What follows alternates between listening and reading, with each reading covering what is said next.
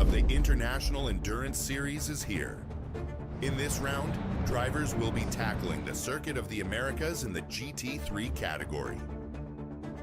6 hours of relentless endurance will take place where split-second decisions, fierce rivalries, and unforgiving weather will separate the best from the rest. 49 elite teams, only one shot at glory. Who will rise above the chaos and seize victory? Stay tuned.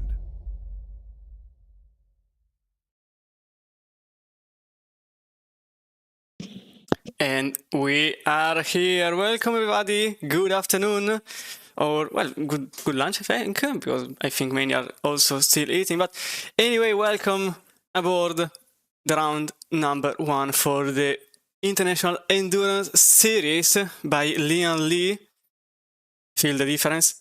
And this is the start of the Season 6 round. And we start at the Circuit of the Americas, which as a bit of its history is quite interesting. It was developed as a Formula 1 only circuit at the very beginning, but then it started to be home of many other series, just like NASCAR, like MotoGP, like FIA World Endurance Championship or WEC for some, with the Lone Star Le Mans, but it also hosted the Australian V8 Supercars, the American Rallycross Championship, the American Le Mans Series, and IMSA Sports Car Championship, without obviously mentioning the crown jewel, the IndyCar. The track was built in 2000 and, well, was finished to be built in 2012 after being first proposed in 2010. Many worked for this facility, but it was then ended on the 21st of September of 2012, and since then the track hosted a few races, let's say, but it's 5.5 kilometers tonight, well, tonight, this afternoon, and tonight we'll host the first round with 49 teams, which are, quite frankly, I think the best of the entire world. Here are the results from yesterday's qualifying session. As you can see, they are now. Let me just do this so we can. Here we are. Starting from P1, the 256 competition. 255 competition by Lugo setups in the number 256 is currently pole position. There are obviously some times which are not, I would say, in the normal way. That's because the qualifying session yesterday was practically divided in 3 parts, top 15, top 25, and then, well, and at the very start we see the entirety of the grid, so that's why you can see some odd gaps, but one of the, I will say, most interesting exceptions is the 255 starting in 25th place. That car didn't set a valid lap, and therefore will start in the middle of the pack, so already a first interesting surprise from yesterday's session, even because they only had a single lap time. At the very top, as I already said, it's car number 256 with 255 competition by Go setups, followed by Visceral Esports number 44 and LFM Esports number 258 with a 203.700. Then obviously here you can see all of the pack in the standings, but we are just 6 minutes away from the very beginning of the mayhem, I may say, as now the lobby is live. Just need a couple of things that need to be together. Just here we are. In any case, I hope everybody is having a good time. Good afternoon to Press Wonder Kid, good afternoon to Zezo Fitness, good afternoon to Galdir94. Thanks to all the followers that are also following the channel. So I just need to go here. As I said, shortly everything will start, and then it's going to be a quite interesting 6-hour event, which at the very final we'll see. who will prevail. I think everything is online here. Yes, it is. So I can just go to my studio here. As I said earlier, thanks a lot to Lian Li being the primary sponsor of this series, but also to all of our sponsors such as Tech Sim Sports, Moza Racing, Nitro Concept, VCO, which are also hosting us, Camus, Herzinfeld, CaseKing.de, and VRS.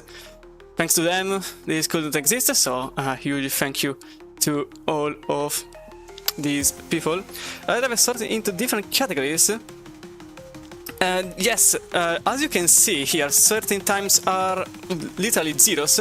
That's because yesterday's qualifying was divided into 3 parts, Q1, Q2 and Q3, Q1 having all of the drivers, Q2 having only 25 teams, and Q3 having only the top 15. That's why you can see some zeros, and that's because they simply didn't set a valid lap time, because they only had a single shot to make it count. And also you can see some cars with a valid lap, and yet at the very tail end, like Visceral Esports, because they made 2 attempts, and that's why they were disqualified and put at the very back of the field.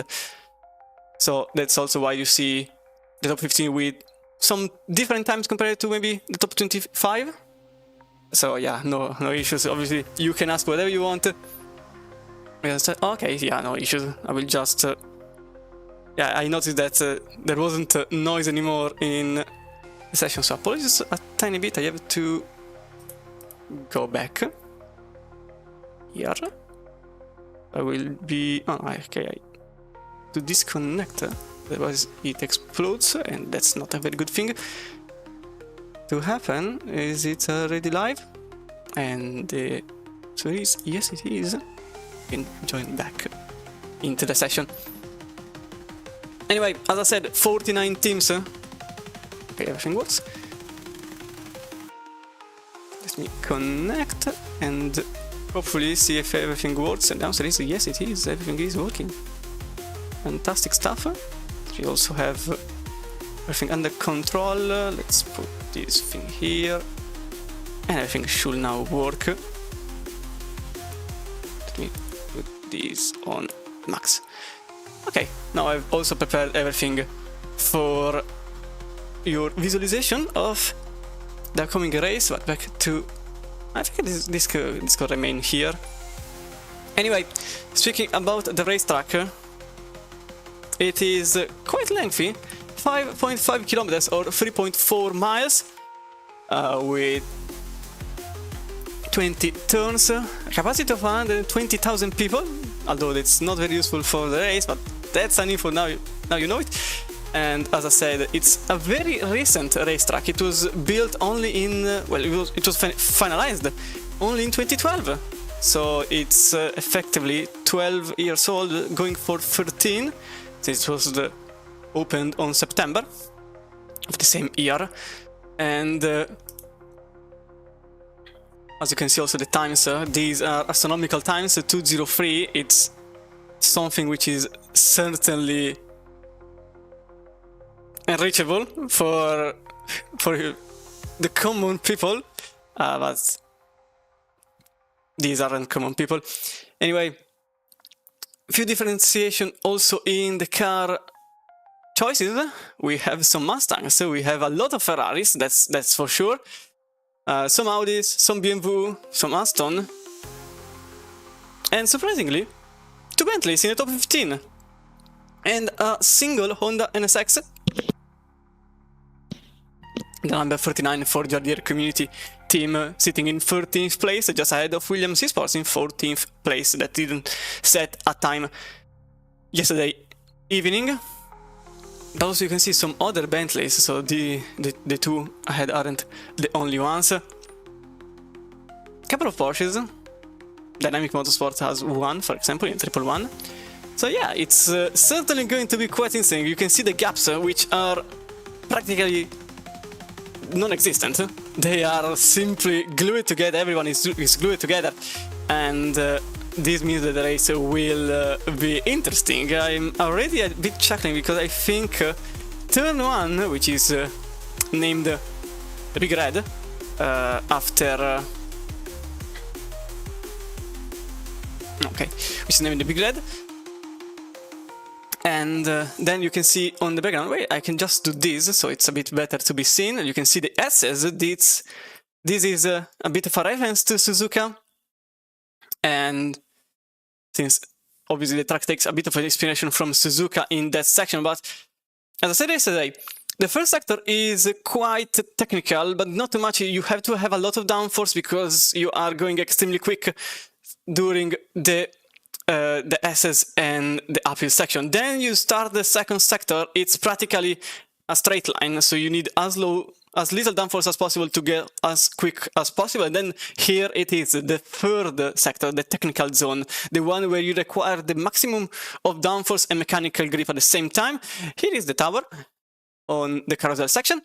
So this track is effectively a bit of a compromise track. You have to have a very balanced car in the entirety of the 5+ kilometers that has, and you have to have a car that has to adapt to effectively different territories. So you can't just go with a quick car only in the turning and tuning in the apex and exit, but you also have to have a car that is quick in the straight line, because otherwise the other cars will pass you. I suppose you see no Mustangs and only one BMW at the front of the grid. Yes, it is. And I don't add anything, because yes, it is. Effectively, the Mustang is one of the quickest cars on the straight line, but you need overall speed to win the race. So that's possibly the reason why there are so many Ferraris. The Ferrari is a very balanced car. The only issue, quote-unquote issue, is the acceleration phase, which is a bit slower compared to other cars because of the turbo. But altogether, I'm surprised to see so few BMWs, actually, because this BMW is one of those platforms that simply works. It is extremely grippy, it is fast, it goes quick in a straight line, not that much obviously, but it really goes quick. It's one of the quickest in a straight line. So yeah, it's going to be interesting to say the least, but this series will also have 6 rounds, so if you make a mistake here, there's plenty of time to make it back. There is no issue in gaining back the time, even because obviously even this race is a long one. If you make a mistake here, it's not going to be quite an issue. Obviously, if you have damage, it becomes an issue, but if you make a mistake somewhere, a little speed, maybe going offline altogether, it's 6 hours of racing, no safety cars. That's a bit of a variable that has to be considered. But in any case, you can make it back. Yeah, it eats up the tires. That's true. But there are worse cars that eat the tires in my mind. Certainly not the Bentley. That's not in that category. The BMW, actually, you have to be gentle, because if you have a gentle hand, you can, I wouldn't say avoid, but you can go late with the tire. Even because I didn't say it. Apologies. The stint is not a 65 minutes timer as usually is. It's only 48 minutes. So they are going to be obviously quicker in the race trim compared to full tank of fuel. But also they can think less about the tire wear. It's still important, but 48 minutes is way less than 65 or even 70. So I don't think the tire wear will be that much of an issue. I think that's bearable at last. Anyway, free practice is still on. We are currently a minute and some seconds away from the starting grid. For you see that we are a couple of minutes late, but the server had to be started for... oh no, okay. And...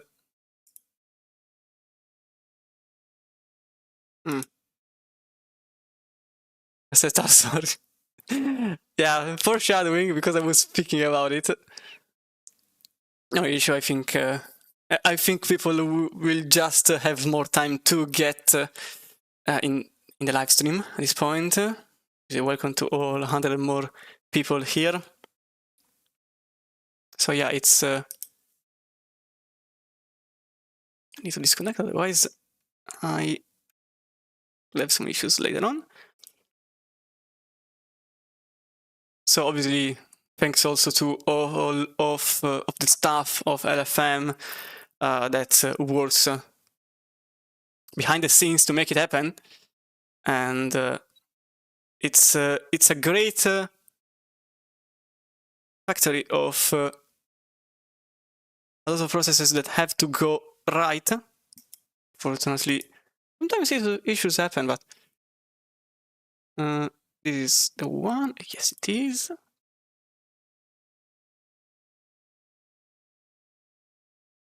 And okay, I think now it should work. Let me just connect everything back. Let me have this. Okay. Let me put the broadcast, and let me put the TV one.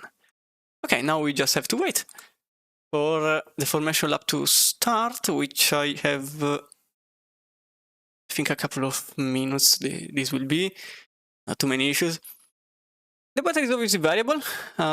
It could drain if necessity requires so. And as I said, it will be 6 hours, so plenty of temperature changes. Yesterday it was 20 degrees the air temperature and 30 degrees the track temperature, so if the race is like that, guys will be a bit stressed, let's say, with some stress, especially in the first sector. That's going to be a bit of an issue for some cars that maybe go for a very aggressive setup. But in the end, I think we'll see a good one.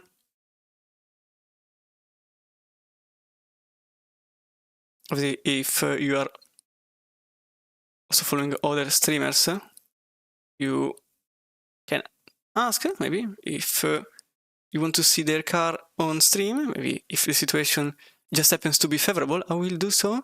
Also, you can just ask any question regarding the race and the cars.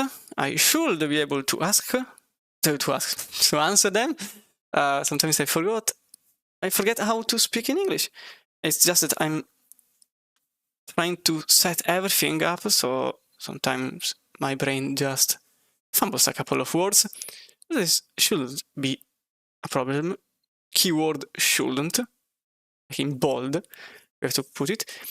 But obviously there is also a prize pool for this series. There are 1,500 or 15,000 to be exact, 15,000 euros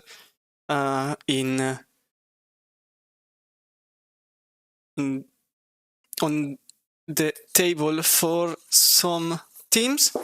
In total, there is a full 15,000 euros prize pool. It will be divided to all the different teams. And obviously, this is possible only thanks to our sponsors. As you can see also in chat, Lian sponsors the International Endurance Series, and also all the sponsors that you can see on the bottom part of the screen, that if you need help to build your rig, all of them can help you. Lian provides extreme quality PC cases and accessories, with Aztec Sim Sports providing you with some sim gear. Moza Racing, Italian brand that also has its core business in racing wheels. Nitro Concept, which helps you with your sim rig. VCO, which also helps us hosting this. Camus, everything you need for your direct drive. Hilsingfeld, a great partner for some for a certain YouTuber, let's say, and also a very good sim racing accessory builder. Okay, it's still going. CaseKing.tv, the website where you want to go to make your purchases, and the VRS that will help you boost your abilities in qualifying and race trim. And in any case, since there are still a couple of minutes, I think we can have a little look at the chat. Welcome, Mirko. And obviously, if you are not English speaking, you also have the German stream and the Spanish stream going on at the moment. So let me just get this a bit lower. Obviously, if you think my voice is too loud or the music is too loud or for future reference, obviously, the race cars are too loud, just let me know and I will just adjust everything. Also, I will use the dynamic tower, so you will see the manufacturer and the nation for brief moments, with obviously the race gaps being the main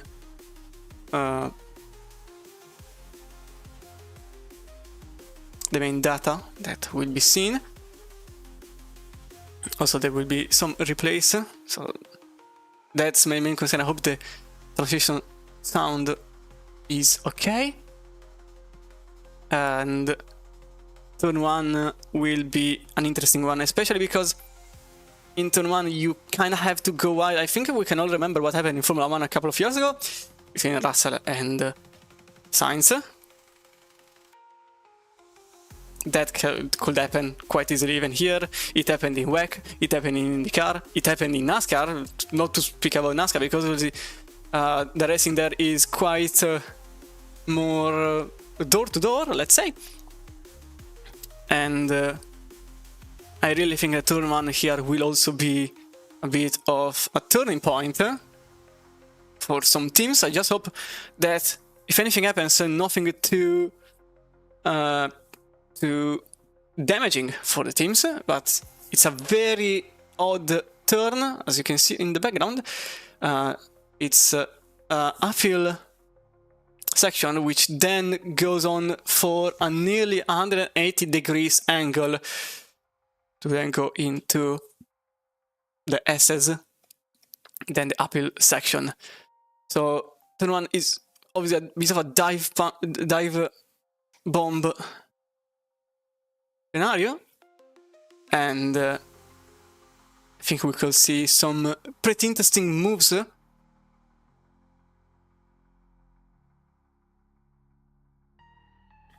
As I'm just waiting for starting grid to appear. We're just a couple of minutes away, and this time I think for real. I know it's the third time I said a couple of minutes, but trust me, these couple of minutes are real. It's like the rain in Formula 1, that 10 minutes and the rain arrives. The time dilates in those minutes though. But in any case, I hope I'm giving you enough information about the race. I think I gave you everything you have to know, except maybe a sector times, but to be fair, I should check on them, and I had no idea by sheer memory what's the sector times, but usually in race stream you can find a 205, a very low 205, or even a 204.5 in race stream. Usually that's around there for these drivers that manage to make a 0.3s in quali. But I expect something along the line of a 0.5.0 in a race stream. Obviously, during the 48 minutes stint, we will see the times going a bit higher.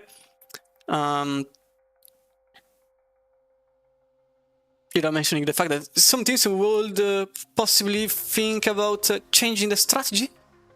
It's highly likely that some will go for something different, even because you requires a bit of, I won't say different votes, but you still require a lot of strategy to at least gain an advantage, which with this pack, even a couple of seconds may mean a ton of time. I'm looking especially at the 255 and Visceral Esports. These two teams are the ones that will be on an absolute comeback run, and will do everything in their power to maintain in one piece and also to make as many overtakes as possible. As the wait time is over. We can go quickly back to the studio for a brief moment. As you can see the sunset there. I think we can see the sunset. It's the moon must crash. I just hope not. I'll be honest, I would expect it. But I hope it doesn't happen. But I can't put all my money on the sentence it doesn't happen. I will assure you that some contacts will happen. I just hope it's not the big one. And it's just a minor impact if anything happens. It's 12 PM in game. I think it's going to... And okay, no, there are still a couple of cars still going on. And to make the race more interesting, okay, yeah, I mean, yes, that's obviously something. I admit that it would make things more spicy, let's say. Usually it's better when the race just goes on, simply because of the amount of practice these teams have to put into this. I think they put up, quite honestly, absurd amount of time into preparing for these races. The next round is going to be in 2 weeks, not even next week, because the management thought about this, and 6 or 8 hours a day probably. No, maybe not 6. I suspect we could see someone going for 2 hours a day in the past week. That's for certain, even because I remember there are a lot of money on the plate, and the votes will be there during the race. Anyway, I can finally go in here. Let me just be certain about it. I just want to go here in the first car, and I already have a surprise for you. Let me go to the grid, and okay, can it work? Okay, yes, it does work. So we have 255 competition by goal setup at number 256 at 203.7 in pole. Then Visceral Esports follows with a 203.782 with a number 44. Second row, we have the Ferrari number 258 for LFM Esports. Jacob Bosteman starts at number 83 BMW for BS Plus competition, 203.865. Row number 3, and we have Team Nitro in the number 22. In the Bentley, Ida Walsingham starts in the number 55 for Veloce Trust Master, 204.197. Axel Ramune, number 27 in 7th place, with Marco Lomi in Gladius Competitions, 201. That's the number of the Aston Martin. Lucas Schubeck is in car number 204 with the Gladius Competition, 204.445. That's 204, the number of the Mercedes. Behind them is LFM Esports number 257 in I think something went wrong there. Anyway, 11th place for the Gladius Competitions. You can see in Dumb and Dumber, I guess. Jari Community Team in the Honda number 39.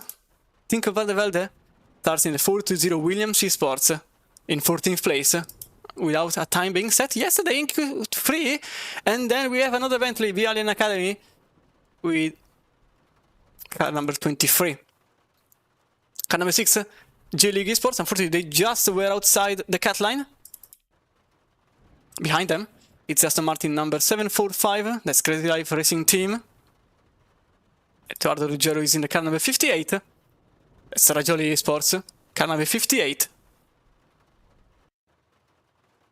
Car number 46, it's Visceral Esports in another Ferrari, without too much surprise. And then we have a McLaren with a very nice matte livery. That's DNC MC Youngstars in the 222.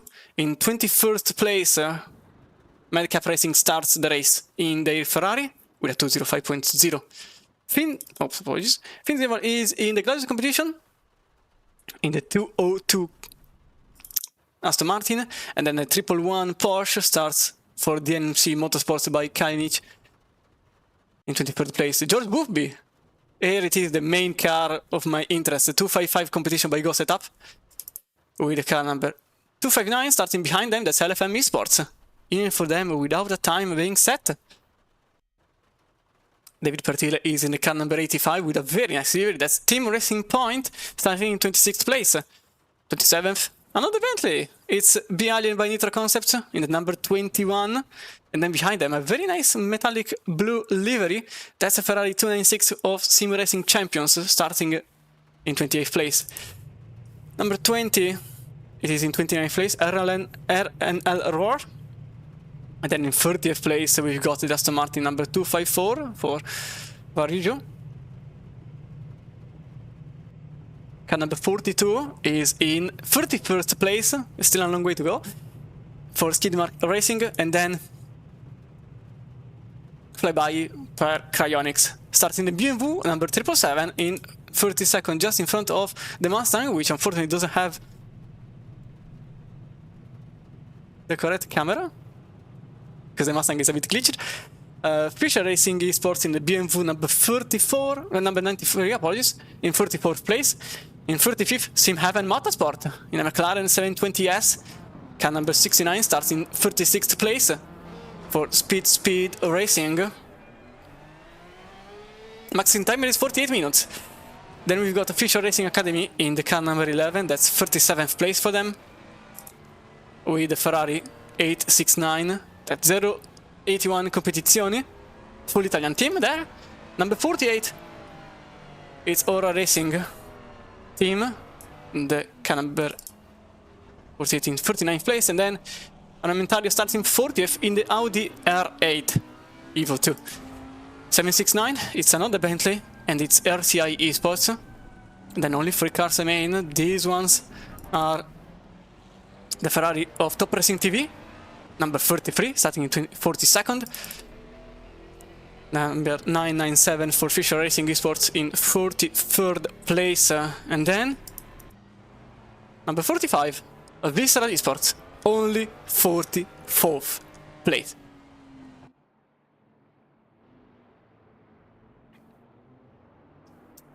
This is going to be interesting because the track is flooded.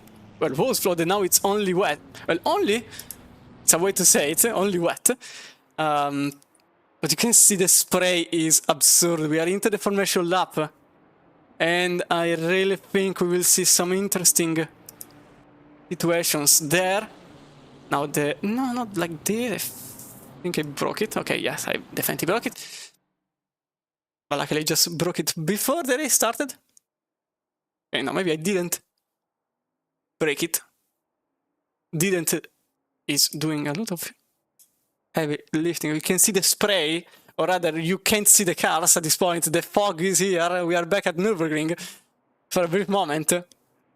And the rain will also go away in short time. I suspect we could see something along the line of 20 to 30 minutes, and the rain will stop, and that will then start the usual pit stop dance.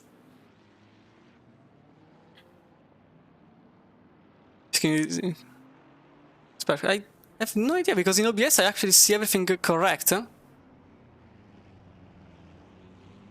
So I have no idea, because OBS is not really showing anything wrong here. No freezing. Okay, yeah. So try to maybe do a refresh page, because it's not freezing in OBS. I admit maybe it's not 60 FPS perfect quality, but there is a lot going on in the screen at the moment. But here we are at the very start, short time before the green flag waves, and then hell starts to appear on the racetrack. You started. Ah, okay, yeah. Perfect, you are just here for the very start. You can see car number 256 at the very top of the field. Fabrizio Campanella just follows alongside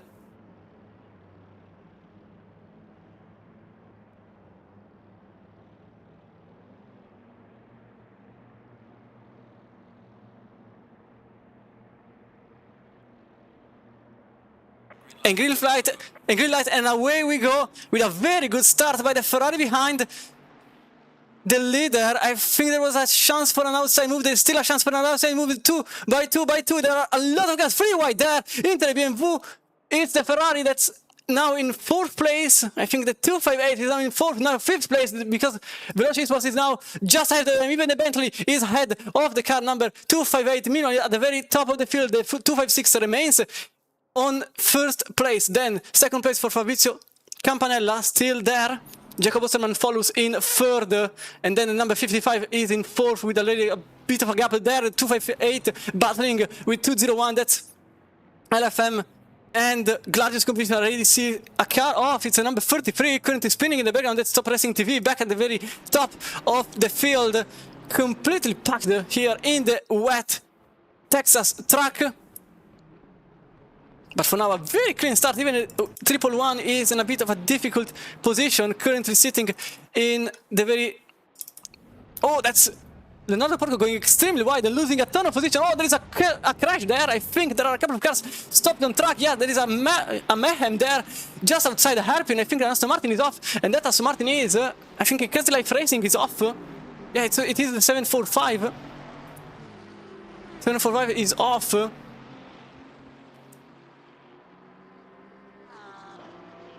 And now it starts back, trying to gain back the time it lost. We can see maybe a replay afterwards, but for now, we remain at the very top of the field. Meanwhile, Fabrizio Campanella still follows in number 44. A second behind, it's the BMW of Jacob Osterman in the number 89, and the 55 then is in 4th place, just glued to the car ahead.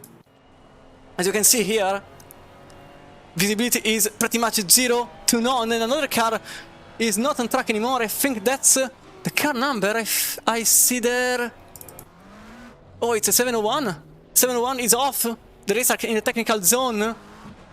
Something happened to them too, but I will look at this battle first, and then we'll see a possible incident replay afterwards. But for now, we'll remain here. You can see already the top 2 going to the left side of the racetrack, and then a freeway battle, and then behind I can see someone going for a move. I think that was the car number 23, maybe thinking about it. The Bentley stays behind. Meanwhile here, the Bentley goes for a move from the helicam. You can see on the inside it goes into the Mercedes. No contact on the inside of the Big Red. It stays behind the 204 Mercedes. Meanwhile behind Finn Zimbal. Oh, there is a double side-by-side. It's Finn Zimbal getting the position done on the Bentley of Michael Tushar, number 21 in 18th place. As Valentin Barrier also gained the place number 15 on the very Bentley that now is behind them, that started in 16th place.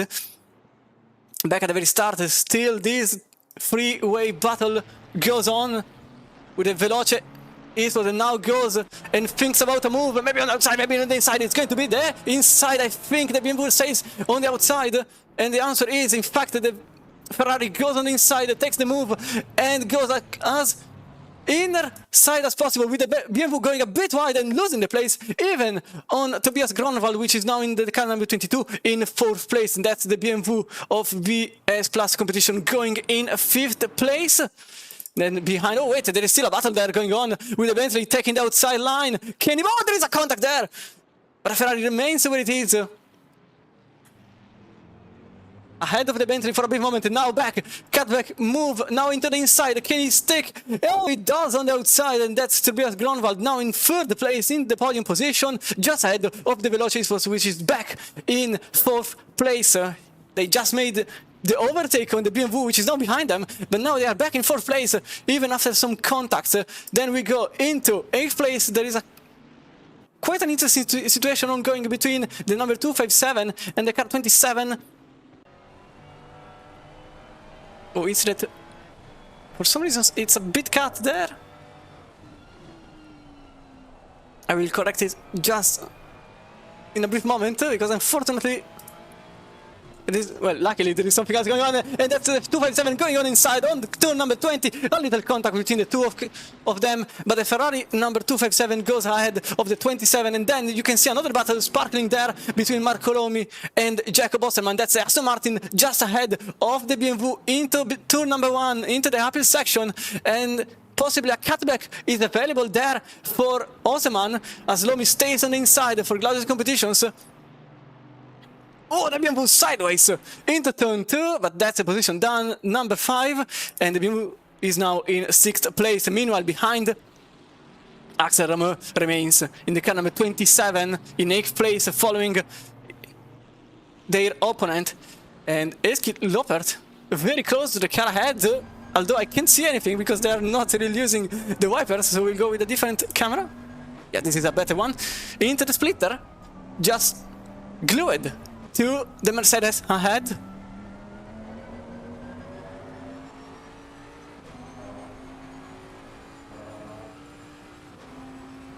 And luckily no major incidents happened. And I think I have to put so far. It's an important weather update. 10 minutes, the rain stopped. That's the rain. Oh, David Pertile going for a move there, and a cutback situation between the two. Neuwirth is back in 20th place, with David Pertile just following the car. They are side by side. Yes, they are side by side. I thought it was one in front of the other, but actually the gap is literally zero. You can see them going side by side. The car on the left is the 254 in 21st place. Maybe a tiny bit of contact between Pertile and Neuwirth, but Pertile takes the place, number 20. Meanwhile, free wide in an impossible situation in the technical zone, is still free wide into the most narrow part of the circuit. Visa Esports makes contact with the Bentley, goes for a lunge. I think Dawson has a chance on inside, but nothing happens there. It's actually Rodriguez taking the place in front of Zimbal and Tasher, which is now back in front of the 202, which loses another position. That's number 312. That's Adler going for the move. And Rodriguez gains a lot of positions there and is now in 16th place, just in front of Tasher in 17th. And ooh, that's another move. The Aston Martin goes on the inside on turn 20. It's still not over. This battle here, spray is not helping the situation. Oh, there is a car off. It's a car number 33, I think it was, but we'll stay with this move. I think, oh, the car ahead of them actually has a chance there. That's the move into turn 1. And that's Michael Tasher going ahead of Rodriguez in the 46 Ferrari. So a lot of overtakes ongoing. Luckily, not too many incidents as of now. We just require a bit of moment to adjust the layout, but here it is. Car number 39. With the dear community. The Honda going on inside on Porco for 13th place. No contact between the two, but now the Honda is ahead of the Ferrari. So this means that the Ferrari will have a bit of help. Oh, there's a car off there in the distance, and that's the Visual Esports number 46. Spinning in the background, getting tapped. And that's a lot of positions being lost, but back here, I think the Bentley has a chance against the other Bentley, number 21, and that's the number 6 now in 16th place, being overtaken by the number 21 in 15th place, and Michael Tasher is now ahead of Lucas Congretel. As J League Esports lost the place on Lian by Nitro Concepts. I think we could see the incidents again, although I admit that there is a lot still going on. It is also Van de Velde in the Williams, only 25th, as Sam Gaskill sets another quick lap. Only 25th, this Williams car, battling for position with Nick Babin in the Rajoli Esports. Ooh, that's a possible move on the inside for the 255, the two teams which are quite behind on rhythm compared to their pace, and the 255 gains the place on the last corner.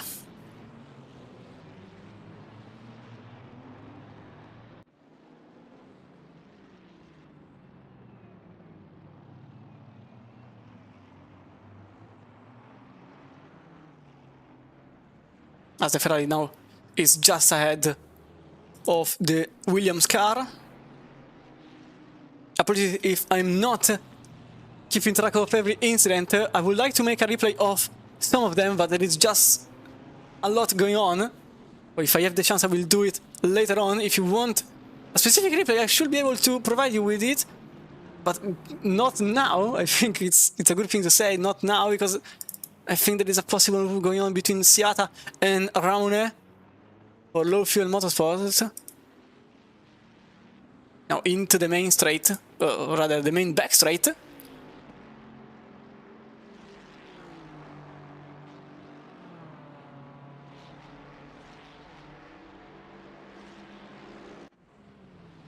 But no move happens as of now. Some happen actually. It's Skidmark Racing making it in 30th place. As Axman behind just follows the Aston Martin ahead with a very wet surface. Could there be a move in 2012?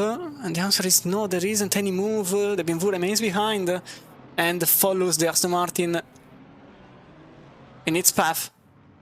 There's also the Porsche behind follows quite strictly. Oh, there is a cut off. There is a lot going on. Actually, it's Verstappen losing the position on Swiderich and Sindako gaining the place on Janil there. Now back into the battle. That's number 85 battling with car number 254. That's David Pertile in 19th place.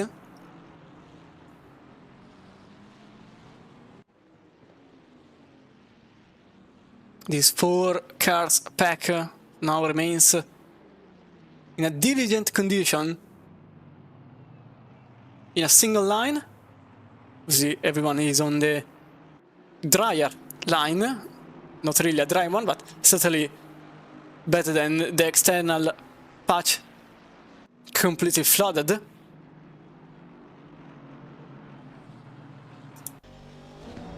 can see the visibility is quite low, as it stands. The quickest lap time has been set by Tobias Gronwald in the car number 22 in third place, 2:15.5. But it's important to say that the rain will stop and then it will rise again, so many teams may go for a different strategy, maybe staying on wets for the whole section of the dry phase, and then when it rains again, going for wets again could be a strategy. Meanwhile, Klopper goes for Lian by Nitro Concept in the Mercedes. I have to have a better view of this. And oh, there is a little contact there between the Honda and the Mercedes. So I think the Mercedes is quite slow in this technical zone compared to the Honda. As you can see from the wing, Pavel Podochuk having a bit of beef with Honda 39 driven by Barrier. I'm still keeping a look at the very lead of the race. Sam Gaskell made another quick lap, which was... Oh, wait! Something happened to Gaskell! He's off!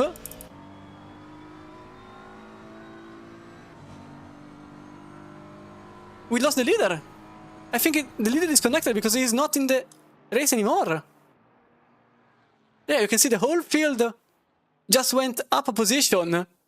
We lost Sam Gaskell, we lost the leader of the race, just 15 minutes into it. So this is the first bombshell for the race, the leader disconnected. And now Campanella leads the race in front of Gronwald and Walsingham, now inheriting the podium position. A major one for the standings. As Osterman just made a tiny mistake and lost a tremendous amount of time to Wassner behind. This will be for 5th place now. And the rain stopped. The rain officially stopped. So now... Oh, the Ferrari goes on the inside! That's on turn 11. Still on the slipstream. We can see from the splitter cam, you can see the BMW just ahead. Couple of meters in front. Oh, that's Aston Martin going extremely slow. What happened there to Lomi? Lomi, for some reasons, is very slow. What happened there? It's extremely slow, this car here. It's stuck in third. They are stuck in third gear. No, they are not. They're just not there anymore.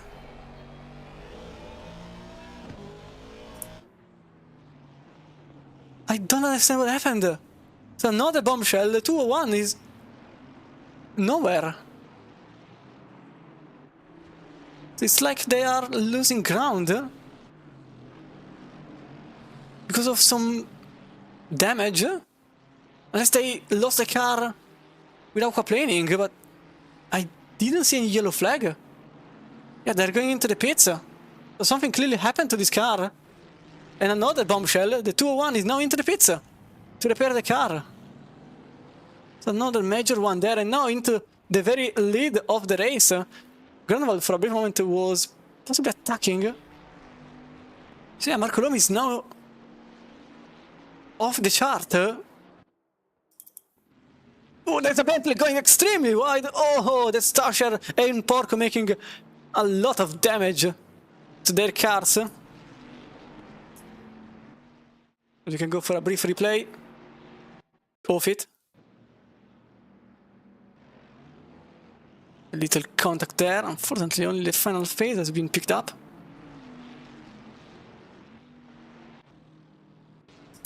Should have gone a bit. Oh, that's a Bentley taking back the position. Stasher now is back in front of Porco.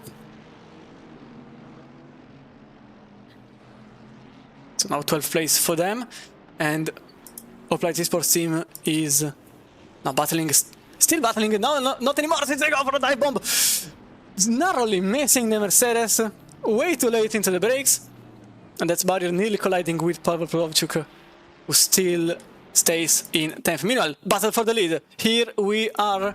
This time the Bentley, I think it has the upper hand. I think it has the upper hand on the situation. This car has been gaining massive amounts of time in the last lap. It was a half-second gap being eaten by Grunwald, the 22.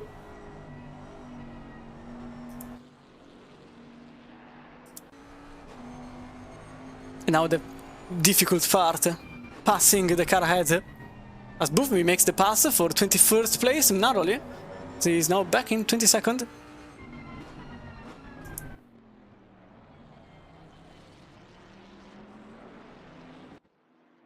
And Buffby made the pass on Busak for 21st place now. So obviously the main concern now is this battle here, although it's quite far. A bit of time being lost there by the Bentley. As Wasner is, on the other hand, extremely close to the BS Plus competition race car number 89, with Osterman driving it.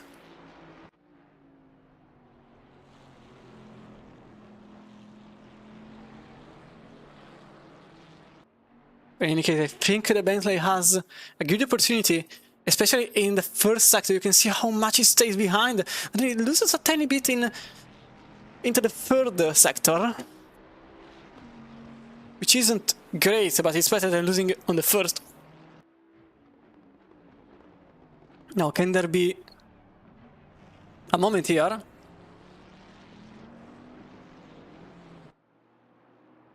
As now the cars start to go into the wetter surface to cool the tires down. This the dry line is already popping up. There is a possible chance on the outside. This stays in line. It remains behind the Ferrari, narrowly missing the hit. The Ferrari, I think there could have been a move if Grunwald wanted to. As Barrier is also going for a possible move on the Mercedes-Benz. The car 48 is off. The car 48 is off track. Aurora Racing. but the battle for the lead still sparkles.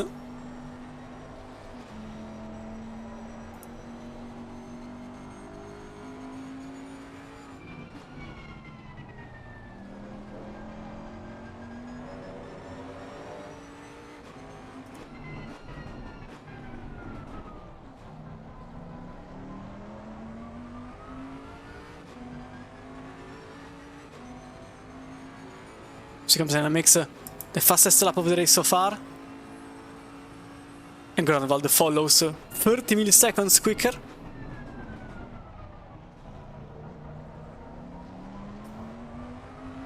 And Tauscher then provides a follow-up, let's say.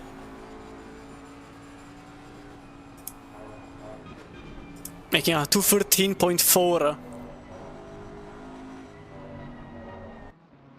As it stands, Barrier lost the position on Polovchuk, but I think there has been a move between the two for a brief moment, putting back the Honda behind the Mercedes.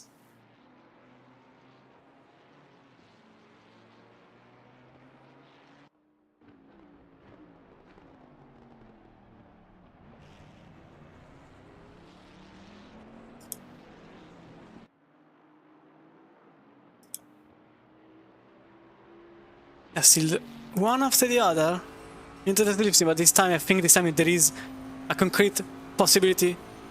The Bentley goes on the outside, on the drier patch.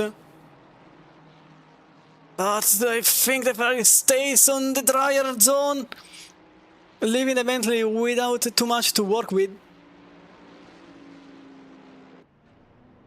And leaving Grunwald without a prize for the move. He stays in second place.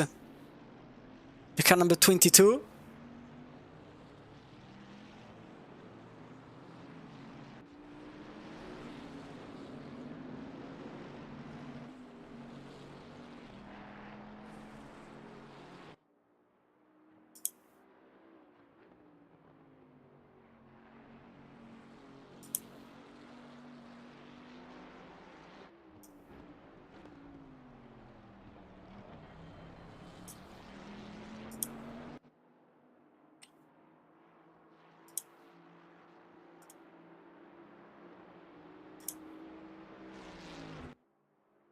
Now this still remains 1-2 as Team Nitro still follows extremely closely.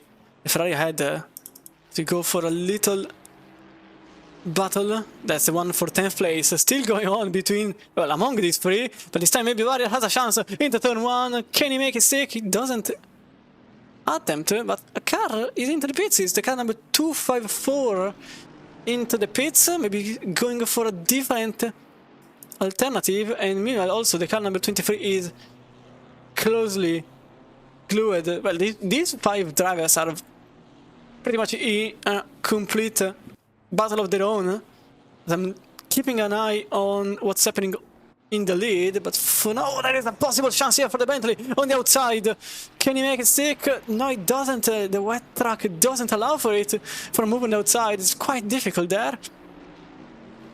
And the Bentley remains in 9th place for Lian by Nitro Concepts.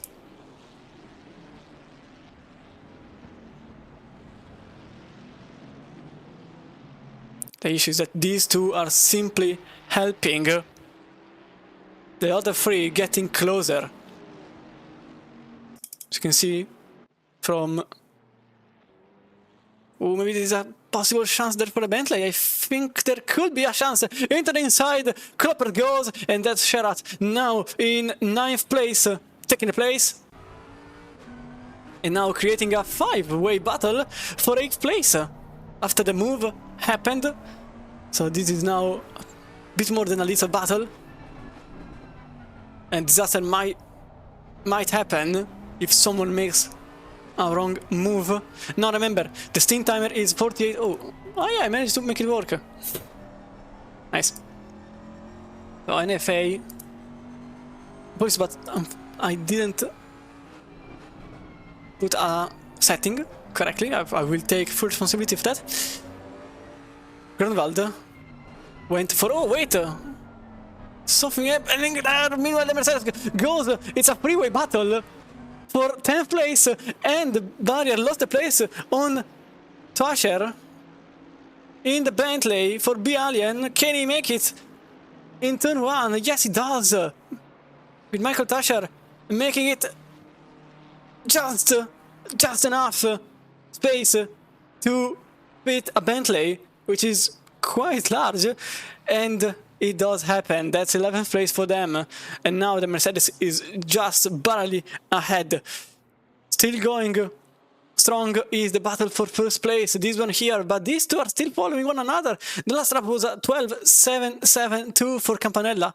It was a 12.710 for Gronwald, but now we are into the main straight. Can something happen? The rain stopped to fall, but it will resume in 10 minutes, so they have to think about it. They are going to, quite honestly, there is no reason to go for dry tires. They will possibly all go for wet tires. Now into the outside, the gap is as narrow as possible, but nothing comes out of it. The Bentley remains behind, and the first sector is not the Bentley's one. So we go back to the battle here for 10th place, with the Bentley still hot on the throttle, but it doesn't move. It's actually Barrier that may make a move there.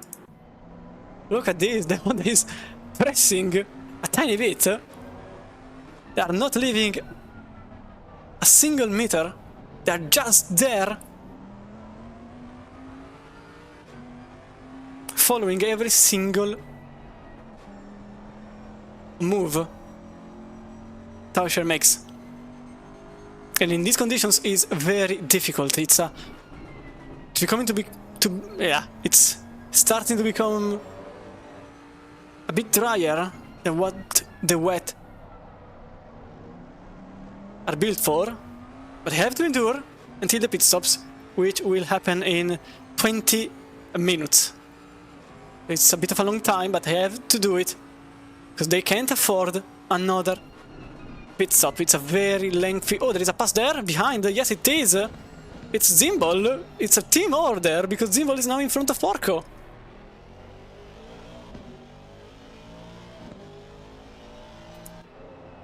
Meanwhile, back with Wasner and Osterman. These two are still battling and still one after the other. It's the same script. It has been for several laps. I would really like to have sort of multi-pov. Unfortunately, I just have to hope the battle I choose is the correct one. To go onto the main straight. The Bentley this time is as close as possible. It's actually not even close. It's actually ahead. It's into P1. It's a number 22. It's the Bentley taking the lead on the outside. He blocks the inside. He's trying to do it at least, but the Ferrari remains there, creates a little tent and remains in the P1. The 44 of Fabrizio Campanella remains in the lead. Nothing passes through the inside of turn 12. Also, back in 6th place, Ramone and Siata. Oh, Tasher made a move there on the Mercedes. Tasher made a move there on the Mercedes. Yeah, I think that stuck. We can go for a little replay. So have a look at it. The Mercedes going for the inside, not closing quite the door, and effectively leaving space open for the Bentley to pass through and make the pass. Now, Tasher just has a shot in front of this pack with Kloppert in 8th place.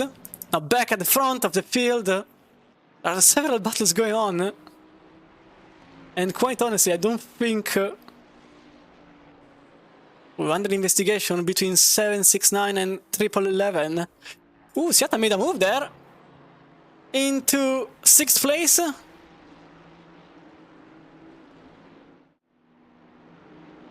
we go for a brief replay. into turn 1. Ooh, faking on the outside and then dive bombing into the inside and making it stick. It was a nice move there. Now back at the very... Oh, here it is. From the helicam you can see already the Ferrari defending the inner line into turn 11.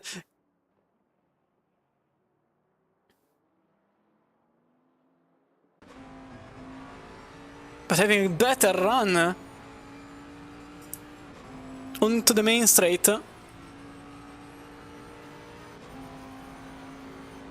On the outside it goes. And again it's the same script. I think things have to change for something to happen. Under investigation, Williams Esports and Visual Esports. Meanwhile behind, there is another chance there for the Ferrari, but nothing still happens. And this time the door was actually open for Wasner to make it into Osterman. As Tauscher is now in front of Sherat. Eventually making moves or going a bit wide, a bit too wide this time around. And Sherat remains in 9th place with Tauscher still in 10th. This Bentley is making a lot of moves since the very start of the race. 17 positions gained since the very beginning. Quite a run for them. Let's back to... This battle here is closer than the one for the lead. Just momentarily. So the main battles are the one for the lead, the one for 4th place, the one for 10th place, and 15th, 22nd, 25th. It's a 4-way battle for 33rd, 30th place, all battling for position. There's quite a lot going on.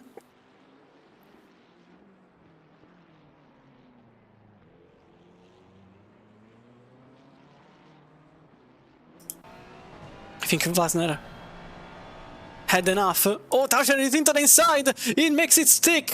There is the Ferrari still on the outside. Can this still happen? And the Ferrari remains in front of the Bentley, just leaving enough room for a second move though. And I think this time can happen on the exit. Oh, the Bentley goes a bit straight, and I think the Mercedes now has the chance to make it into 10th place, in the top 10. Oh, it slides a lot, actually leaving the Honda for an opportunity to make a pass, but they all remain on the same positions in the very end. As the attack is now damp, and the rain will heavily fall, to be honest, as we are also approaching the pit window. Drive-through penalty for number 46, causing a collision. But we remain here at the very top of the field again, the very same script over and over again with the event. Oh, this time the Ferrari went wide. Oh, this time Campanella missed the braking point, and that's the position done. That's Gronwald now on the lead for Team Nitro. With Campanella, who went a bit too far and lost the place on Gronwald. Meanwhile, Tauscher made a place on Sherat and also did the barrier just here in 11th place.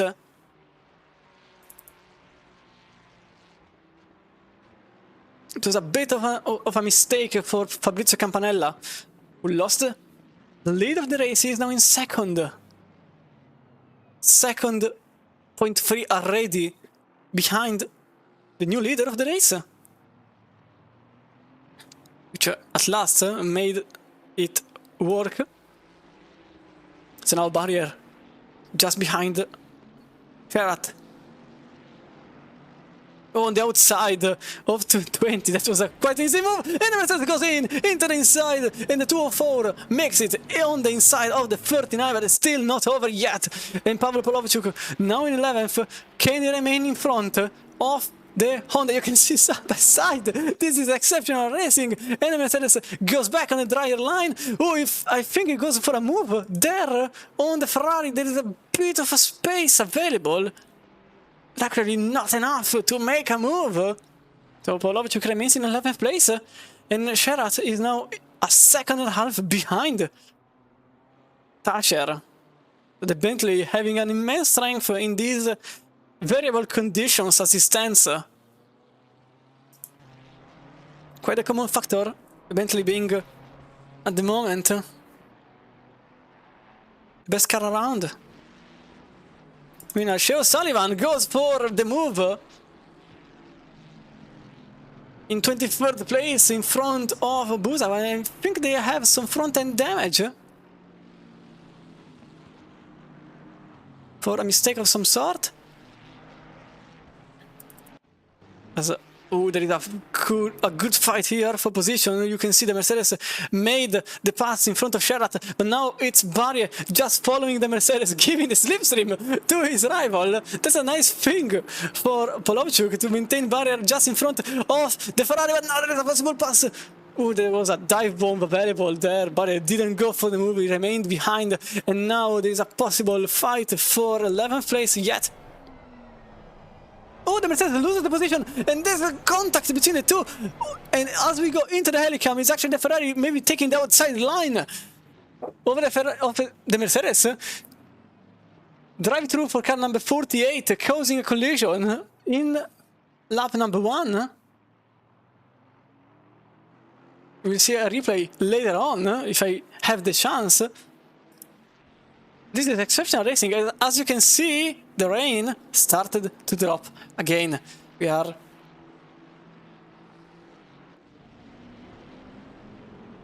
quite close to the pit window to open up.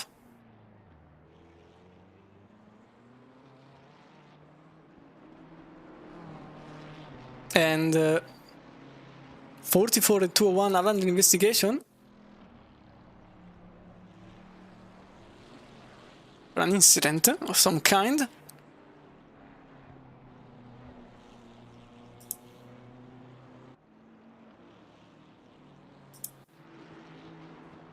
As the Felix Hacker and Lucas Congretel driving in 16th place, battling the position are GD Sports. But I can't see the team name there. Another placeholder, so yeah. Unfortunately, I can't tell the teams, but just tell the numbers. So unfortunately, the API takes the information from ACC.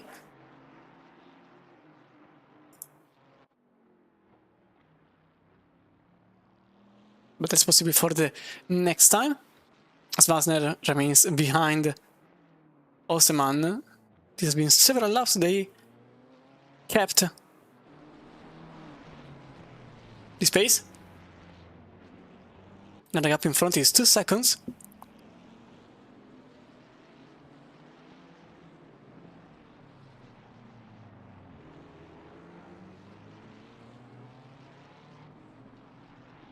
And now there is a bit of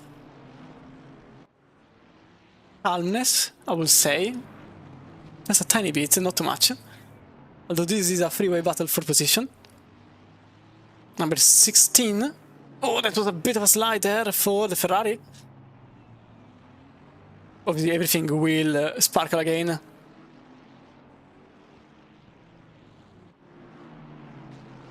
Just as we go through.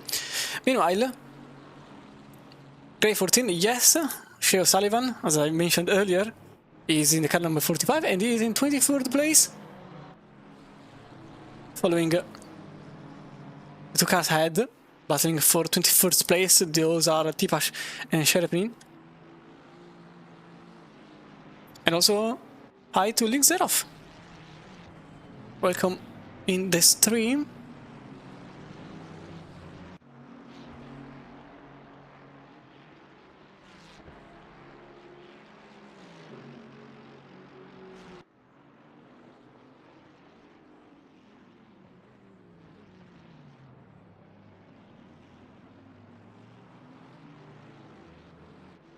So now the Ferrari stayed in 21st.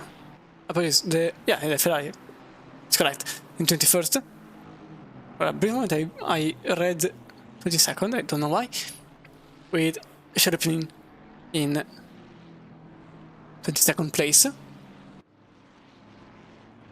But I'm quite honestly curious about what happened with the Williams car, now sitting in 20th place.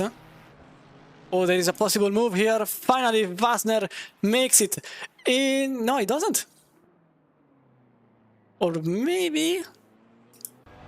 Okay, I think he remains behind. I thought there was a move, but Wasner can't pass The 89. Oh, that's... Maybe I spoke too soon. There is a move here. And that's the number 89 losing the place on Wasner. On the outside, it's a bit difficult on the wetter surface here. In fact, the BMW remains ahead and remains in 4th place. That's Osterman for BS Plus competition in front of Low Fuel Motorsport number 257. 5-second penalty for car number 201, crossing the white line at pit exit.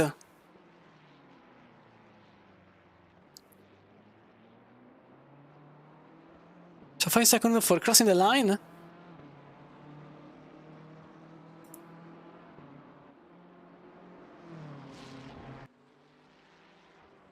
Usually 5 seconds in a 6-hour race is not that much, but it still impacts your race for just a consideration.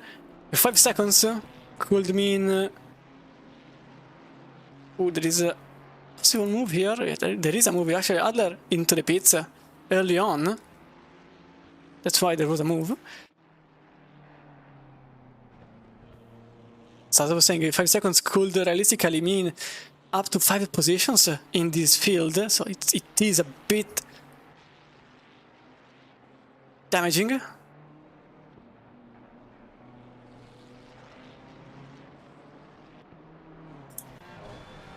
So the splitter cam with Sasha Fassner. Now the rain will fall even more in the upcoming minutes. So wet tires 100%. I'm actually looking at the other battle happening in 21st place. You can see the live gap is still 3 times.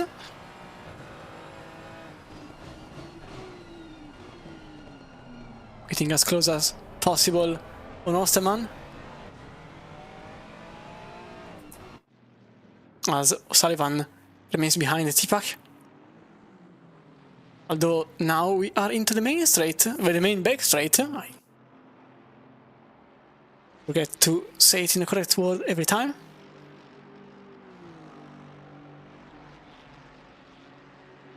I don't think a move will happen here. There isn't enough space nor the grip to make it. Matter of fact, oh, the 11 is off. 11 is off. Something happened to the car number 11. We can have a quick look at it.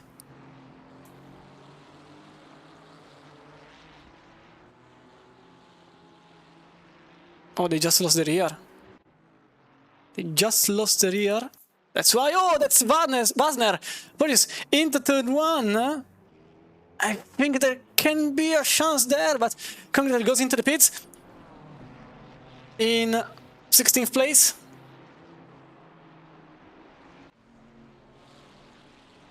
And Sullivan passes Tifak. 5-second penalty for car number 21 for causing a collision with Gladius Competitions.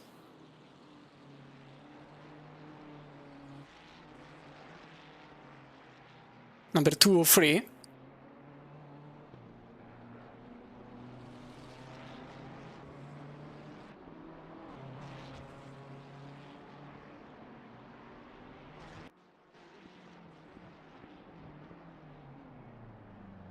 As the German now is extremely close. That was very close. With the beam ahead. With the effectively quote-unquote official BMW team.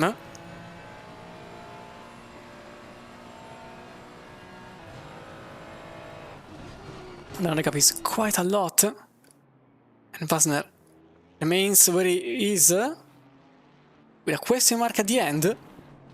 To approach to number 13.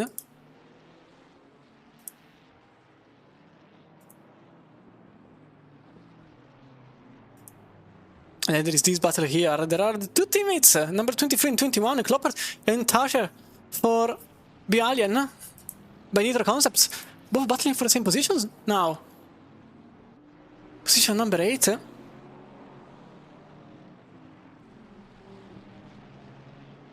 Booby just passed Svika Hacker For 16th place in the car number 255 with some damage in the front of the car that will likely be repaired. And now here there could be team order. There could be, but I'm not sure. As Sherat goes into the pits and Porco does the same. So for now they remain one after the other, although Barrier is very close to them. So Ferrari is now out of the pits. The blue flag will be shown to them. Oh, so no, wait, apologies, that's Ramone. I thought it was another car. In fact, it's Ramone who lost a good chunk of time in this last lap. I'm not sure why. The last laps... well, compared to Tasha at the very least. Because Klopper also did a 15.1. But the blue flag is for another car. Yeah, okay, I was correct. There was a blue flag. It's just not this Ferrari.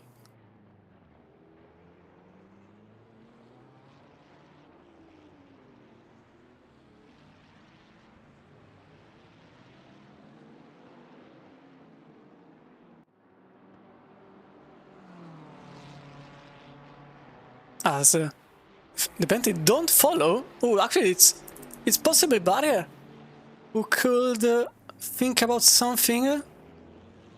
Actually, remains where he is. As Osterman actually lost the place this time around on the Ferrari. You can see here, I think they went wide. Oh, they just lost the braking point altogether. And number 89 lost the place on the Ferrari driver. That's why. That's the reason for the pass. So now Wasner is at last in 4th place, but the time is over and they have to pit. Because the stint time is over. 48 minutes, remember. So everyone in the pits, they are obliged to do so. Whoever didn't pit at the very least. With a very wet racetrack.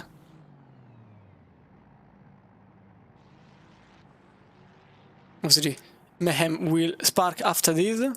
We'll stay with the leader for now, even because at the moment it's a bit impossible to simply pick a car.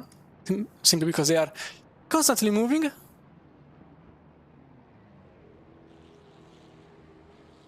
As Campanella is now out of the pits. And Gronewald just exits ahead of the 44 Visceral Esports team. With Walsingham in 3rd. As Osterman, ironically, and this is quite a slap in the face, took back the position of Wasner. So everything that happened up until now, it's completely useless. Because now the Bimfu is back in front of the 257. So a bit ironic, I'll be honest. After all that they had to go through, finally they were ahead for the great total of roughly 30 seconds. And now they have to make an overtake again. But Barrier, a bit of a major one, gained the position on both Bentleys. Both Kloppert and Tasher lost the place on Barrier, with Ramone remaining where he already was. Now Matteo Naldi drives for the number 27. Obviously the names will update on the first sector. We have Seminara and Zimbal for Gladius competitions. They could, although it has to be said, car number 21 had a penalty. 5 seconds penalty. I can't recall the 23 having one. Maybe they had, no, okay, they clearly had, because they also stayed in the pits for 37 seconds. So both had a 5-second penalty, that's why.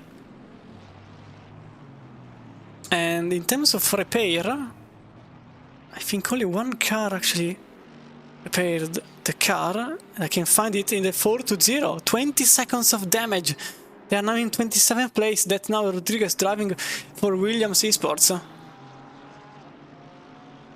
So that's one of the possible outcomes of starting so much behind. Can get involved in an incident, and the 255 actually didn't repair the car.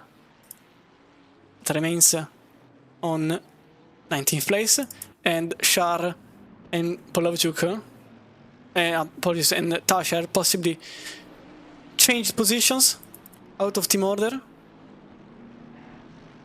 So now the 21 is in 9th place, and it would make sense. Tasher is extremely quick at the moment, and they could aim for Barrier, who gained the place on them.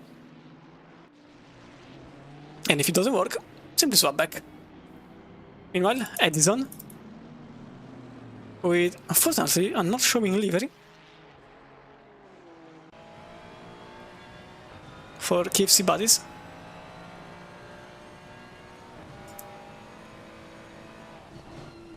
Number 115.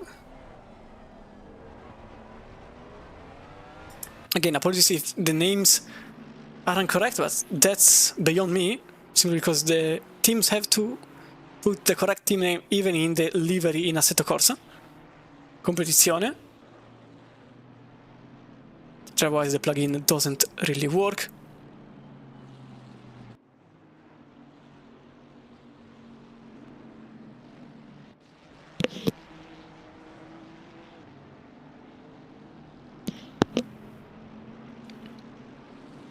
So now Wasner is back to a second behind Osterman. Car number 257 for Lucio Motorsport, which just made the pass practically seconds prior to the pits.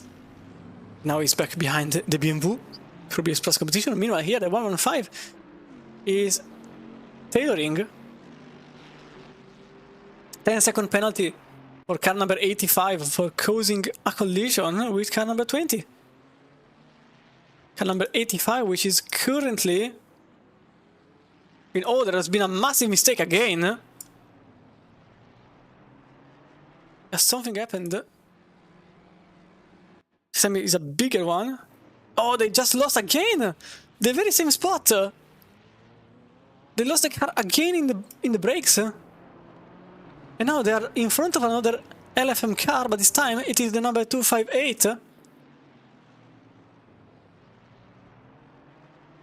So at last, Wasner is back in front of BS Plus competition, but another mistake for this car. Meanwhile, three-way battle here for position. That's 16th place with Magnani losing 2 positions on Raffin and Adler. The Glasgow competition now behind this duo.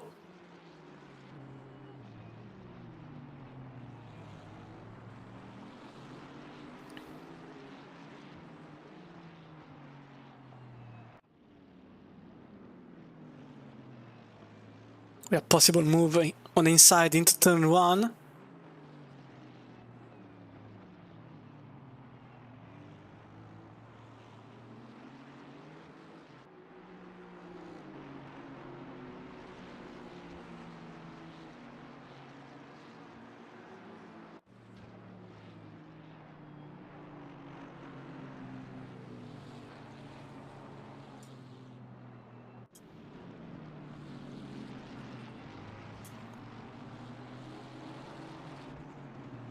But as it stands, it remains... Oh, Abdullah made just a move outside of camera. And the 255 gains the position on the Glasgow competition.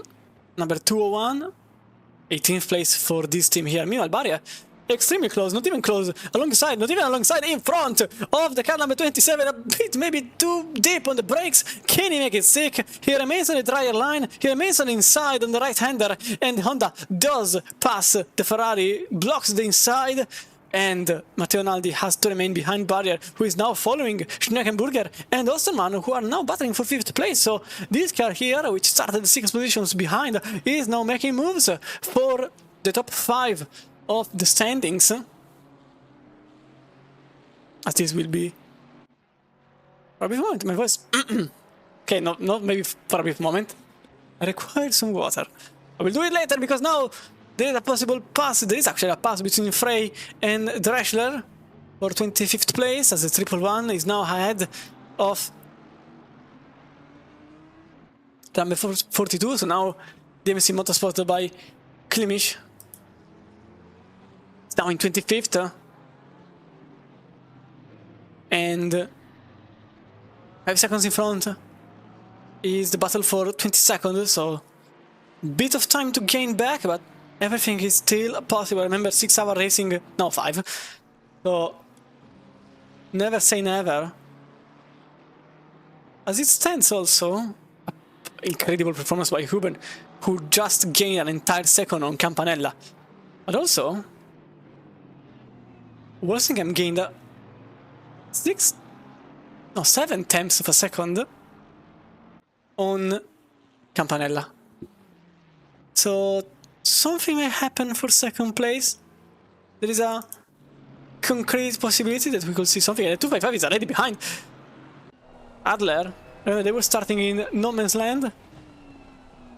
But I can't see anything from this camera, so I will put this Blizzard camera. Obviously, not everyone uses the onboard camera. I am one of them. Team Bonnet. And so that's why sometimes the wipers aren't going. Also some damage for Adler. You can see the rear diffuser being damaged from a possible contact from early on.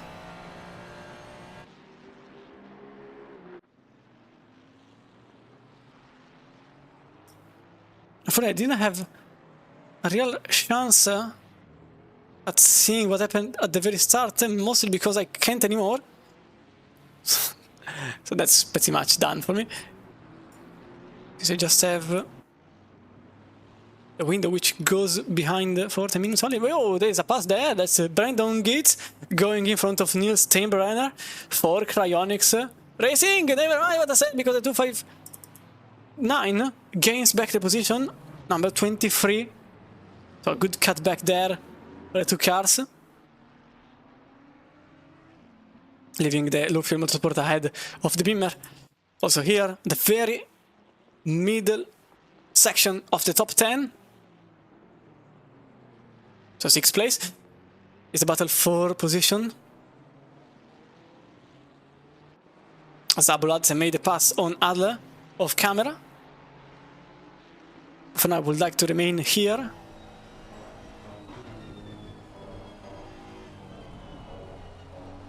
Because this could go on for a lot or very briefly. Question is, will Barrier make a move? For a brief moment I thought it was going to be a contact. Oh, the rain is a lot. It's raining hard. But in 30 minutes it will dry up completely. At least the sky. Wonder if the sun will shine. As it's 2 o'clock. Oh, Zimbal made a move on Edison. Or did he?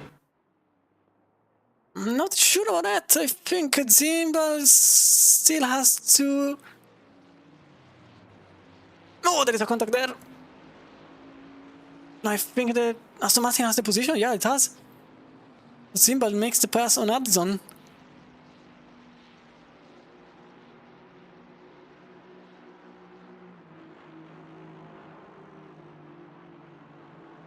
And the Aston is now in 12th place. I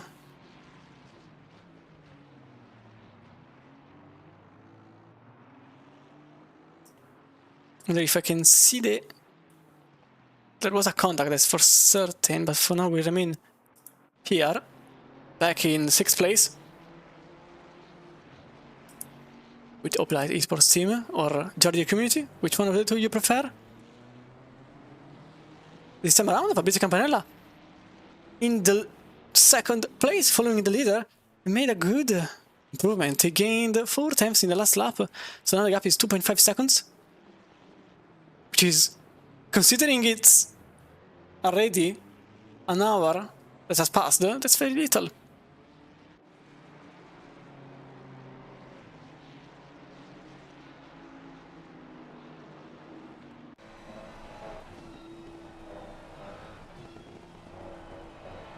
Welcome, Fat Demon.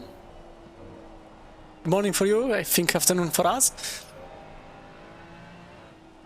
I suppose you are from across the ocean.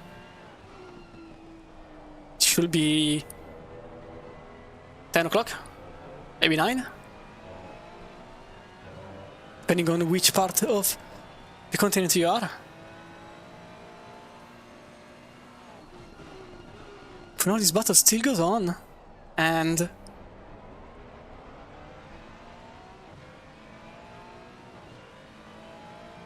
there could be a good opportunity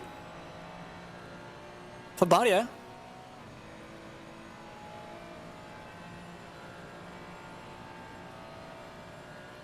Just think about it. Oh, that's definitely a lot of thinking, but that's not enough.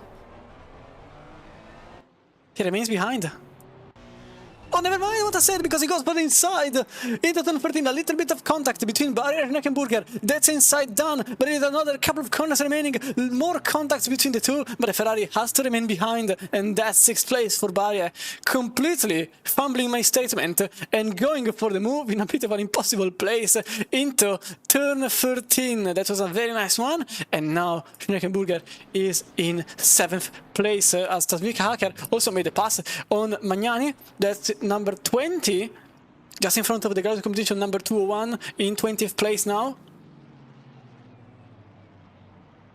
I think I can show you the overtake that just happened between the 39 and 258. Yes, I can, actually.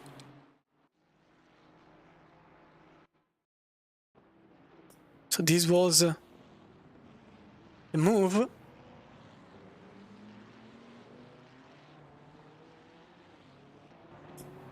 Look at it, going for the inside line, making a bit of contact and taking the place. It's a very nice one. We go here with Michael Toscher, with Matteo Naldi, as they are both following the 258, just a second and a half ahead. It's full. Ah, okay. It's say morning. Yeah, it's always morning. Someone may say it's always morning somewhere in the world. As to quote something else.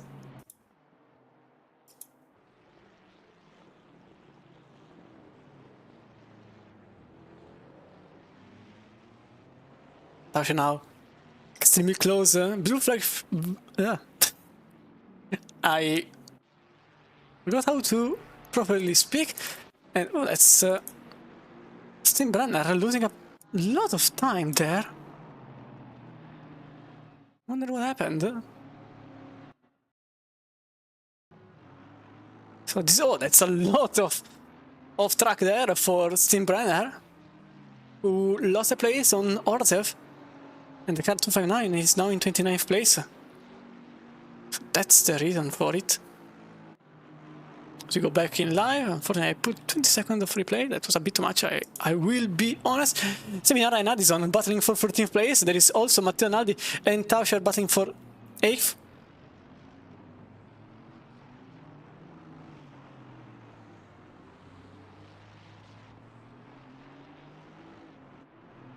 Okay, this is going to be quite a situation because I'm actually Italian.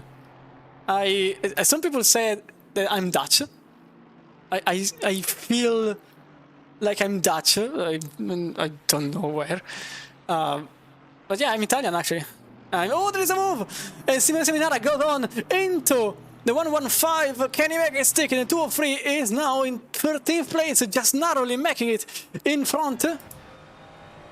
And Addison has to make it back into turn 1. Can he make it into the big one? The red one, apologies, not the big one. I hope not for the big one. Oh, into the helican we go. There is a lot of braking opportunity for Addison with, oh, the Italian going extremely wide into the, over the sausage curbs and losing the position number 13. That's Addison back in 13th place. And now Mattia behind the car number 85 follows the Gladius competition very closely as you go back in front with Valentin Barrier and Jacob Osterman. This car here has been the protagonist of many overtakes, and now there's also a car in the middle. Can he use it as its own advantage? I think the Honda just goes a bit wide there, but he has a better exit, a way better exit. The BMW tries to cover the inside a bit too late there. The Ferrari gives the way for the two battling cars, but Honda doesn't have the sheer straight line speed of the Beamer. He stays behind, following the spray. Now takes to the outside. And there is a Ferrari going for the move there on the blue flagged car, and also the Bentley behind follows Schmackenburger extremely close to the Ferrari that was simply there by sheer pace.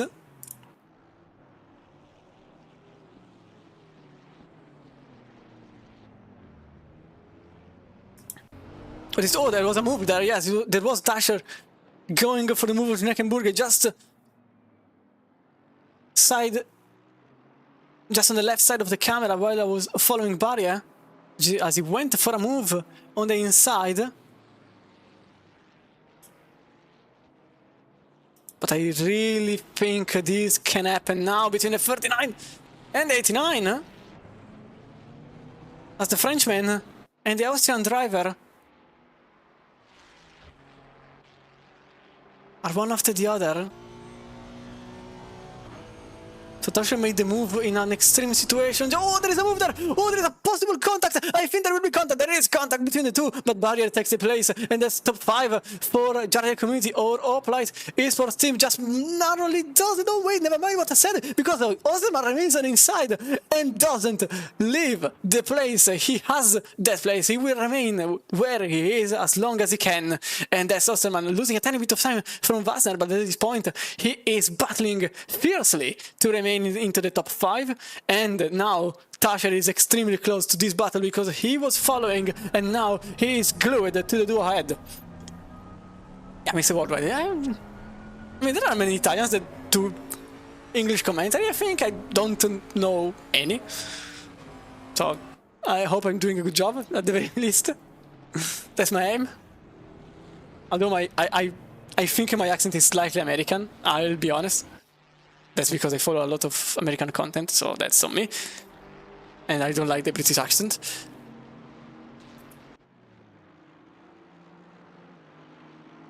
But the shouting part should be all Italian man-made.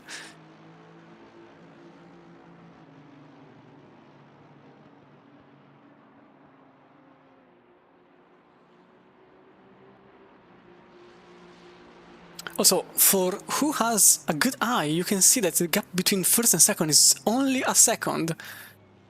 It was 3.9 earlier on during this stint. The Ferrari very close there. It was, I don't know which car it was, but it was very close to the BMW while riding on. Grazie Mirko. As the BMW was extremely close to making contact with the Ferrari that was simply there, and Campanella lost 3 times in a single turn. So Fabrizio Campanella went wide in turn number 1 as we go back into the main TV camera. I kinda hate the daily cam. It's good, but it's not that good. Like it's useful just at times. You can see the Bentley though. It is getting very close, very rapidly. So now into the splitter cam. The gap between the BMW and the Honda is less than the one between Tauscher and Barrier. What is it? I think the Bentley just gained 3 times in a single couple of corners. I wanted to say sector, but this is not a sector long section, it's just the S's. And in fact now the Bentley is very close. Way too close. That's way closer than expected, I'll be honest. I thought there was a bit more space available, but I think the Bentley could go for a move just here into turn, not 11 obviously, but I think 12 is a possibility. And this is our freeway battle for 5th place. Honda has to kind of...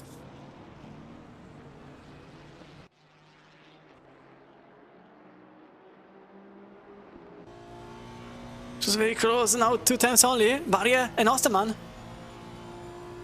one after the other. He goes on the inside. Oh, the BMW just loses the rear for a brief moment, but I think actually the Honda goes on the inside, loses the braking point a tiny bit. The BMW takes an evasive action, gains back the place, number 5, and now barrier is just there behind and in front of Tauscher. Just narrowly putting the Honda in the middle of the sandwich made by front-engined cars, rather. No, I can do an Italian commentary of a lap. Like I did an international stream in the end, so I don't think I can, unless someone also gives me the right to do it. Anyway, 39. Oh, the BMW is off, spinning tiny bit. I think it doesn't spin, but it loses completely the rear end of the car, losing 2 places.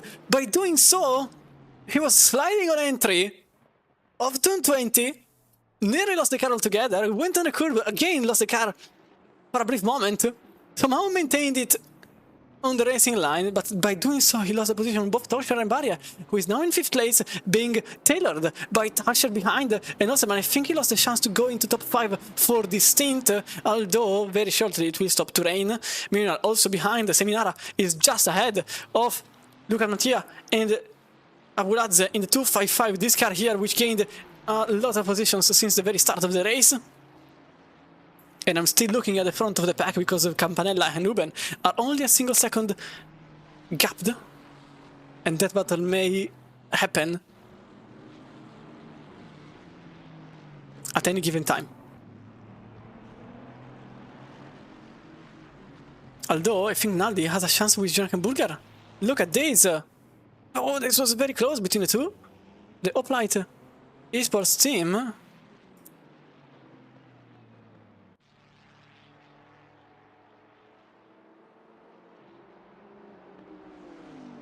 remains where it is.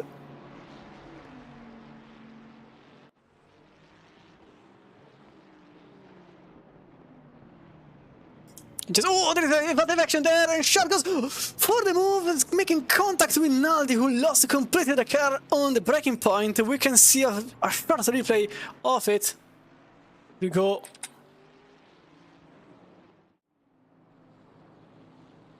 Please for the bit of lag. As you can see here,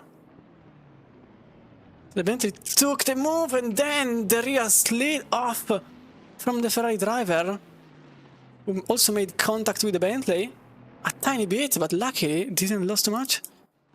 Meanwhile, back in 14th place, this battle goes on.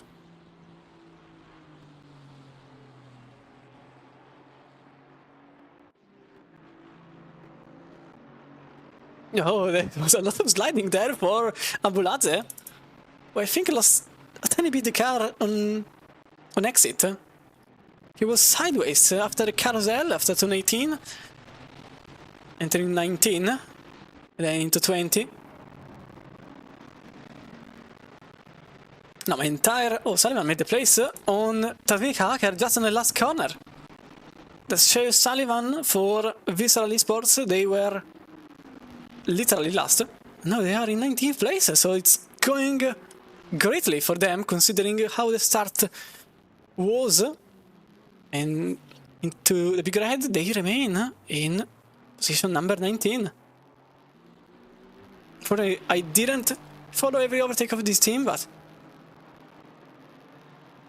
they are already into the top 20, and they are en route to make it. At the very least, I think into top 10 is a possible chance for them. This team is very quick, and I think they have the opportunity to make it. And this would be an enormous comeback. They were starting literally from last place in 44th. You know, Atasia. Oh, that's 255 going for... Oh, that's a lot of moves going on. There's Martin trying the inside. Abuladze trying the outside to have a slingshot reaction into the main back straight. This camera is perfect because you can also see the rear view camera, so we can see if the 255 goes for a move. It's actually, I think, the Ferrari head which will lose. No, it actually doesn't. So the Aston Martin in the sandwich made from Aston Martins, from Ferraris,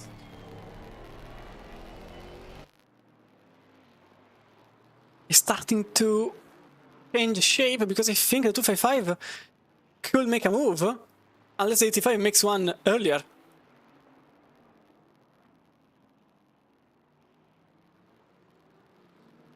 Lap number 33. So as now, Ruben still leads, and Campanella just follows a second behind, gaining an entire second in the last lap. 13.2 for the Italian driver in second place. So there could be some opportunity for the Italian driver. And NFA, see the decision for Italy involving 869 and 701, lap 1, no further investigation, as car number 45 gets lapped there. From these drivers, that was very close between the two. Let me see from the wing. Look at this, look at Mattia effectively defending as hard as possible against one of the strongest teams that are in the field. And even for them, a bit of a comeback move. Speaking of comebacks, the 420 is already in 22nd place. Although they had to go through a 20-second damage repair and some incidents, they are now in 20th place. And the 255 here is just, quote-unquote, and okay, it's actually quite far off. It's 20 seconds, I think it is, looking at this. At their gap, because I didn't see Gates and Hacker and Tadjika Hacker being 14 seconds gapped. The 420 still has a long way to go to make it back. Seminara is effectively running away. Maybe some contact there? No, actually not at all. Oh wait, there is a possible situation ongoing there. There was a thought, there wasn't the space for Abulazze to make it stick. Maybe this time, oh there is time, there is certainly the move here. With Aston Martin losing completely the rear end of the race car. Contact, more contact, still more contact into the carousel. And as it stands, the Aston Martin remains just narrowly and slightly ahead of the Ferrari number 255, and Team Racing Point has, for not a great happiness of the Low Fuel Motorsport behind, to stay in front of Abulazze.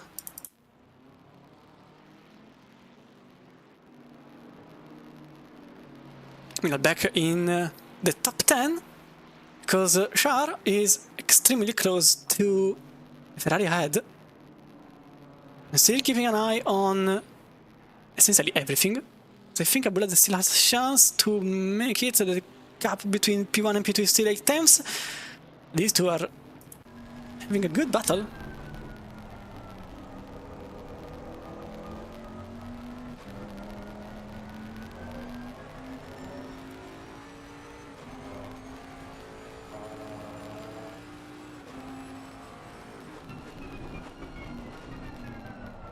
Another Bentley will possibly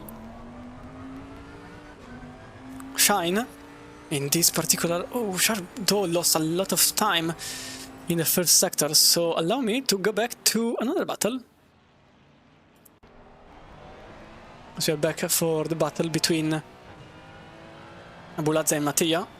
Char gained an entire 4 times in the main back straight. Wait, this is a bit of a terrible view. Oh, Schnackenburger narrowly lost the position, so never mind what I said. I thought Char couldn't make it there, but he just tried in turn 13. Nothing could pass through. And never mind again, because I mean, he goes for the move into the inside. And a little bit of contact, but that's a move done. That's Char now in 8th place, just in front of Schnackenburger in 9th for Alien by Nitro Concepts, with their teammate in 6th place. Commentator crews working perfectly for the overtakes. This for now. Another NFA for 869 and 701. And the fastest lap of the race so far, Valentin Bayer, 2:12.5. Out of effectively nowhere. track is clearly getting better and better as time progresses. I think Schneckenburger wanted to try a move into turn 1, but can't do so, and will remain behind.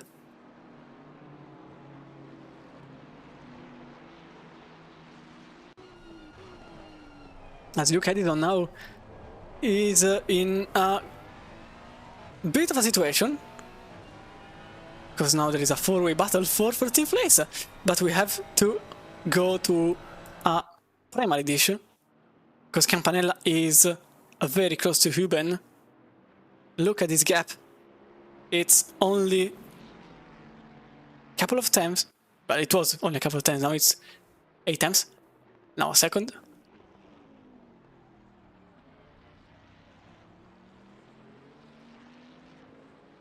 The Bentley effectively having immense power in the back straight, losing a bit in the first and third sector, so the technical zone, clearly showing what their setup is aiming at. Here, speed, which for now seems to work. They clearly given up the agility of the car for the raw speed, and for now it seems to work. But the question is, will it work even in dry conditions? Because yes, it will become dry, but this time it won't rain again.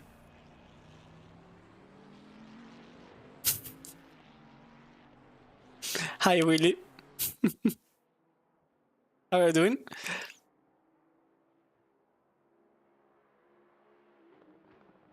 Now the Ferrari goes possibly for a move. Thinks about it, Campanella is very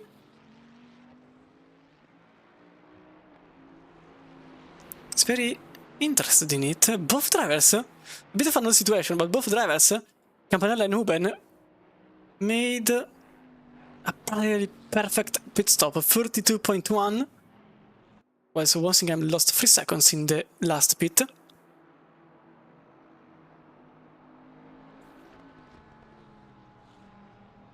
Ooh, this was a bit of a mistake there by the Bentley driver. I think Huben might be in danger. It's very close between the two. Can Campanella make turn 11 in a perfect manner? Because that could give the Italian driver the opportunity to make it back into the lead. It's only half a second.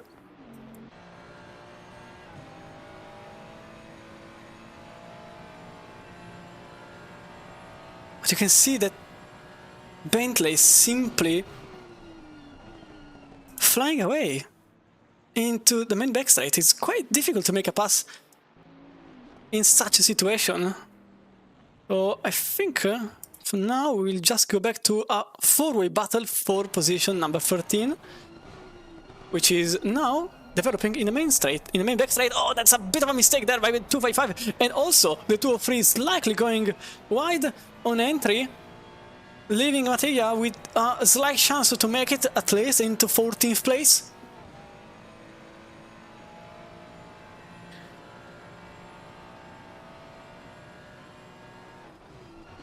But they remain in a single line. Another NFA between the car 89 and 39. Lap 30, turn 1. The contact we saw earlier on, and Huben just made the quickest lap of the race, clearly sending a message to Campanella following behind, who just lost 3 times in this very last lap. Meanwhile, these 3 are practically on the same lap. They are lapping in 13.8. Practically all of them are lapping in 13.8. It's actually quite useless to even... Oh, that's a huge mistake there, I think, into turn 19, yes it is, and that's Edison losing not 1, not 2 position. Oh, there is a contact, maybe there is a chain reaction, there isn't a chain reaction, but Seminara and Mattia are now in front of Luke Edison, and that was a huge mistake into 19th corner, losing the rear, and leaving the window open for Seminara and Mattia to make it into 13th and 14th, but maybe 85 is not happy with it. They clearly want some more and that some more will be 13th place, as also there is a possible battle for 5th place and one for 7th, and at this point I have no idea where to look at, because there is also the possible battle for 1st, although that one is a bit more shy to happen, as the gap is now a second. You can see this Ferrari is a bit wide again, widening a bit the lines. I think Mattia has the pace to overtake, and as such, to fly away into the distance.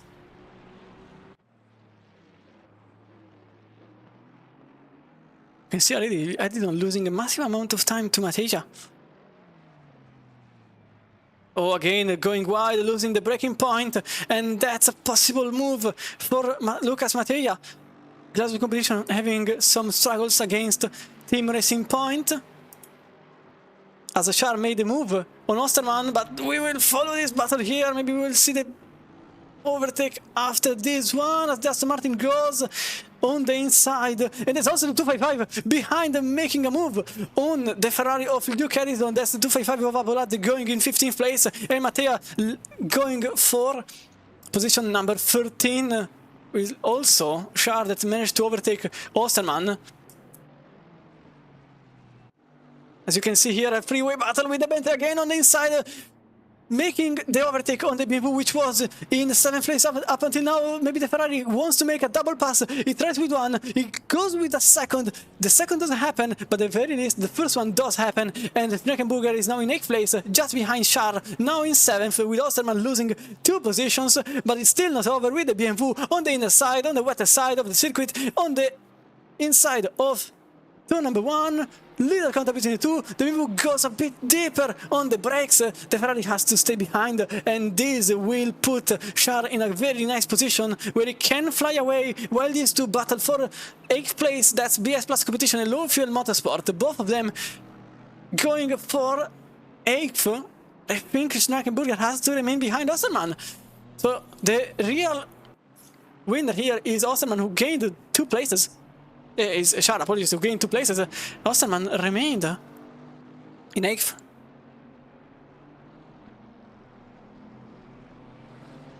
And for now, they calm down a bit. 5-second penalty or car number 33, causing a collision with car number 222 Dynamic M's youngsters.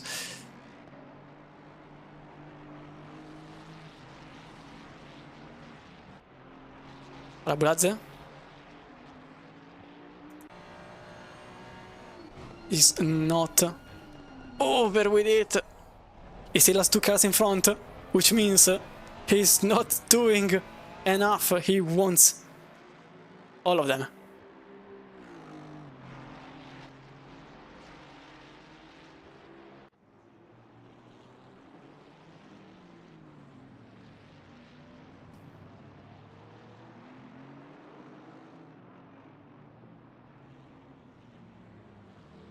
A bit of a...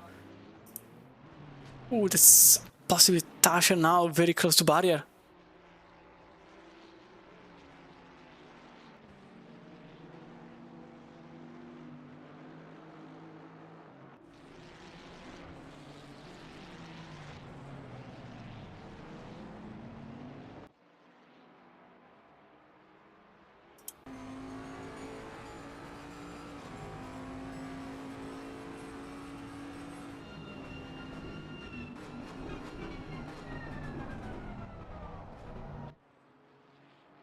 So now the sun is shining, but it's not over yet with the rain, because it will come again in 30 minutes time. Oh, Adler into the pits. So we have an O'Sullivan, and apologies, I think only... Okay, only Adler. Race control was a bit funky at a certain point. Into the pits to go for more tire,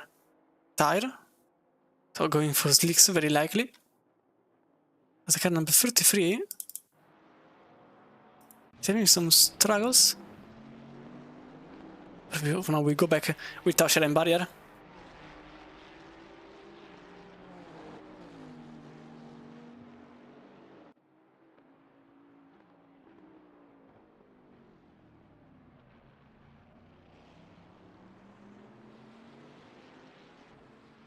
Now he goes for the move, but there is a possible there. There is a possible chance for barrier, but for Tarsher, but unfortunately.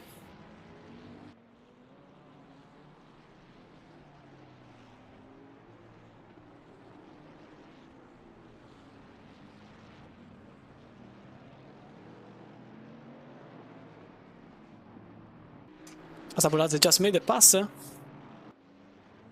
for the grand total of, I think. Oh wait, Abuladze is off! Oh, this is a big one! This is a big one for Abuladze, who now finds himself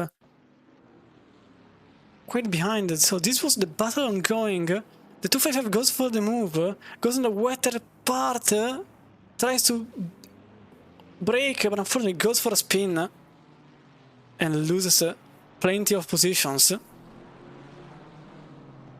Yeah, now in 18th place. As Tauscher now goes for the move into turn 1. And that's Valentin Barrier maybe losing the place. Into turn number 1. Can he remain where he is? Into now 4th place after a couple of times went for the pits.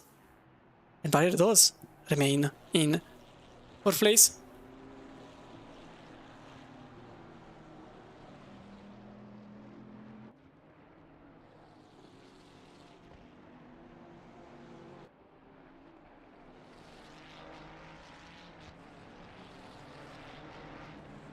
But still not over with it.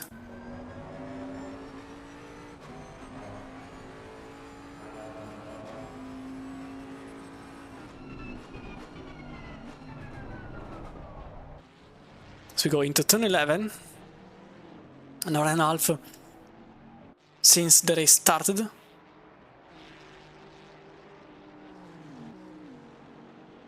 But you can see the battery remaining on the drier patch with the Honda going on the greasy line.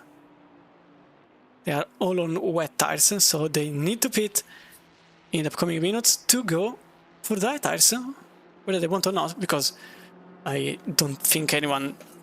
okay, it's realistically impossible that someone will go with wet tires, but they will go with dry tires. So these wet tires are effectively done and dusted, and they will then complete another stint prior to the wet arriving, as Huben goes for the pits. Campanella doesn't. Actually, Campanella remains out and gains P1 momentarily after they think their wet tires can still go on for a lap. Many cars, on the other hand, are into the pits with Sascha Fasner and Valentin Barrier and Michael Tauscher following Huben, and everyone else behind also does the same. I think very few cars are still where they are. Meanwhile, oh, Papin goes for a move on Swiderek, car number 6 for G League.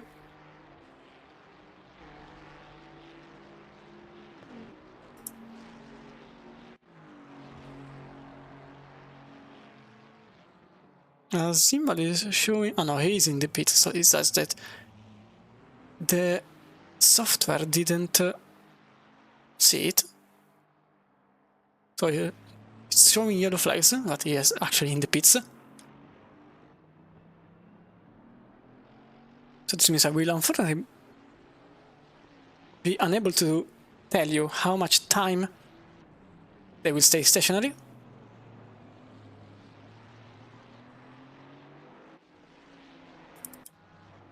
As Linus Dellenbach goes quicker than anybody else with a 2:10.4, clearly putting the dry tire as the main one.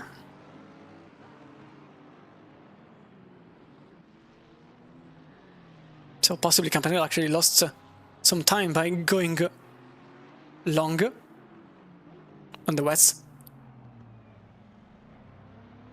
Yeah, the track is bone dry at this point. Practically putting the 22 in the lead at the very end. Now the lap times will be quicker and quicker as time progresses. Number 312 currently has the fastest lap.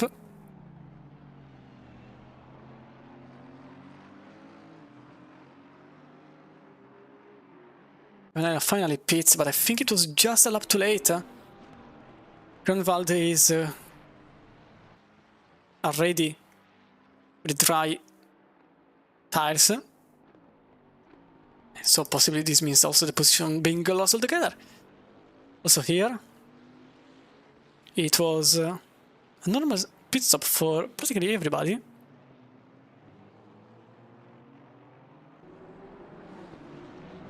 I don't see any exception. Maybe Schubeck is one of them. In a 204 Gladius, he lost 2 seconds in the pits, same as the number 39. As we go into the very lead of the race, as the number 55 goes for the quicker race lap, but that's Tobias Grunwald going for the lead quite easily without any real surprise. It's actually Campanella who nearly... no, okay, definitely no, but he lost top 2. So he's now in 3rd place.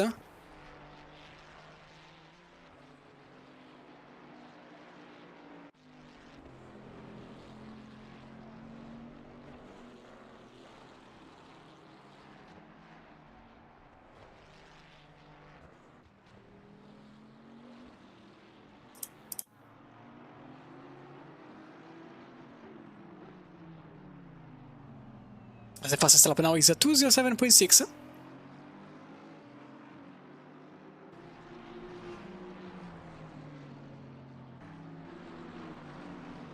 Which is now 07.1. And I think it will become in a short time 05. The second time penalty for 997 Fisher Racing Esports for causing a collision with car number 48 in lap 8 turn 4, so a lot of time ago, nearly 2 hours ago.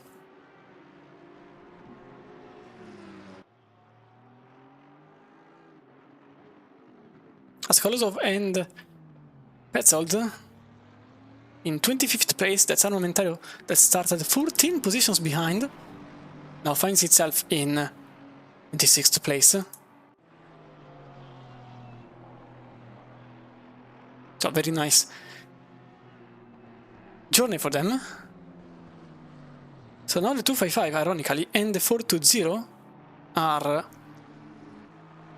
back in the same place, because they are in 20th, 21st.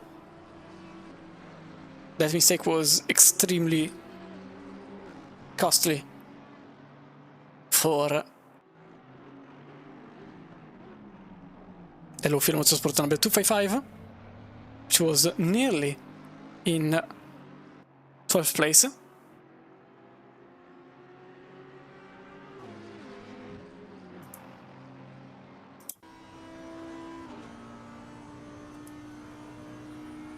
As practically every single car will make their fastest time. I think the Table 2 will remain there. Yes, they will remain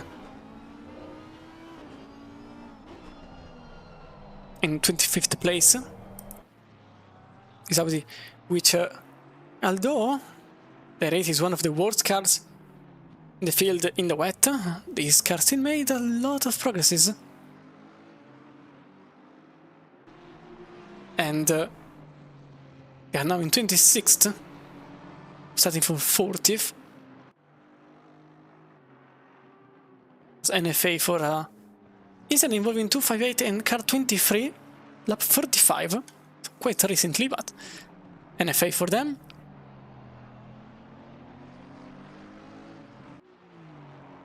But in all of this, the battle for 4th is about to start.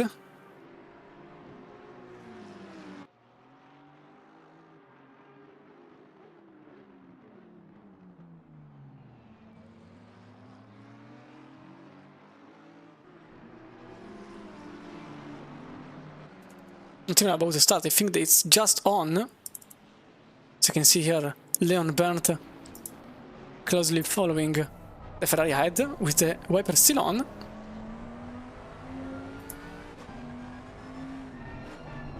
Just to see perfectly what's ahead.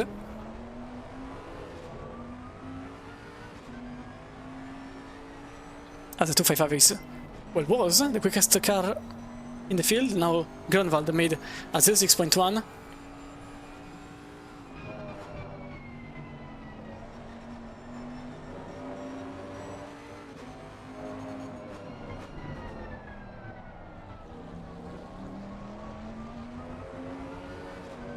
As it's now a four-way battle for 4th place with Andrei Ipov leading the train, and Leon Perndt following with Maciej Malinowski and Jakob Osterman in 7th.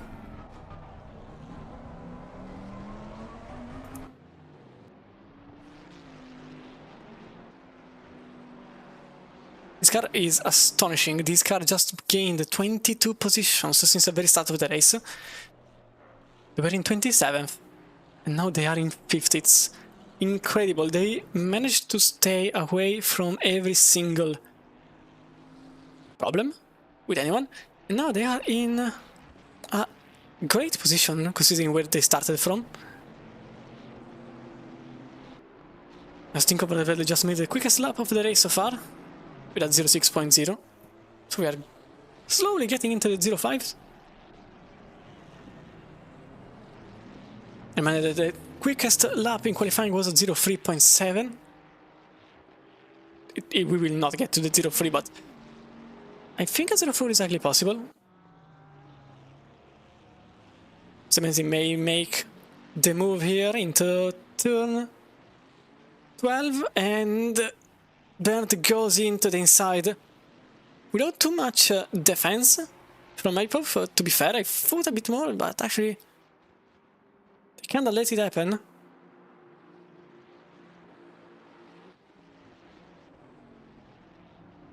And Leon Perndt is now in 4th place, 15 seconds behind the podium, considering they started in effectively no man's land. It's quite a good race for them. As Ipov still follows, but as I said, I expected a bit more defense from the low-fuel motorsport car, but possibly they are just thinking on the long run isn't worthy. I think they know they are battling with Malinowski and Osterman, so possibly they thought, okay, we just lose a position, but at the very least we stay with some gap to the car behind, which may work, obviously, if the tactic is that one. Also, the Bentley will help to get a bit of slipstream, which is always nice to have.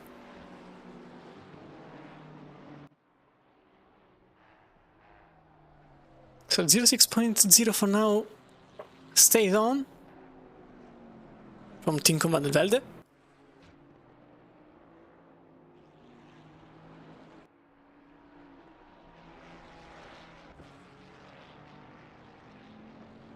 And he just makes another one. The 420 is off. 420 is off.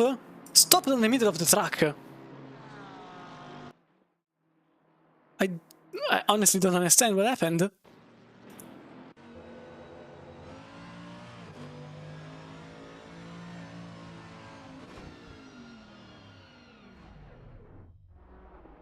Oh no, they turned off the car.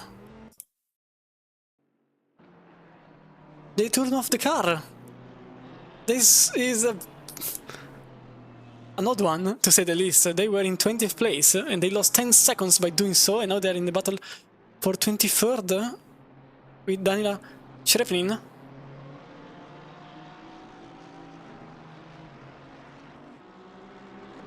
Just as they made the quickest lap of the race so far.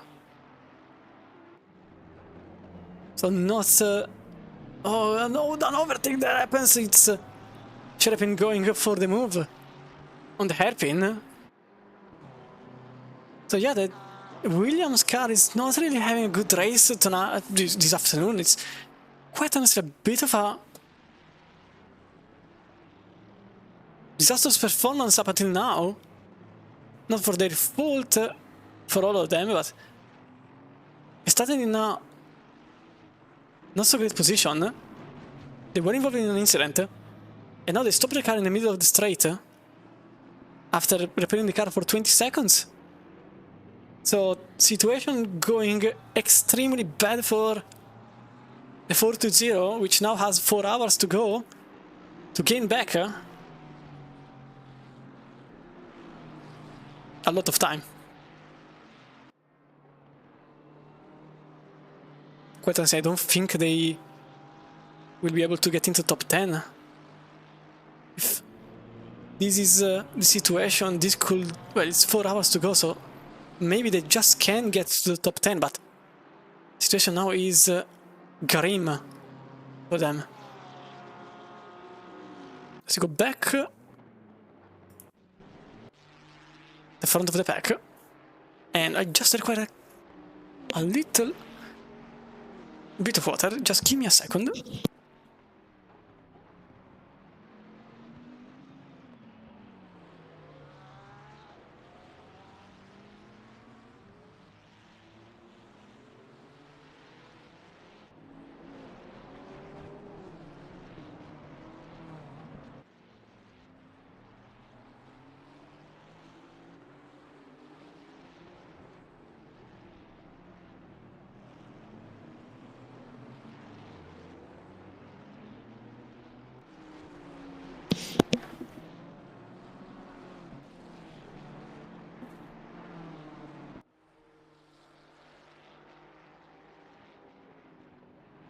So 3:20 p.m. in CET. And the track is now fast. Temperature is 32 degrees, the air temperature with 40 on track, so a very hot surface. Now there's a battle for 5th place because Maciej Malinowski for Georgia Community is now back in contention for the top 5 after losing some time in the pits. 3 seconds after missing the pit box. And it's likely put a question mark of who is in the top 5 ultimately.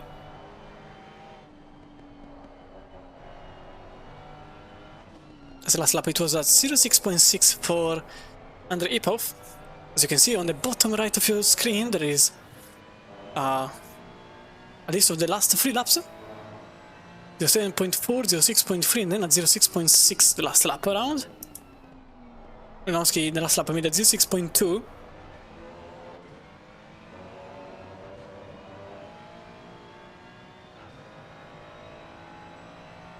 For now the gap seems a bit wider, meanwhile in 16th place Fabio Zerbin for Visceral Esports and Gabriele Rosone for Team Racing Point are battling for position.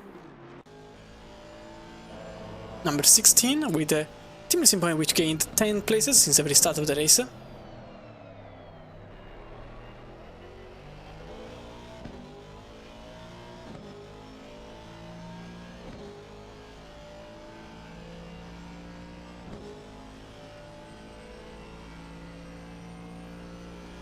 Now this car has to defend again against the 45, with Kevin Tadei making the fastest lap of the race so far in 3rd place. So possibly it's still not over for the top 2, or rather quite likely it's not over for the top 2 places, because even if they lost time in their strategy by lapping up lap too late for dry tires, they lost an enormous amount of time, and they are now in 3rd. They were in the lead, or rather 2nd place, apologies. Then became the lead, but that was after Grunwald went into the pits. As 701 Sim11 Motorsport will get a 5-second time penalty for incident with car number 233 Sim Racing Champions. Lap 43, turn 15. So Stewart's... Oh, that's a bit of a mistake there by Gabriele Rosone, which leaves a door open for Zerbin. But as it stands, this car remains ahead. Narrowly, maybe there is a contact. No contact between the two, but it was extremely close between them.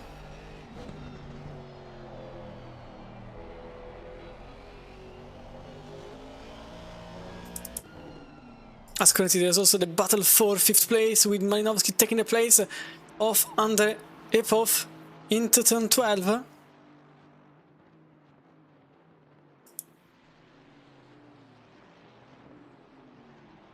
And that's Maciej Malinovsky gaining the place number 5, so getting back into the top 5.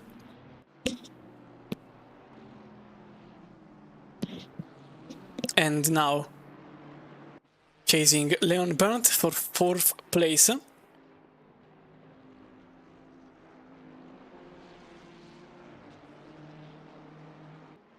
So now one of the most followed teams, if not the most followed teams, the most followed team is in the top 5, although I think the Lofield Motorsport car is still not over with it. Meanwhile, in the background, Van der Velde is making moves. He now gained another place, this time. Oh, that was very close between the two. With 257 nearly making contact with the 39 ahead. Taking a bit of evasive action. I think we can go for a brief replay of it.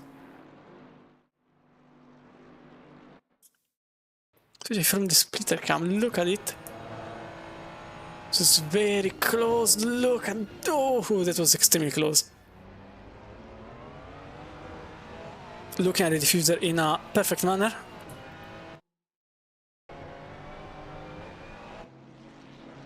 Zipov disconnected for a brief moment, but now he's back in 6th as Fabio Zerbin and Gabriele Rosone are still battling for 16th, while the number 20 is just behind.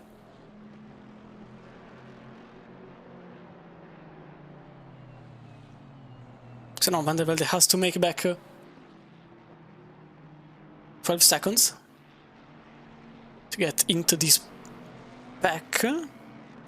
Although, to be fair, there is another car earlier. There is the one of Jeremy Boduda in 20th place. Prior to get to this battle for position, which may make 16th place a bit of a question mark for now.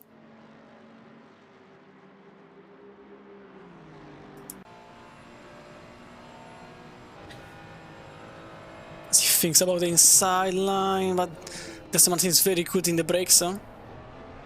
One of the best in that sector. Although the Ferrari is also one of the best, so it's a bit of a battle between the two.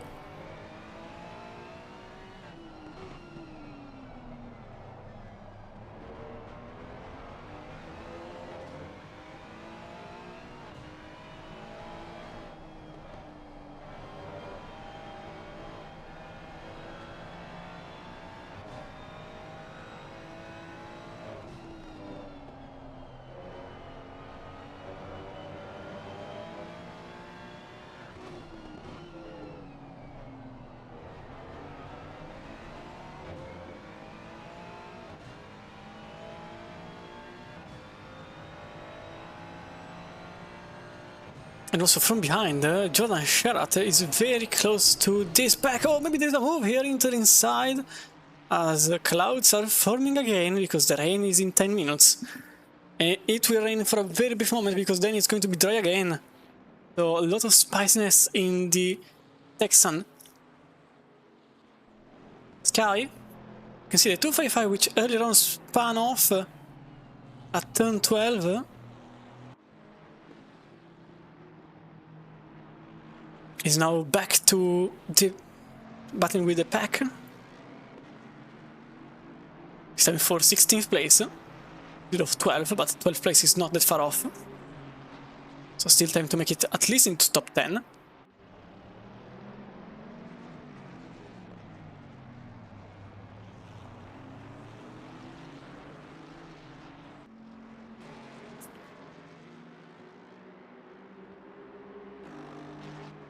In any case, I hope you are enjoying the stream so far, and also my commentary of it, and I hope everything is right both with the volume and with the way of doing. And as I said earlier, if you are German speaking or Spanish speaking, you also have the German and Spanish streams that offer the very same content. Oh, Sherepin goes for a move there to the inside and makes the pass on the 777. That's Michael Mechton behind Daniela Sherepin. That was for 22nd place. As the Porsche behind is also in the battle for the very same, with the same BMW. So 111 Dynamic Motorsport.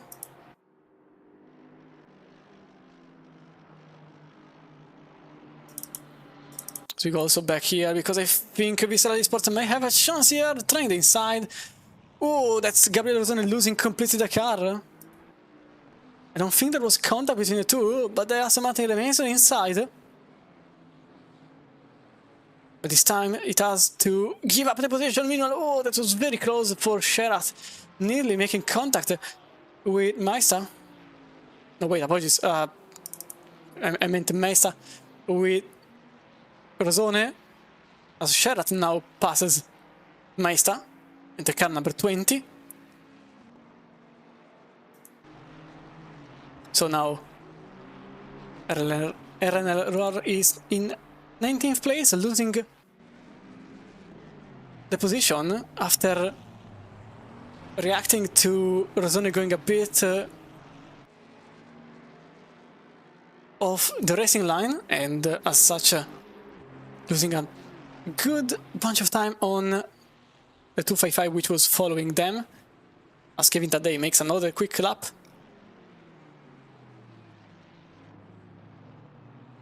So now Jordan Sherat is in 18th, and in front of him 17th and 16th, just here in the Ferrari and the Aston, with Visceral Esports and Team Racing Point ahead.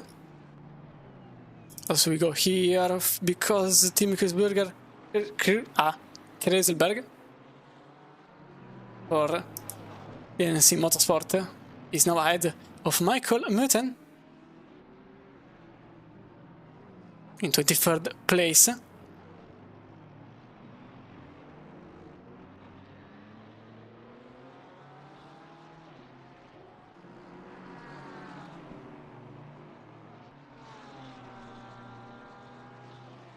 But the wet time approaches, and the question will be, who changes tires?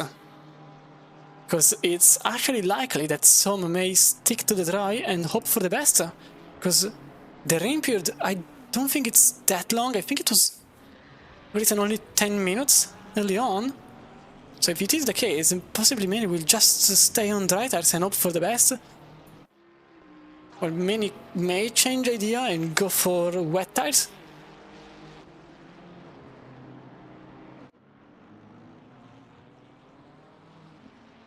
Both possibilities are on the table. It's just a question of who will make what. Mercedes and the 45 is really putting a show. As you saw earlier, this car... Oh, the rain is now coming down.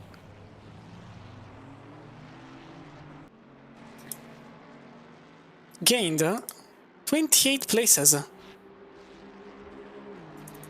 from the start of the race. In only 2 hours, they gained 28 places. That's absurd. And now Gabriele Rosone is just behind car number 255. That's Team Racing Point defending against Low Fuel Motorsport by Go Setups.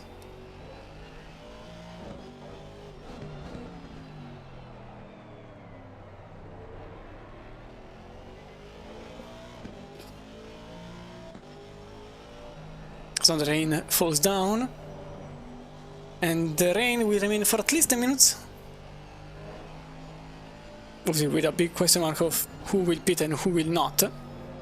Although, as I said earlier, I think many will just remain out. Simply it's showing me... Okay, I think I have to try to tinker, because it's showing me white flags at a way too high speed, which it shouldn't. That's the little white triangle you see on the tower on the left.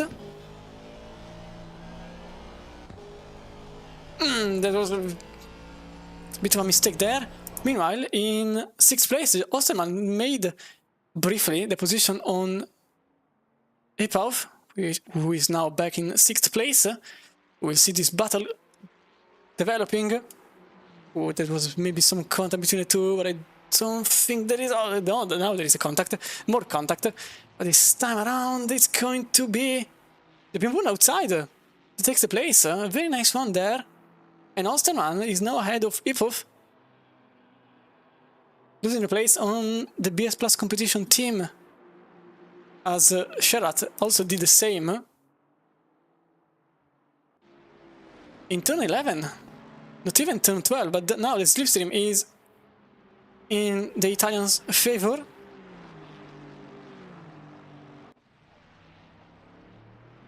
But I think the 255 has the inner line, and this means also the position done, although earlier on we saw the opposite happening. This time, it's not like Osterman and Ipov, and Sherat will remain in the lead. By staying on the inside, leaving Gabriele Rosone in 18th place.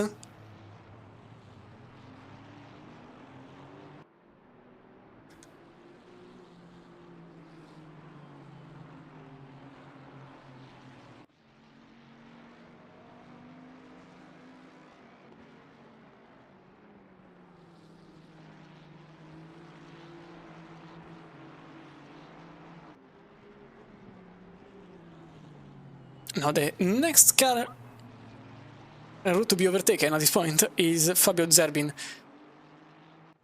in 16th place, because this rhythm from Sherat is absurd. They obviously have to gain as much time as possible, but you can see on the upper part of the screen there is an issue, because now it's raining. It will then stop, and then in half an hour it will rain again. So now the drivers are scrambling for ideas. What to do? What could work? What couldn't work? What is a good idea? What is a bad idea? What is a gamble? What isn't a gamble? Besold in 27th place. What about it? And it's pit time for them in the McLaren. 222 for Dynamic MS Youngstars. They are currently the only car in the top of the field that went for a pit stop. So that will be interesting. I wonder if it's on dry tires or wet tires, because both ideas at the moment are viable. You know, Kevin Taddei is one of the exceptions. He goes into the pits for Visceral Esports. Remember, they lost the places because they didn't pit early on. And now they're thinking, maybe this wet patch lasts for a bit longer. And they chose to pit and change tires. I suppose for wet. I highly doubt it's going to be dry tires. Look at them sliding. That was very close for the 204 of Luka Zubek. Into putting it into the curb and effectively losing the car altogether. You can't lose the curbs in this situation. Dry tires on a wet surface. It's already a no-no in wet conditions, with wet tires, let alone in dry conditions. In wet conditions with dry tires. Anyway, let me quickly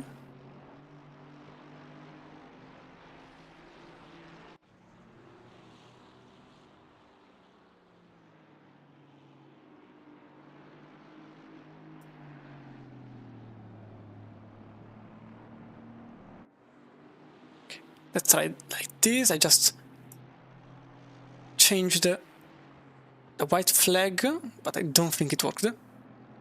I'm quite sure about it.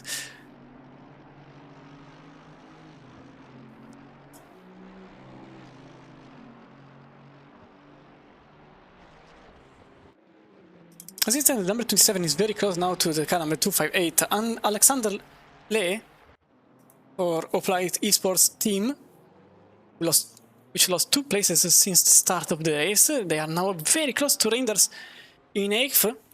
But oh, there's a car spinning. Oh, there are 2 cars which collided.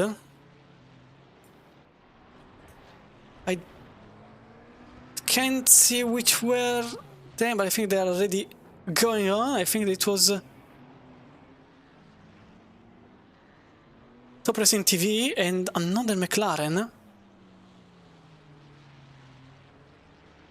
Unfortunately, I can't see. There are just too many numbers in my column, and I didn't catch the number in time. Time I was looking at it, the yellow flags were already off. Unfortunately, I don't know. So instead, Gronwald and Amadou Castorina are both in dry tires in wet conditions. They are lapping 217.7. And now let's see what our Visual Sports driver is doing in dry tires.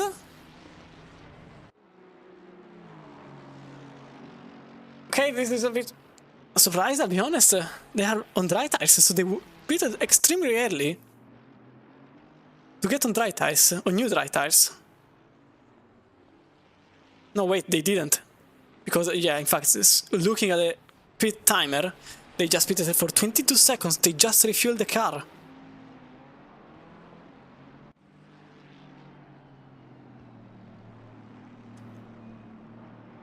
So they are thinking about going as long as possible with this set.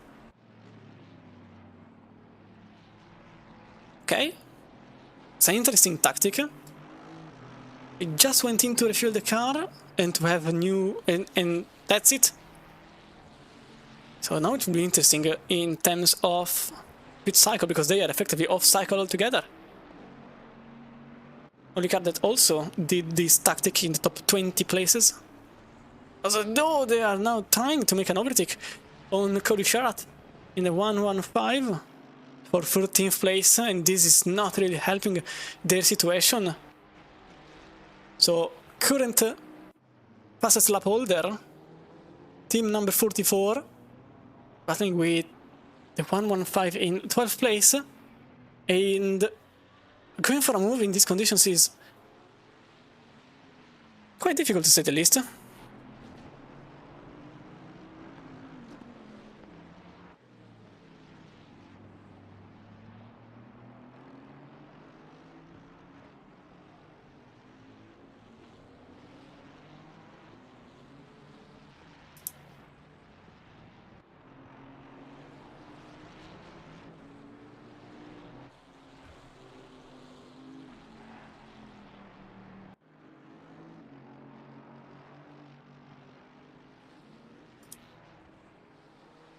Also, Ipov and Cinotti, both in the pits,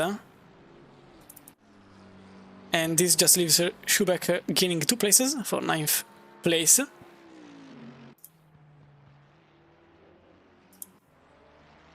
So even for these two, I wonder what's the tactic for them.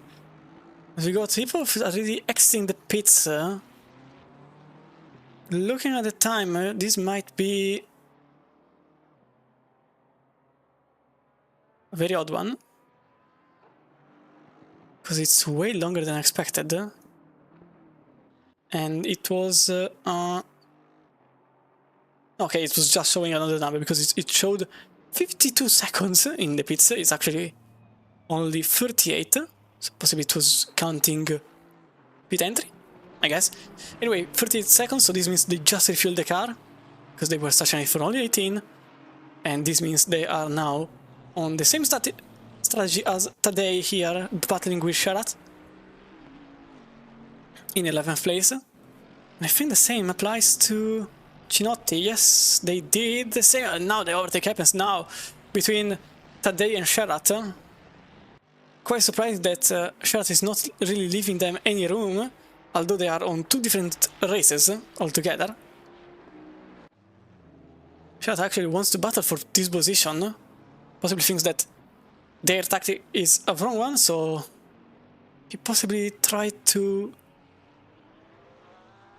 give them as much of a hard time as possible. And he's still doing it.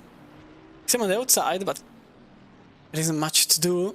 And the 44 passes Sharat, so now Visual Esports is in 11th. Numerically in 11th, because I have no effective idea overall what this could be, as Hipov just lost a place on Sherpenin, going on for 18th place. As another car goes into the pits, it's Rinders in 258 that was in 7th place early on, in 8th place, apologies, early on.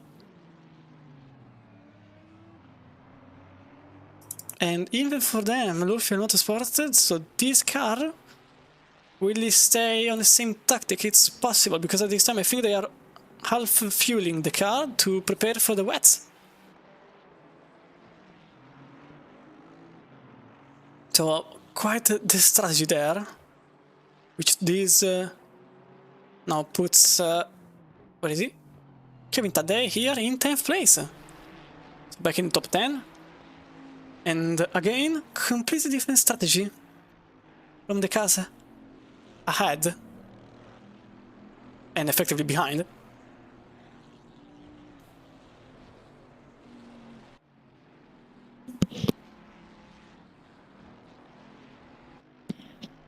Now the rain stopped.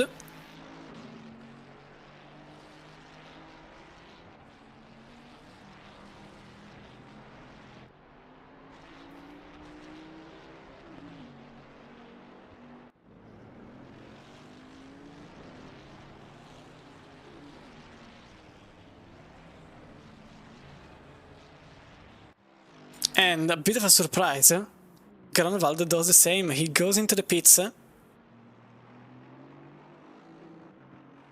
bit early on, and possibly chooses to do the same, so half fueling and hoping for the rain to simply keep on going for as much time as possible later on. Instead of a wet, dry, quick transition. Now Leon Bennett acquires second place overall, but third place overall, but oh, second, yes, because even Osterman went into the pits.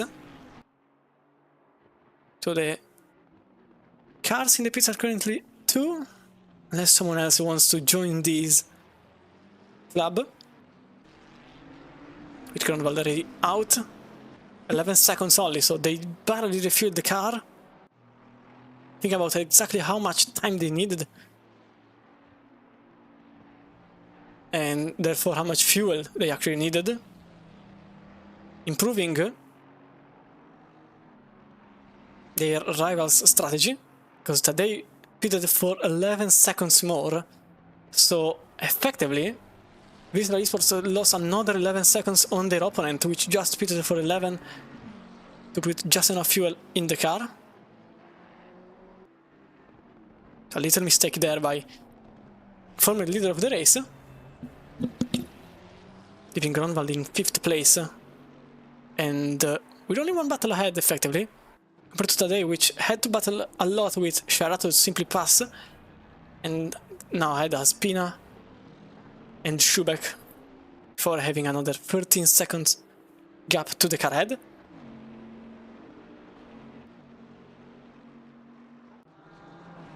As Osterman and Milton are battling for 19th place. That's BS Plus competition that actually went into the pits to change everything.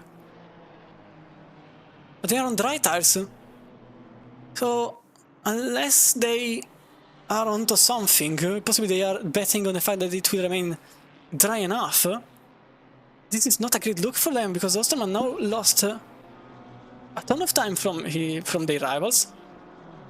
And BS Plus competition now is in the middle of the pack with dry tires, with full fuel.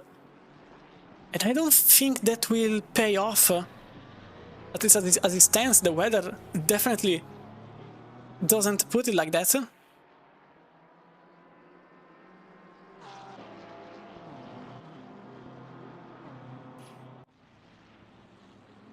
But yeah, as of now, only a handful of cars pitted. 258, they the same. They pitted for full service, so tires and fuel. And I wonder if it's on wet or dry tires. They are on dry tires.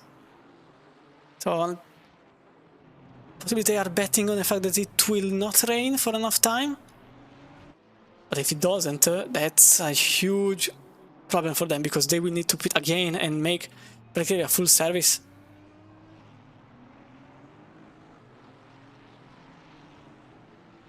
Unless they think that the tires simply cannot keep up.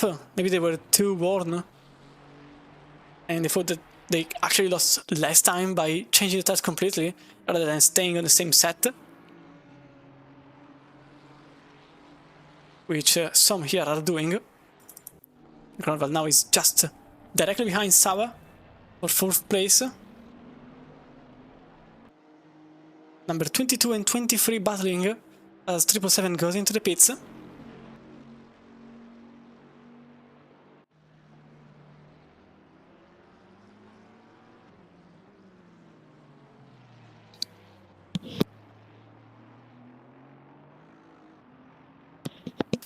As a Sherat just made the position on Jeremy Papin.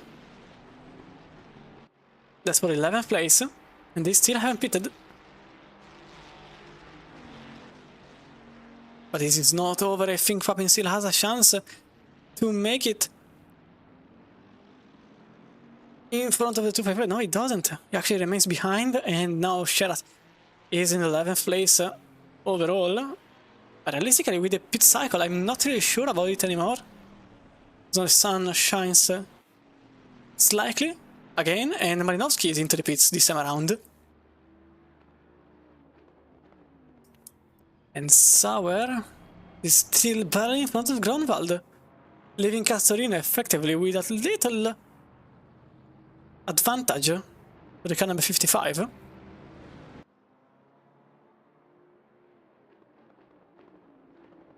Oh, that's a move into turn 1, and Gronwald went for the inside line, nearly pushing away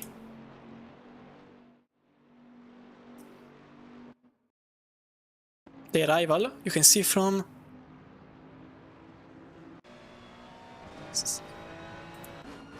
camera here, they had to take evasive action.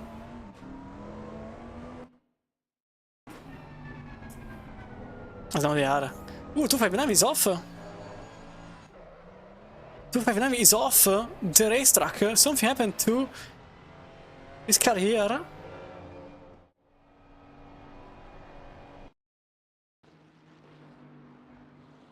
Oh, they lost completely the rear.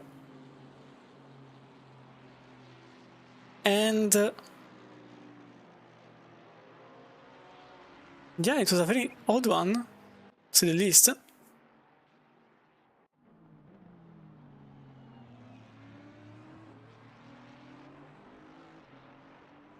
Losing completely the rear there.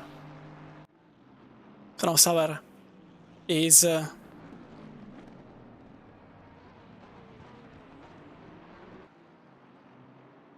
in 4th place with Gronwald back in 3rd, back in the podium. I wanted to see the number 39 simply pit for a grand total of 10 seconds. Clearly betting on the fact that the rain will last, and it's not even a bet anymore, it's simply a statement because the rain will at least last 10 minutes, maybe even 20. So whoever changed the tires for full dry is not really having a good time. Meanwhile, Mendocasino is already off, which clearly says that also for them it's the same tactic. A change of no tires, but full fuel, at least until the stint ends when the rain arrives. So 9.8 seconds for them. But Gronwald is ahead by quite a few seconds. Around, can't say for certain, I think around 7 seconds, maybe 8. You can see the car behind in the distance.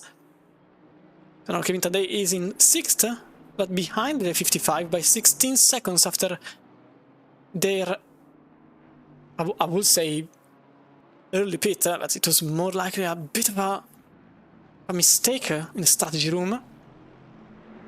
As now, effectively, Grunwald for Team Nitro is ahead of everyone, with Veloce Trustmasters in second, and Visceral Esports in third place, technically speaking, unless other drivers are quite lucky or want to gamble a bit, because they could put rain tires at this point. There could actually be someone going for such a strategy at this point.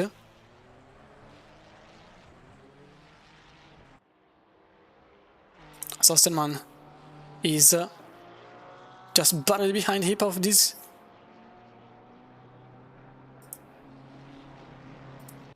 Oh, okay. Heap is now ahead of the Beamer, and as you can see in the distance, the Beamer goes into the inside and takes the better line into turn 11, and that's Sosterman going for the move.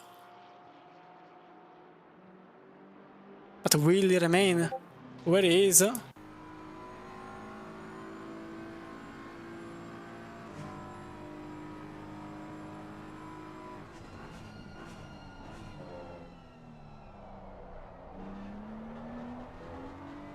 And Auserman now is just in front of Fipov, although they had to stay stationary for 10 more seconds. Apparently the dry tires, changing the dry tires wasn't such a bad idea. They are lapping quite quick compared to the rest of the field. I will give them credit. The last lap was a 207.8, Andrei Hipov last lap was a 210.6, so I may give credit to them. Actually, changing the tires maybe wasn't a bad idea at all. I didn't consider how worn the tires would have been. Maybe that was just a mistake, because I'm seeing up a... Oh! What's happening there with Schubeck lagging extremely? That's extreme lag from the 204 with Luka Schubeck teleporting himself around the front view of Konrad Siata for Lufin Motorsport. I think he's still lagging. Look at him, yeah, he's a bit laggy, to say the least. And now he's just in front of his teammates, Alberto Prina, for Gladius Competitions. But as I was saying, 206.0 flat, best team lap time for Jacob Auserman. And Andrei Hipov just made a 208.4, and other cars, such as Kevin Taddei, made a 207.9. So yeah, I think actually there was an idea behind, and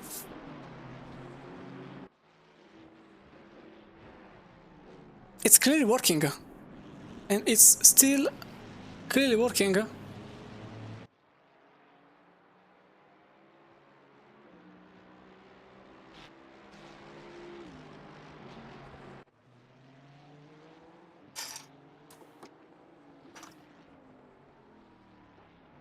In fact, Auserman is now just behind Alexander Le, and he is now just in front of Alexander Le. This car is flying compared to the rest of the field. They are lapping 2-3 seconds better than the rest of the field. And they are now back in 7th. They are still 5 seconds behind Sava, but maybe they just thought about it, and this could have been a very nice idea. Matter of fact, they are the first teams of the few ones that went for a full change of tires. Konrad Siata in the 258 did the same. Jacob Auserman, matter of fact, made the fastest lap of the race so far, 205.267.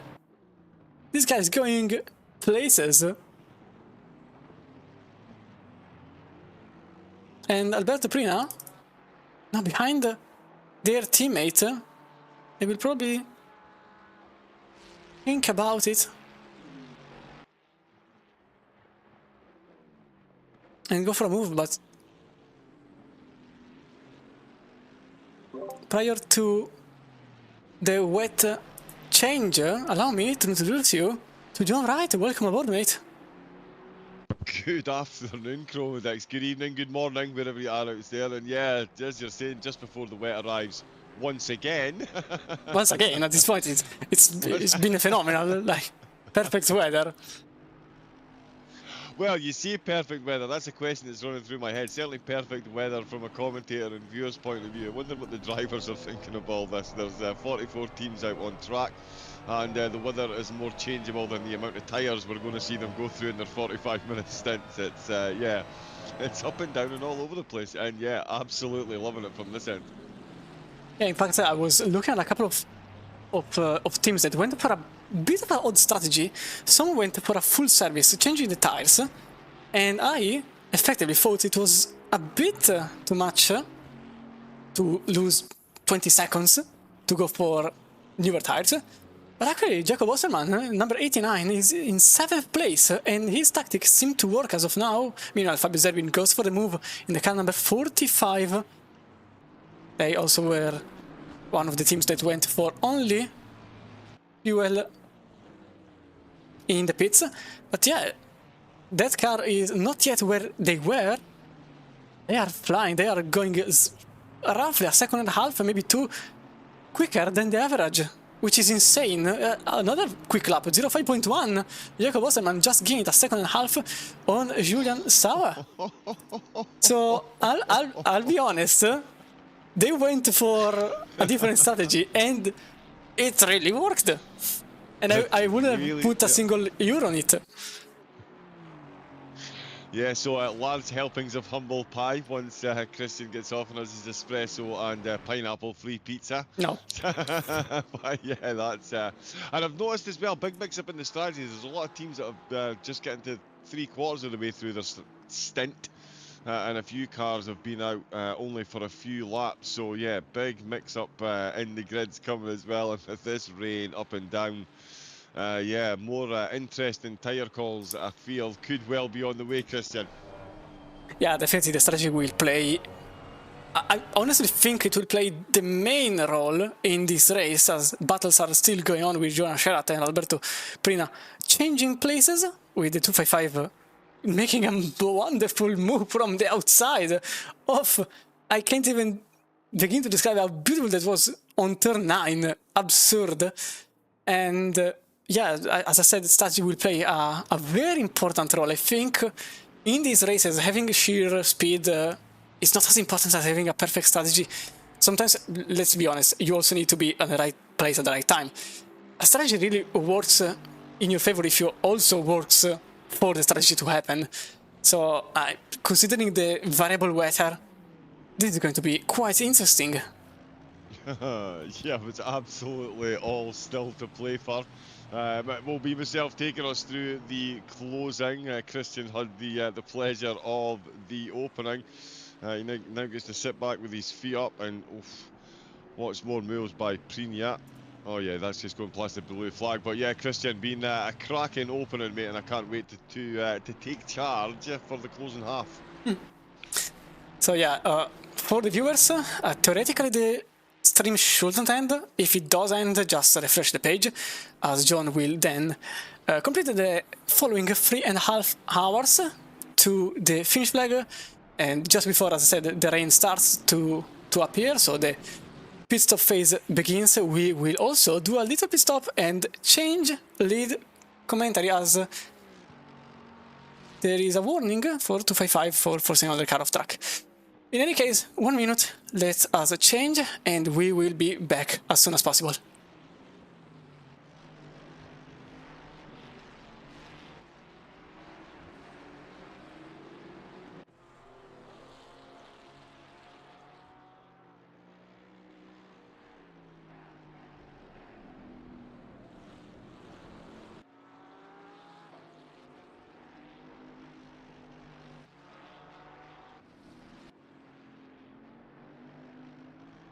Start streaming.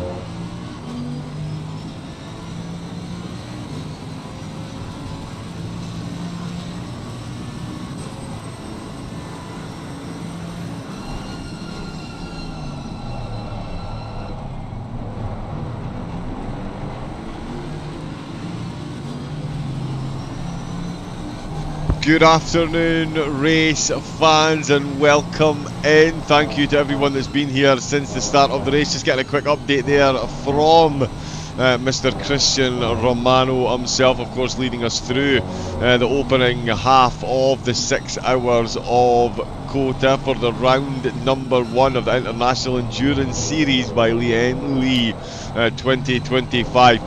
Some incredible formats. The next time out, 20-minute races, 12 of them in total for round number 2. All single makes as well.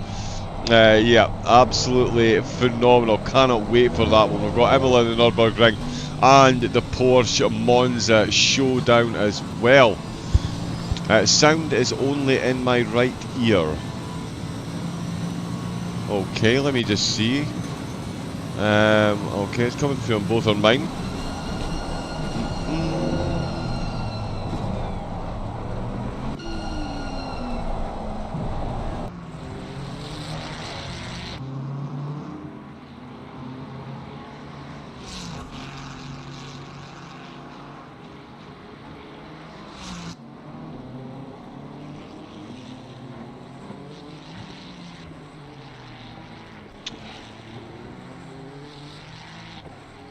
Oh, okay, there we go. Someone's saying it's fine on their end.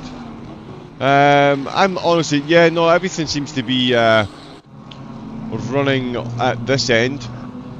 Maybe try, yeah, quick browser refresh perhaps. Hopefully it does fix itself. But yeah, it is. It's round number 1. We're 3.5 hours in. The strategies and the weather have been extremely changeable. And yeah, that heavy rain in 10 minutes, holy moly. Yep, it's already gone back to damp as I was prepping for this. Well, I did see the start, of course. The flooded conditions, the Boatley did particularly well. It is safe to say, all different strategies. Again, the strategies are going to be what we're talking about with the weather. But yeah, the weather has been up and down. Just before I came on, there was a bit of a shower. I went to greasy. It's gone back to damp. We're now going to get heavier rain again. The track temperature as well has absolutely plummeted. 4 degrees have been lost in the last 20 minutes or so. It was down to 33 as the rain falls. So it really is going to wreak havoc with the strategies. The drivers with a 45-minute stint timer. I'm looking at some of the stint times. Cody Chirac could find himself in a decent position as Tadai comes into the pits. Second place season at the minute. Where is Chirac actually? There he is. He's 28 minutes into his stint, so if he can hold on, he could potentially make something out of these hard tyres. Sorry, the soft tyres in the rain. That really is starting to come down, so that could be that idea.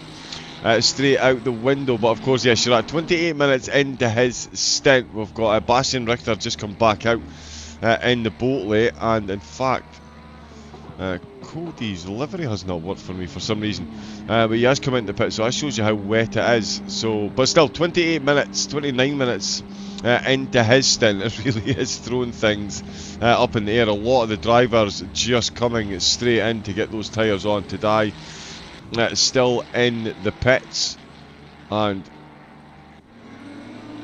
there is Castorino. He's come back out. Let's see what he's got on. Yep, he's got himself some wet tyres, and it's going to get lighter again in 30 minutes time. Oh, this is so much fun, so much fun. At the minute, it is Team Nitro in the Boatley that are the on-track leaders, with Veloce in second place. We've got Visceral currently in third. They've just come out of the pits with Bernd behind another Bentley, the B Alien by Nitro Concepts. They've got fourth. Jakob Osterman just coming out of the pits.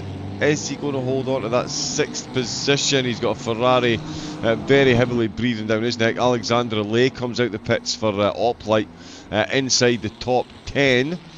More cars coming out the pits. Andre Hipau for the low fuel motorsport car. Another one in the top 10. There is Chirac there coming out of the pits. Quick turnaround there. Did lose a couple of positions. Still up 2 though, just on the periphery of the top 10 with Polovchuk in the Mercedes. Still on the wet tyres, they are still pretty close. Couple of white flags. Sherepinen coming into the pits as well. Still got all 44 cars on track from the start of the race as well, which I absolutely love to see. It's LFM Esports Sam Gaskell bringing up the rear at the minute.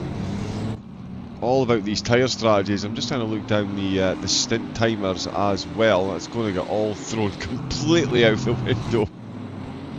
There is Pastrana for Top Racing.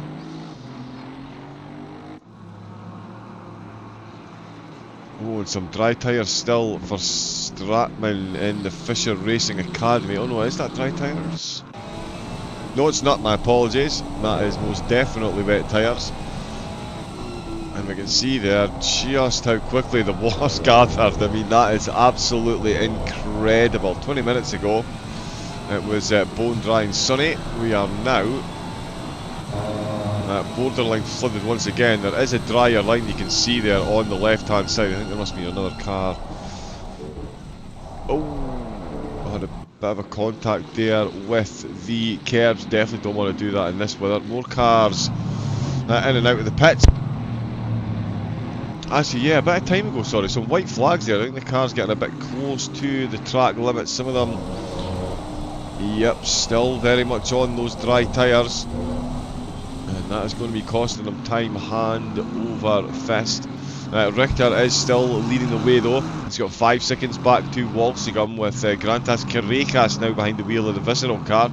18 seconds down the road. Let's have a look at their stint times. Yep, they're all just freshly out, so they will be on the wet. Tauscher in the 2 Bentleys in the top 4. He's only 8 seconds back. Camarillo in 6th position is getting close, although he's just had himself a bit of a moment there. He has gathered the back end of the car back up again, but he is certainly feeling the pressure from the blue flag car, looking to unlap itself behind. The car in 6th there. Oh, and Richter as well. Just having himself a minor moment, and he is on the wet tyres. Walsingham was still looking. There we go. I was trying to get down to inside the top 20 as well, because Mateka, there's an incredible battle between the Aston Martins. They used to be the absolute go-to for endurance of racing. And yeah, the Bentley and the Aston there having a battle. 3 Astons in a row there. Simonara and Poddins. Sherpinen at the back of that group, but he is not too far behind, and he is his sectors are quicker than the 2 cars ahead at the moment, and these two are certainly getting themselves involved.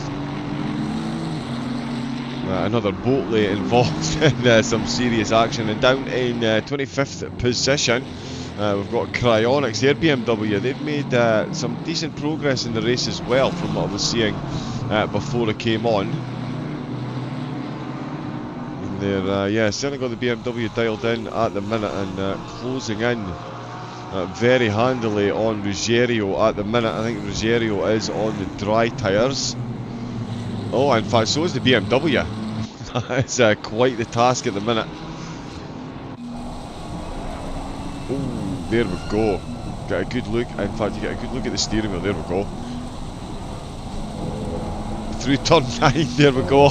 Wow. Yeah, leaves you absolutely speechless sometimes. He's got absolute terrible visibility there, and almost no control in front of the car. The tyres are all over the place. Really tried to open that one up, cut back across it and get himself an exit. He's firmly staying to the drier part of the track, but again, as soon as he closes in on that Ferrari, the visibility drops to near 0. He's going to have to be very good on the brakes if he's going to get this done. He pops out of the slipstream, if there is any such thing in these conditions. Ooh, he's a bit later on the brakes. Oh, and again, just yeah, very little grip on those front tyres. Just Bambi on ice, I believe is probably the best expression to use at a time like this. Yeah, you really can't see, sorry. Through turn 15. Now this is going to be an interesting one. In these conditions, on dry tyres, Oh, there we go. As soon as you touch the curbs, the front wheels, absolutely no bueno. And again, as soon as he goes near the curbs, front wheels, no bueno, no grip. Lots of steering input, no visibility at all. It's just an incredible drive in these conditions. By all the cars out on track. The rain is getting heavier before it gets lighter, so we could see a borderline flooded track as the Bentley of Bastian Richter still leading the way. Still got a 5-second gap back to Walsingham in the Ferrari, and they've maintained an 18-second gap to Carreca, so they're all lapping at pretty much the same times at the moment. We do have Shar looking for an overtake. Another one of the Cryonics cars involved, but this time it is defending from Samuel Shar for Lian. Looking to make it 2 Bentleys in the top 6 if you can get this one going. This one going Spansky in the Honda. The only real outlier on the back of that Bentley, really going for it. It is absolutely incredible how they keep these things between the Mayo and the Mustard at these paces. I can't drive these lap times in the dry. Which is why I'm hiding behind the microphone. But out of the last corner along the start-finish straight, one of the things that Christian alluded to as well, this is not one of these tracks where it is favourable at any point to have an issue. 3.8 miles long and a lot of twisty technical corners to get through. If you do have any kind of issue, if you get your strategy call wrong and decide to stay out for that one extra lap in these conditions, it could make the difference between multiple positions come the end of the race. Through turns 4 and 5. Oh, both cars absolutely on ice skates in the minute. The BMW getting really brave on that inside curb, and it's a bit too brave as the Bentley. It does exactly the same, has no grip on the right hand tyres. The BMW pops himself back up. Oh, just ahead up the inside, the Bentley popping his nose on the outside, slightest bit of contact on the way through turn 9 up towards turn number 10, back over the crest of the hill, quick downhill left, and they come into the hairpin before the long straight. What can the Bentley do against the BMW? Oh, both cars absolute ragged edge at the minute. You've got to love it. Samuel Shar as well is putting in very quick lap times. Cabernet is actually ahead of him, was putting a very quick lap himself over the race, but those conditions have long gone, that is for sure. It's still a wet and the track temperature is plummeting now. I was all set to comment on about how it was going to stay remarkably close between these two and remarkably hot while the rain fell, but it has tumbled by almost 10 degrees since just before I came in. Oh, the Bentley's going for it again. Oh, and that is a big old contact. He's almost straightened them up again. That one will go to the steers, no doubt. The conditions definitely not helping. But a little bit of contact there. Car facing the wrong way. It's yeah, that certainly could have been a whole lot worse. Yeah, the ACC contact physics can certainly be fun.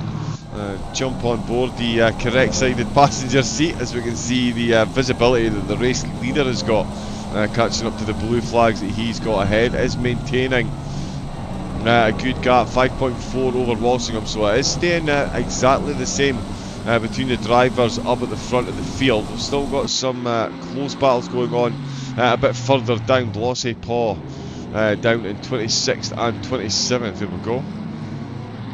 Some nice liveries back here as well.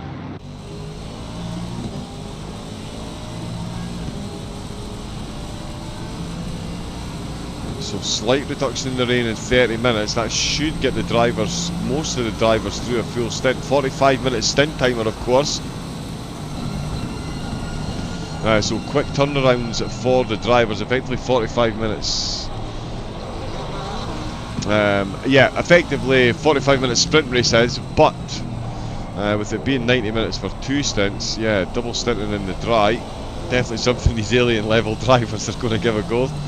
If they think it will give them an advantage, and certainly in these conditions with the wet and dry, it's going to be a lot less tyre changing, because the wets do last considerably longer than their dry counterparts, so that is for sure.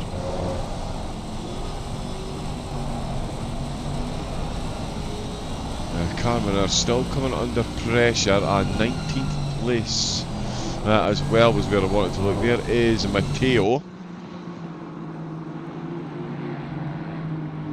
Matej's, sorry, and he is moving pretty quickly as well. Andrew McWilliam, I was getting pointed out at the start, he's making their way back through the field. They were in for damage early doors. Back up to 20th position, and they are certainly moving. We've got white flags appearing as the car's struggling to find that grip. Yeah, even on the wet tyres, you can see as soon as they touch the curbs, just that sudden change in direction, as minuscule as it might be, it can certainly unsettle these machines.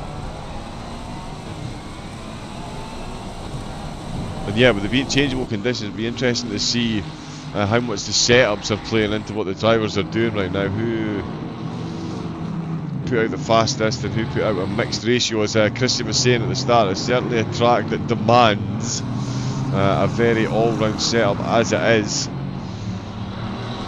because of the different sectors. Richter losing a bit of time, Shah definitely not losing any time, but not managing to find a way past. They've got a blue flag just getting in the middle of that one as they come off the start-finish straight back down the hill toward turn 3 to go. Shah still chasing the BMW. And we'll see just how close he gets. Well, it really does look like the Bentley is full sideways in most of these corners here. Now nothing resembling a dry line out on track. That has been an absolute downpour in 19 minutes. It does say it's going to reduce in about 30 minutes time.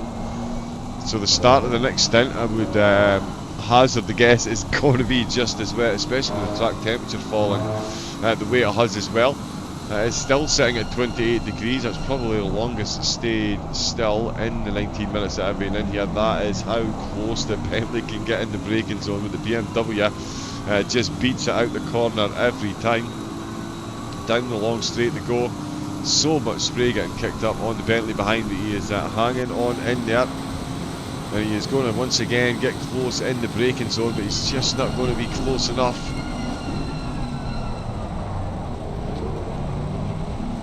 Because the BMW is once again just going to tear his way out of there. That is, yeah.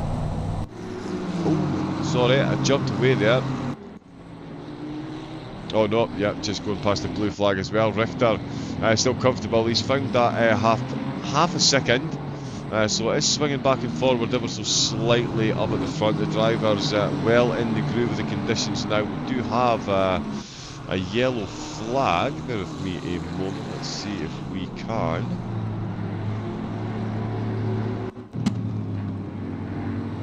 And it's Eon for ORA Racing down at the back of the grid. Oh. And that is how easy it is. Just the most innocuous of contacts with the wheels over on the left-hand side of the curb, and it gives you just that slightly reduced ability to steer, and that is very much all it takes to see off the exit. We've got this is the battle for the Aston Martins that I was looking for earlier. Skidmark Racing are doing the chasing at the minute. That is terrible, my apologies. Busak just ahead. Oh no, sorry, that is the McLaren he's going past. I tell you what, he's got a massive layout gun and he's going for it on the brakes into turn number 13. Is he going to make this one stick? No, he's not. The McLaren is going to hold its line nicely and hold on to the position for the moment. But the Aston, oh, he's run a bit wide on the exit there, a bit of door banging on the way through. Now they've got one of the Bentleys. Is that the race leader just behind them? Yes, it is. Yeah, so the race leader coming up on this battle. Shah has got himself ahead. Oh, Walsingham with a yellow flag.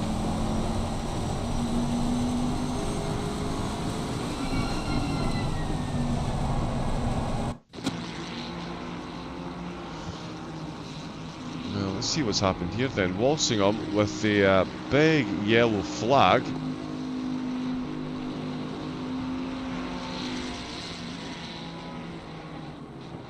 So, round outside. Oh, okay. It would appear there wasn't much went on there, my apologies. But yeah, it did come up with a big yellow flag there for Aidan Walsingham. Timing-wise...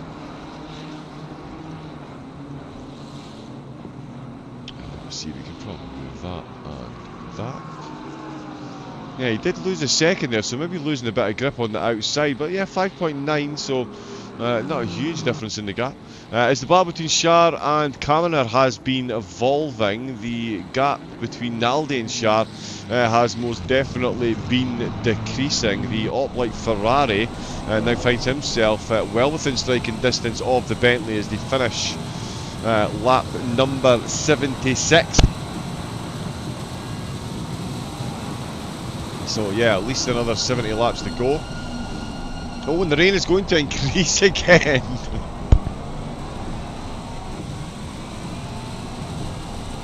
Oh wow. Yeah, so we are going to see more rain falling in 30 minutes, and the track temperature has gone back up by a degree in the Ferrari. Oh, the front wheels on that thing absolutely dancing their way through those corners. That is a very good hold. Don't get a great view of the Ferrari steering wheel from in here, but that would have been yeah, a whole lot of lateral motion there from the Ferrari driver. He was certainly closing right in there. He's going to need to wait another half lap or so at least before he gets that close again. We've got Zerbin coming into the pits for Visceral. That's put Mateja, sorry, Team Racing Point. That's put them up to 18th position. I think it's going to be a fairly easy choice of tyres for any cars coming in to take their pits. We don't have many others close to the end of their stint. In fact, everyone out on track been out for less than 10 minutes. So yeah, I would say at least another 30 minutes before we see anyone come in, and it's probably going to be a double stint. If you're out on the wet tyres, heavier rain in 30 minutes and 30 minutes left of your stint, yeah, I would say double stint in a set of wets is going to be on the horizon for quite a few cars out here. So that'll get us to about the 2.5 hour mark still on the wets. Lovely. I wonder if we'll see some early evening sun here at the Circuit of the Americas. It's round number 1 of the International Endurance Series by Lian Lee. And what a changeable start it's been. And there the track temperature has gone up again. It's back up to 30 degrees. I would love to get a chat with one of the team managers right now. I do hope they've got more than an abacus to figure out exactly what they're going to do with their strategies. As I said, we've still got 44 cars out in the race. It says 081 bringing up the rear of the field. Bit of a yellow flag. Oh, just moving over to and some carrying some damage here actually. Fisher Racing Academy. We've also got Sazawitsny out for Fisher Racing as well. Down in 41st. Dizan for Top Racing.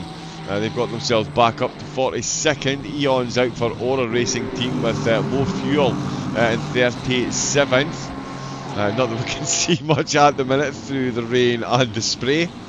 Some absolutely phenomenal liveries on these cars. They're definitely going to be clean with the amount of washing they're getting as soon as they get close to the car ahead. Simhaven. At the minute they're in 36th, they might still win it. Anyone can in these conditions. Fisher Racing, 35th position for them as well, with Brabham down in 34th place.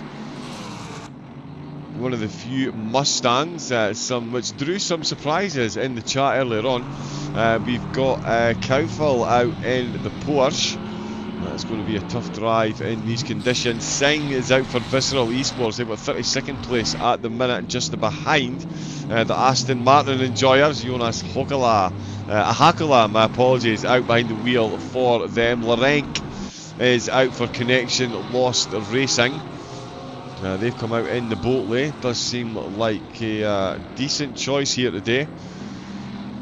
Certainly living up to its name. They're in 30th position with DYNMC Motorsports. They've got Plossie behind the wheel in 29th. Marco Lomi currently running Gladius in 28th. The Aston just having a bit of an interaction with the curb. They've got Araziev just ahead of them, in fact, Armamentario. Not too far up the road there in 27th, so they're all going to get very close together with Busick for DYNMC's youngsters car ahead of the senior car. You love to see it. Skidmark in 25th position. We saw them trying to take the position of Cryonics not too long ago. Cryonics now chasing down Rogerio for Raggioli Racing. I do love rolling the R's. We've got placeholder holding place in 22nd. They were in 20th not too long ago. We'll see how the next round of pit stops changes their position. RNL Roar. I'm a big fan of their liveries. Gratuitous and all. They've got 21st position in the top 20. Visceral Esport. I've got yet another Ferrari. As a huge Ferrari fan, I'm loving today's race, it has to be said. Andrew McWilliam is out for Williams. They're back up to 19th position. One of the cars that had a particularly tough start, but good comeback drive at the minute with Team Racing Point. Just coming out with turn 20. We've got more cars coming in to the pits. That's Gladius coming in as Crazy Fly.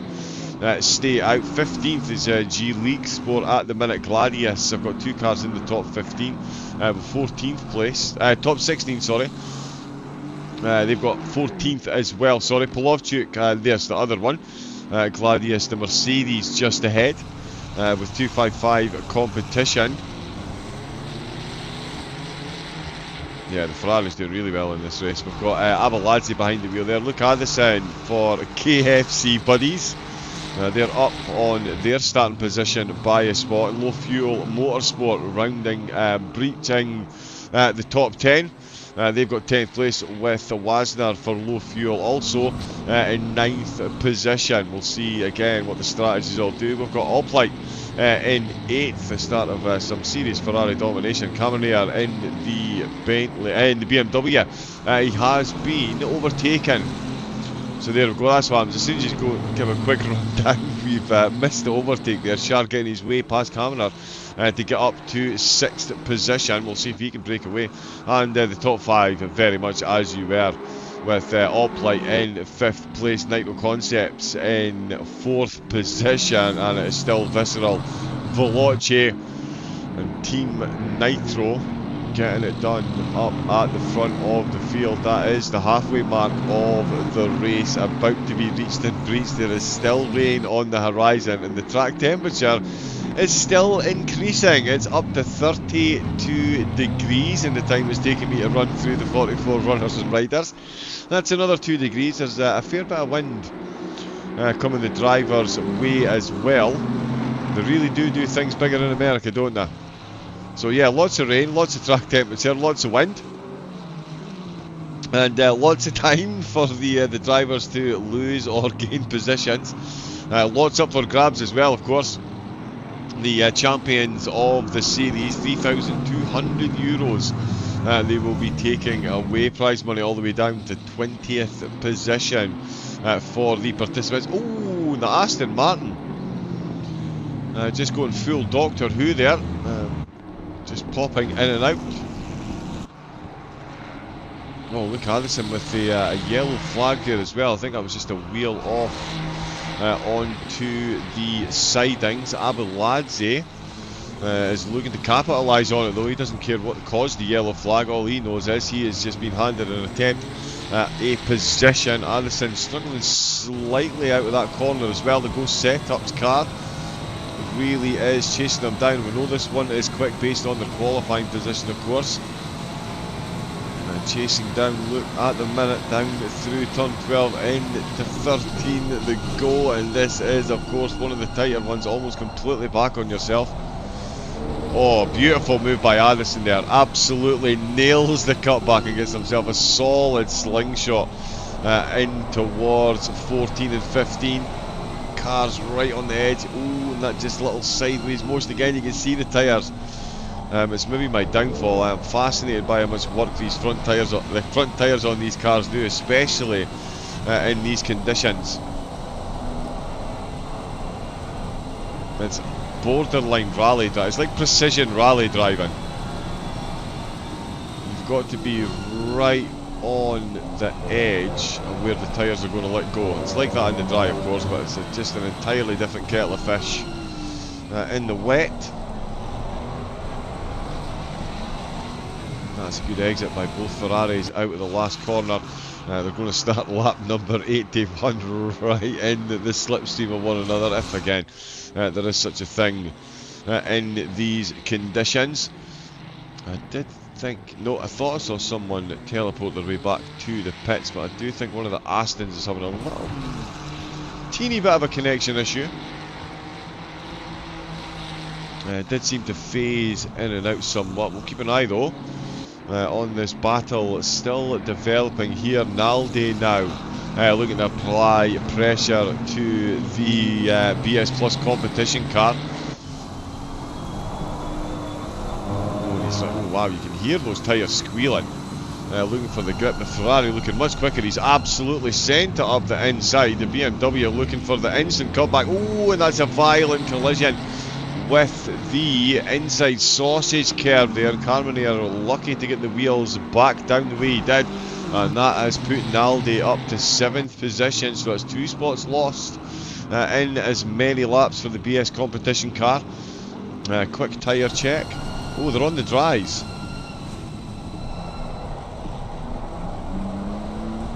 Well, that would certainly explain that. They are on the dry tyres. It does say now it's going to be wet, dry. No rain, sorry. It doesn't say it's going to be dry. It says there will be no rain in 30 minutes. And that is going to be right at the end of these driver stints.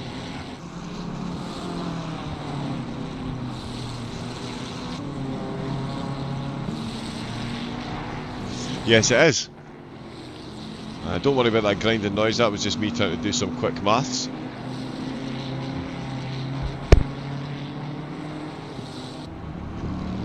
So yeah, the rain will be gone. We'll see how long the track stays dry for, stays wet for, and I don't think it's going to be long it stays wet for, because we're up to 33-degree track temperature, so the rain is being chased away by the heat. We now do once again have a dry air line on the track. It's certainly not dry. We'll see what I tell you, the increasing temperature and the drying conditions, that's obviously going to be playing right into the hands of the drivers on the dry tyres, if they've managed to maintain some heat until this point. Although I don't imagine it'll be too difficult to get more heat back in them. Slide his way through turns 4, 5 and 6 there. Bastian Richter has absolutely got the foot down. He is loving these mixed double conditions. He's almost doubled his gap to Walsingham, while Caracas behind Walsingham has halved the gap, so it's certainly in the top 3.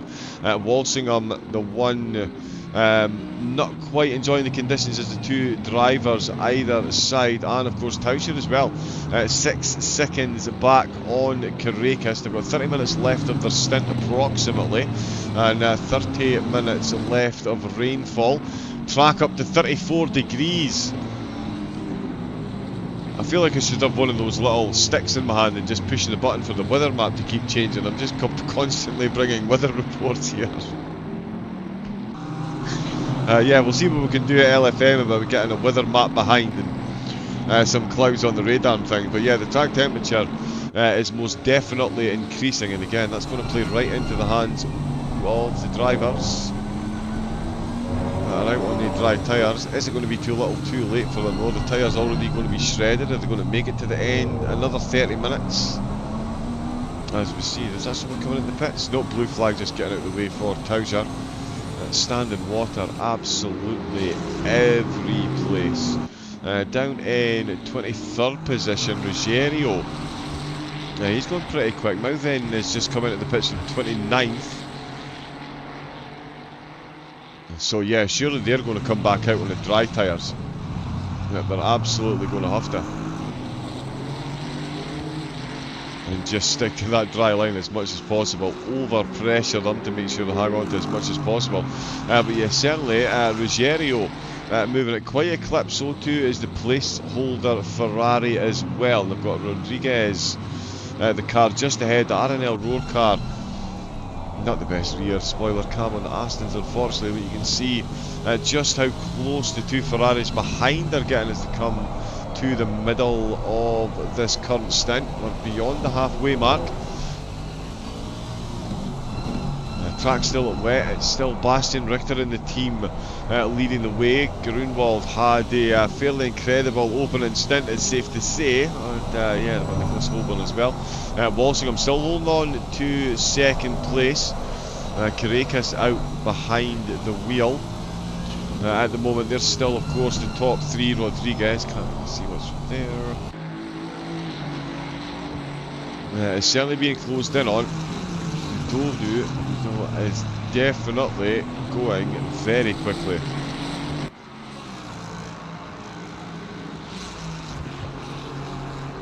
Yeah, that gap between them is absolutely tumbling. It works for like 10 seconds after the opening. Okay. Sorry, hi to everyone in the chat as well. I know we're out on a couple of channels today. Hope you're all enjoying the action. And then there's going to be plenty more to come. Given these strategies and again the conditions, the absolute talking point of the whole thing. It's Axman that I'm looking for there. We'll go 37th place. He's got his BMW moving a bit quicker than Steinbrenner ahead of him. He'll be looking for a move towards the end of this stint. This is still very much Ruggiero closing in. You can see just how close they've got now. Padova. Don't really get to see the car behind. There we go.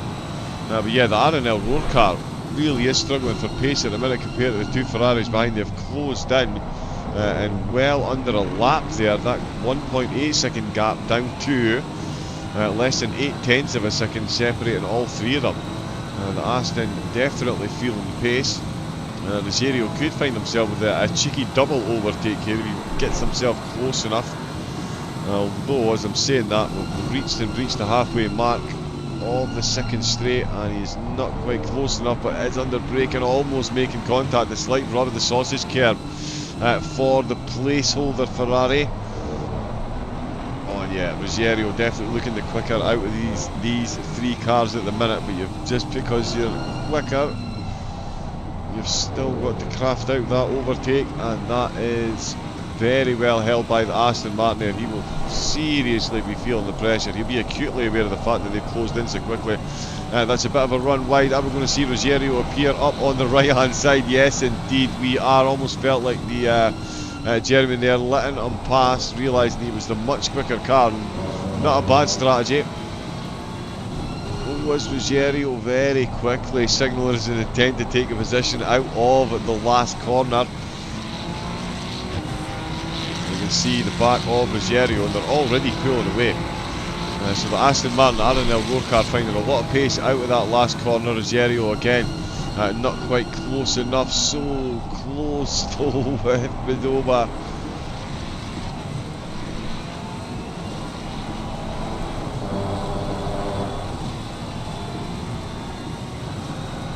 Yeah, you do get an incredible look at what the drivers are going through when you're sat on helmet cam. You can see what's going on with the feet and that steering wheel. So much interaction just to keep it going in some semblance of the direction that you want it to be going in. They've got a blue flag car involved here as well. Is this the ticket that Ruggiero was looking for to get a nice quick easy pass? Potentially not, of course.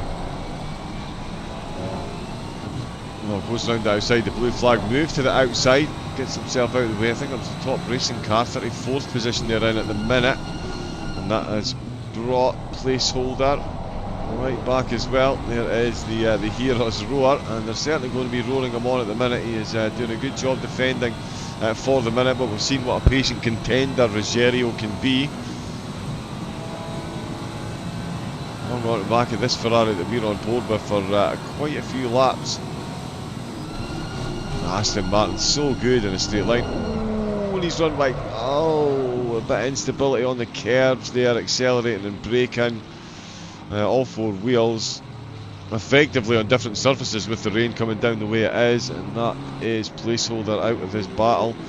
The blue flag did manage to get through as well, so we'll jump on board with Ruggiero. Ooh, looking for it out with turn 15, not quite finding it though. And just, he is on the wet tyres, isn't he? Yes, he is. And the Aston ahead is on the wet tyres as well. No, Marco Lome just with the yellow flag there. He might have just been coming out of the pits, and you can see the Ferrari really is poking and prodding, trying to find a way past as Aston Martin comes firing back into shot out with turn 19, in and out of 20. They both take very similar lines. And in fact, Ruggiero just a little bit over to the left-hand side, completely avoiding the paint and the curbs on the way out with the last corners. The head, the uphill braking zone for turn number 1. Round the nose comes, and so close on the exit, but you can hear that Aston Martin engine absolutely roar him out. Opens up the corner well, really going for as much momentum as he can through the S's. This is not the place you want to be trying to overtake, never mind in these conditions. But Ruggiero certainly letting Aston know that he is here for that spot. And this is for 22nd position at the minute.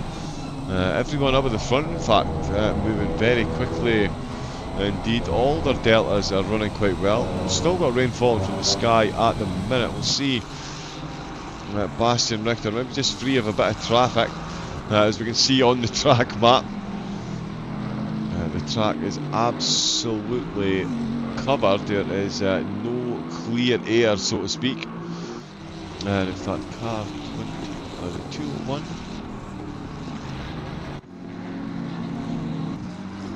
Yeah, Tauscher we can see there in 4th place.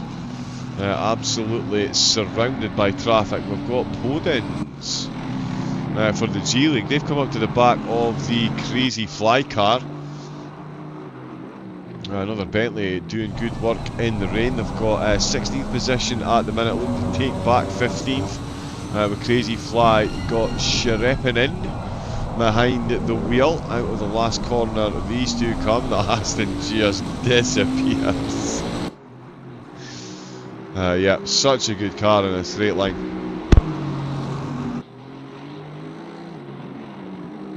And yeah, it doesn't want for grip in these conditions, that's for sure. Pones through turn 1 and 2 very nicely. We are approximately 18 minutes, 17 minutes average into the driver's stint, so we're approaching the halfway mark of the 45-minute stints that they're all currently running. So we're going to be at about 2.5 hours to go, so still going to be plenty more pit stops for the drivers to take, and it does look like plenty more weather changes as well. Welcome back to the weather update, brought to you by Double O Raven. It's now 33 degrees track temperature. It is still saying the rain will stop in 30 minutes time. We can confirm from live on-board shots of the Bentley. The precipitation is most certainly still falling from the sky. Oh, the Bentley really climbing onto that sausage curb, and this is not the conditions to do that in. Not that there is any particularly good conditions to do it, but it's certainly not the way you want to be landing on the tarmac on the edge of, on the exit to an undulated corner. And the Aston making the most of that. Bentley's going to have to do a bit of rebuilding. Bastian Richter, he is definitely still building. The Bentley driver up at the front, he's now got that gap up to 10.6 seconds. Veloce's Walsingham has lost another second to Walsingham, but he's gained a second on Caracas then. The Veloce driver getting the Ferrari. In fact, he is slightly out of the traffic as well. Just as I was saying that the track was pretty full, he does have a bit of space. He's got the Aston of Paul just ahead of him in 24th position. Caracas still holding on to 3rd place for Visceral. And in fact, he was the quickest of the top 10 on that previous lap. So he is definitely moving. Tauscher as well for Lian. They've got a good grip on 4th place at the minute. Spansky for Oplite. The Honda. Love to see the Hondas making a comeback under the LFM bot. Jardier community driver. Incredible livery on the side. Okay, you got to love the Honda. It does that. Look and sound good. An absolute handful. So yeah, full respect to any of the drivers that do race at some fun tracks coming up for the Honda drivers. The Ferrari is certainly being favoured in the competition, as someone's pointed out, no Mustangs, or not many Mustangs, one maybe two, but yeah, a whole lot of Ferraris. But it is the Bentleys that's prospering in these conditions. Matisha Rodriguez as well in 22nd has been overtaken by Ruggiero. He's now 1.3 seconds down there, and Lome had himself a bit of an incident as well, so he's lost a bit of time there. But he is closing back in on the Audi ahead. Not many Audis in either, actually. This would be the only one. So not often we'll get to listen to this engine note, but the Armamentario car at the minute, 26th position, but we can see Lome recovering very well indeed from that minor mishap half a lap ago. His Aston absolutely cutting through the rain at the minute. It really does look like they're going sideways most of the time. We've still got rain falling. The wind has picked up, the track temperature has decreased.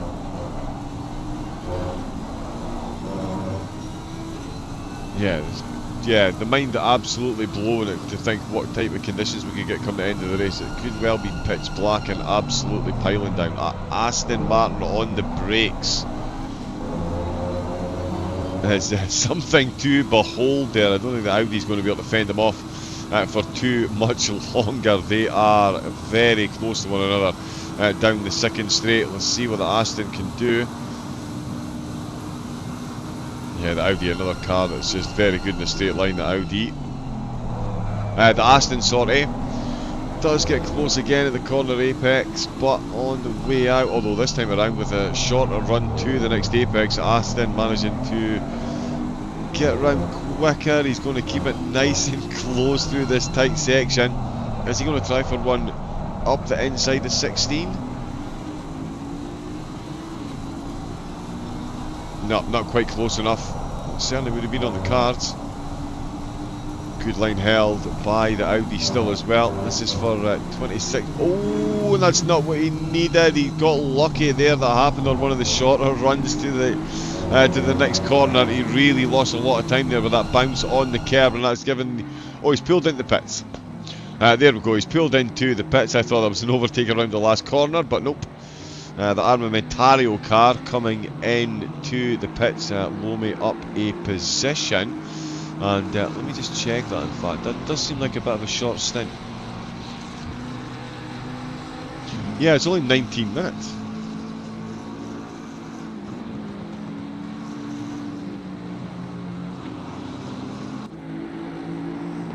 Yeah, so that is quite a short stint.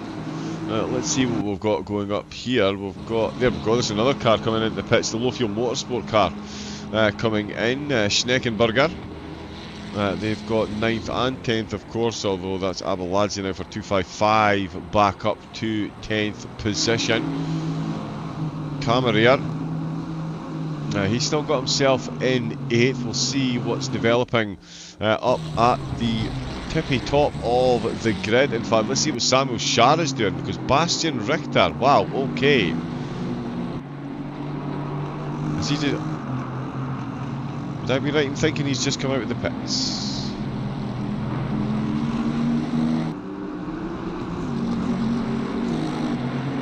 Yes, indeed. There we go. So that's how far down the field we were looking. The race leader has managed to come in and out of the pits. He is back out in 5th position and can confirm he is on wet tyres.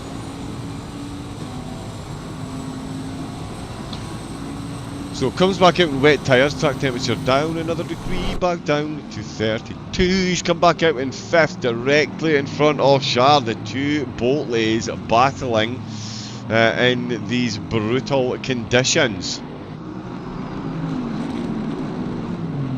So yeah, that does make it an interesting one for Richter. He was 10 seconds ahead of Walsingham, I want to say. As quite a few cars coming into the pits. There's Paul coming. Is Walsingham stayed out. Karekas stayed out as well. Paw's come in, Tauscher's come in, Spansky is coming in as well. Oh, they've made contact on the way in. That is the Simhaven car, absolutely piling into the pits the cars are now. And a lot of them are only 19-20 minutes into their stint. Has the track have the track conditions changed that much? Or is part of my telemetry someplace somehow slightly wrong?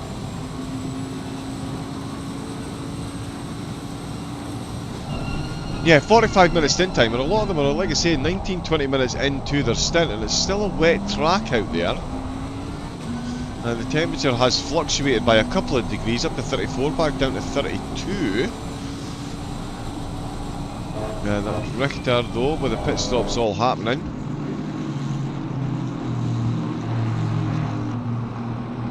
Straight back up to third place. Let's see what Walsingham and Caracas do. They're on the same stretch of tarmac for the moment. There is Veloce's Walsingham, another driver. From the information I have, he is 20 minutes into his stint. But from what we've seen, the drivers looking to come in halfway through that.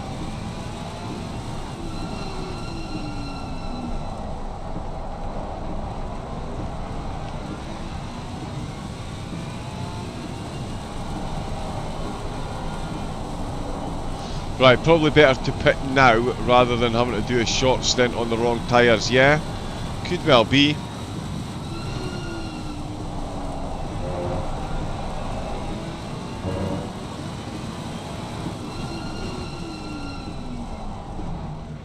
And Walsingham's coming in. So there we go, he does finish the lap, and Caracas follows him straight in. Bastian Richter, turn 15, Walsingham and Caracas into the pits. Tauscher, of course, out on the track. McWilliam down to 21st position. They've had a good comeback drive after some early heartbreak. Williams Esport car into the last corner. They are getting close to Bedoda ahead of them. Seminara comes into the pits. Let's see what happens up at the front of the field though. There is Walsingham on his way back out. Where is Bastian Richter? Richter is behind. Walsingham is taking the on-track lead of the race. And there's Caracas. They're going to go side by side. The Bentley, I say side by side, maybe overhyping it a bit. The Bentley certainly with more momentum going into turn number 1. So that is Caracas behind, and that is well, not ahead of him on screen anyway, aiding Walsingham, because he is that far ahead. He's had a phenomenal pit stop. What a turnaround for the Veloce team. They've got that one absolutely done, almost 2 seconds quicker in that pit stop, and that has given them, that's given them a decent lead. 7 seconds. What a turnaround that is.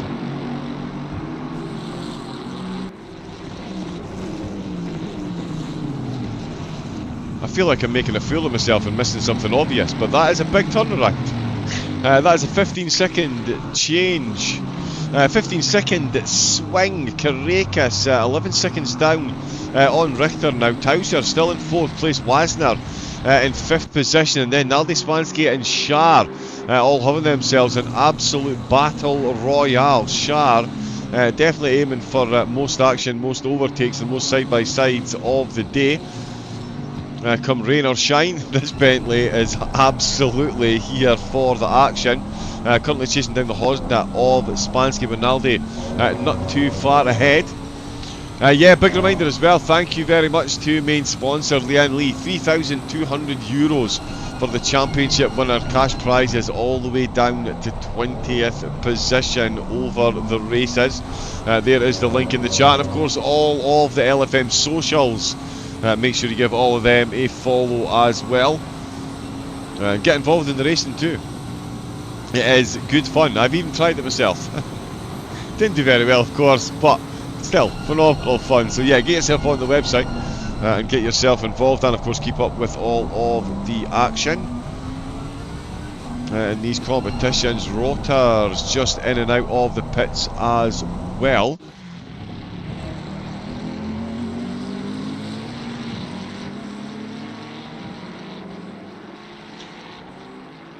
Has Walsingham not just come into the pits? I'm now questioning my own sanity. Walsingham did come into the pits, didn't he? And then now they're coming back out again. Have they come in back-to-back laps? Bastian Richter is back in the lead of the race. Have Walsingham in the team made a boo-boo with the tyres? Nope, they've come back out on wets and we're about to get a dry stint.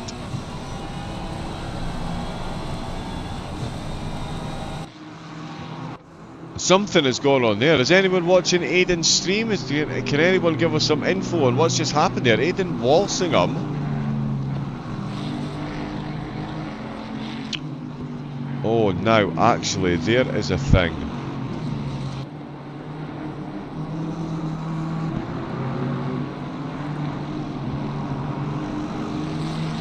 Oh, yeah, drive-through. Sorry, that didn't pop up on my screen. I need to change the way I've got that set. Sorry. Yeah, drive-through. It's just popped up there. That's second drive-through. Yeah, so it was a drive-through penalty. So yeah, drive-through penalty then sees the race lead handed back to Bastian Richter. And the rain's going to start again in 30 minutes time.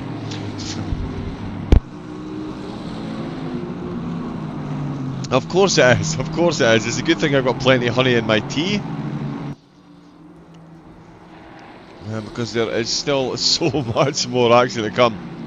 With 2 hours 30 minutes left to go of the International Endurance Series by Lian Lee. Of course live on LFM and I believe VCO as well. I can't see the VCO chat at the minute. Good afternoon, good evening, good morning to everyone that is tuned in watching. Hopefully everyone you're here to cheer on is doing well. Samuel Sharp, if he's got any fans in the chat, they will be loving his workmanship at the moment. Naldi has fallen behind. They've got blue flags in there as well. Very nicely done, as you would expect at this level. Naldi finding himself at the back of this grid, Sharp with 7th position at the minute. Spansky not too far ahead. And that is a solid train of traffic. Heavier rain coming again.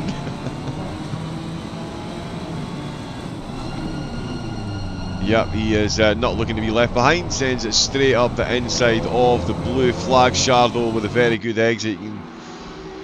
Yep, they're all moving over onto the wetter part of the track, trying to cool those tyres.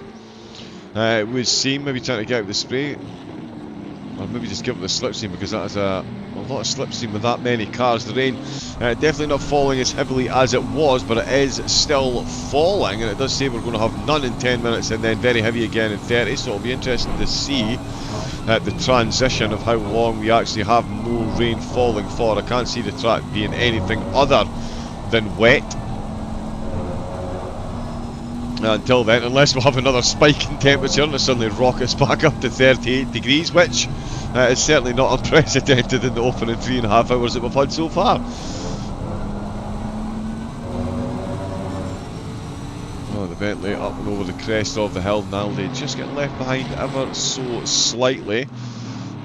Walsingham catching up to Larenk in his Bentley. Bastian Richter is absolutely shifting still. Kareka is doing his best to close up. He is now in second. They're only 10 seconds behind, so he effectively hasn't skipped a beat. So Richter had about a 9-10 second lead on the way into the pits over Walsingham. Walsingham served his drive-through. Now Karekas is the car within 10 seconds. The Fisher Release Sport car on for an absolute worldie of a race.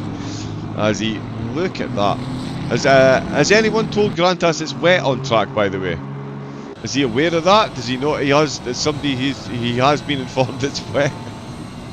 Where does he find that grip?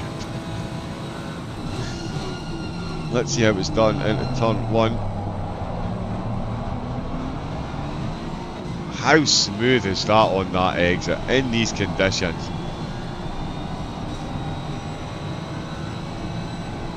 I'm assuming he would fail a DNA test for alien. But Greg is showing why. He is easily one of the best out there. Absolutely driving that. Driving the wheels off it in the wet around this course. I mean, this course is just... it is most certainly a course built in 2012. Trying to take the best parts of some of the other tracks out in the world. Sorry, I'm just absolutely marvelling at Caraca's handling of the car at the minute, and it's massively unprofessional. Should really crack on with covering the race, but he is moving at an absolute clip. Up several positions on the start of the race.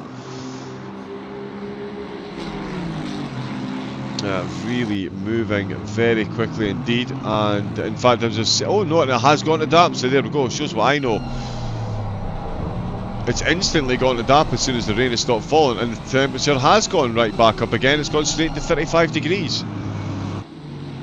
Wow. The Low-Fuel Motorsport car there with a yellow flag. Let's jump on and have a quick look. We've not had a chance to look at a replay for a while, but the low fuel car, 2 of them in the top 10, a lot of traffic as you can see. And this was only a lap or 2 ago, so it just goes to show how quickly the conditions are changing for the cars and the drivers. Just run a little bit wide there. Oh, and he's giving the Bentley a bit of a bump on the back bumper. But they are still out and running. Still got 10th place. Addison for the KFC buddies. I'm sure there'll be quite a few Tower Burgers getting handed out this afternoon. They're currently in 9th position. I believe 12th place they started. So great race for them so far. Walsingham still in 4th place after that drive-through. He's 18 seconds down on Towser. Now I tell you, Towser is absolutely moving at the minute. That Bentley is loving the rain at the minute.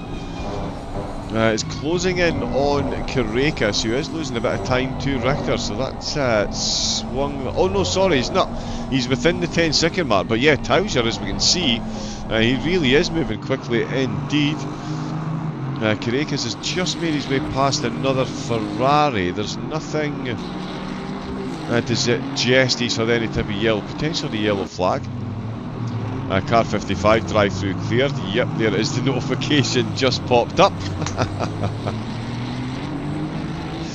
Excellent, sorry, that's just popped up at my end, so we'll maybe have to give the router a quick shake. Towser, he is definitely shaking that steering wheel. And everything else, Walsingham certainly isn't moving slowly. Towser really is getting close. He is nursing that wet side of the track. He's got cars behind him as well. He is definitely on the wet tyre, or he is on the wet tyres. And so too is Caraca's. Caraca's one of the Gladius Astons just behind them through turn 14. But there we can see ominously that Bentley is closing in.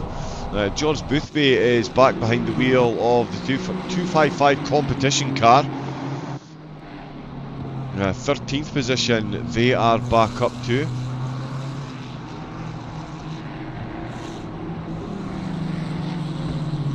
And yeah, you can tell the conditions are getting that bit drier. The sector deltas are absolutely off the charts at the minute.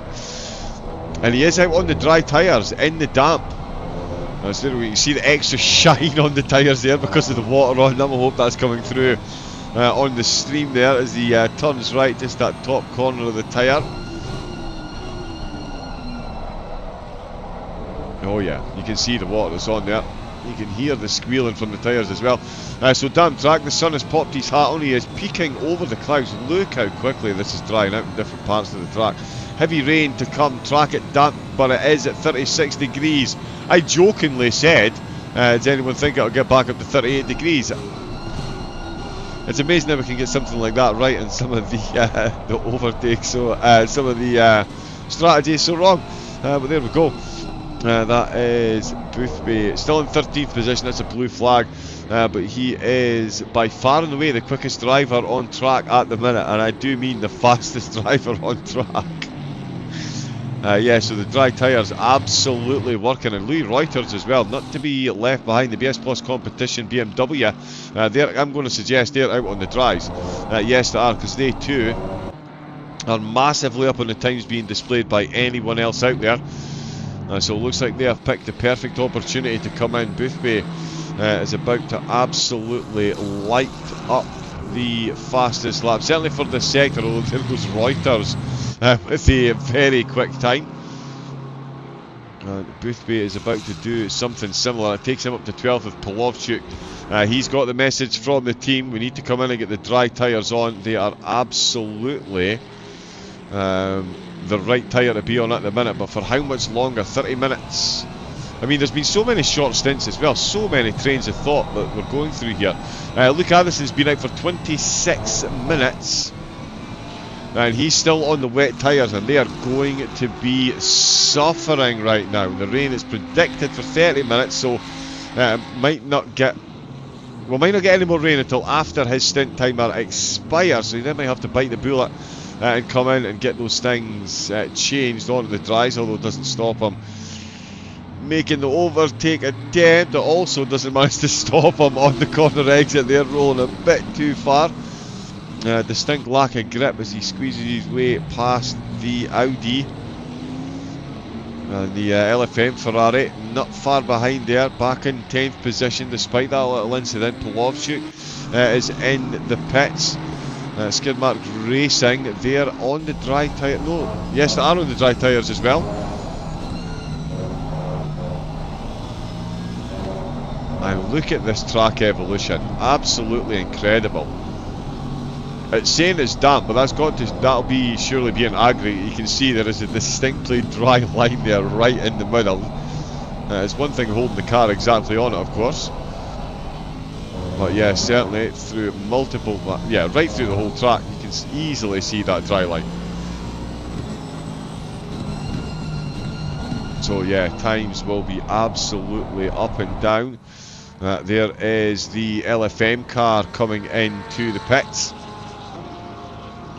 That's going to be the dry tyres coming on. There's going to be so many pit stops throughout this race. Oh, we've just had a follow as well. Thank you very much, Interceptor79. Welcome into the LFM Twitch. Welcome into the International Endurance Series by Lian Lee. 6 multi-formatted rounds. Next time out is 12 20-minute races.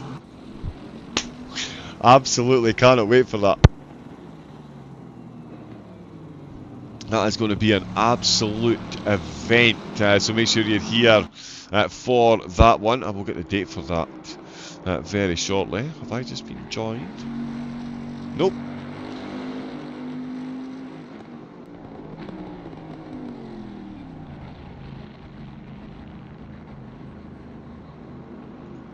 Sorry, I thought I could hear a voice in my ear there. There is Boothby. I did see how quickly he was going on those tyres. Up to 8th place for the 255. That has been quite the comeback. Richter, Karekas and Tauser all getting the message from their engineers. Box, box, box. Walsingham, having served the drive-through, is out on the wet tyres, so I think might come into the pits.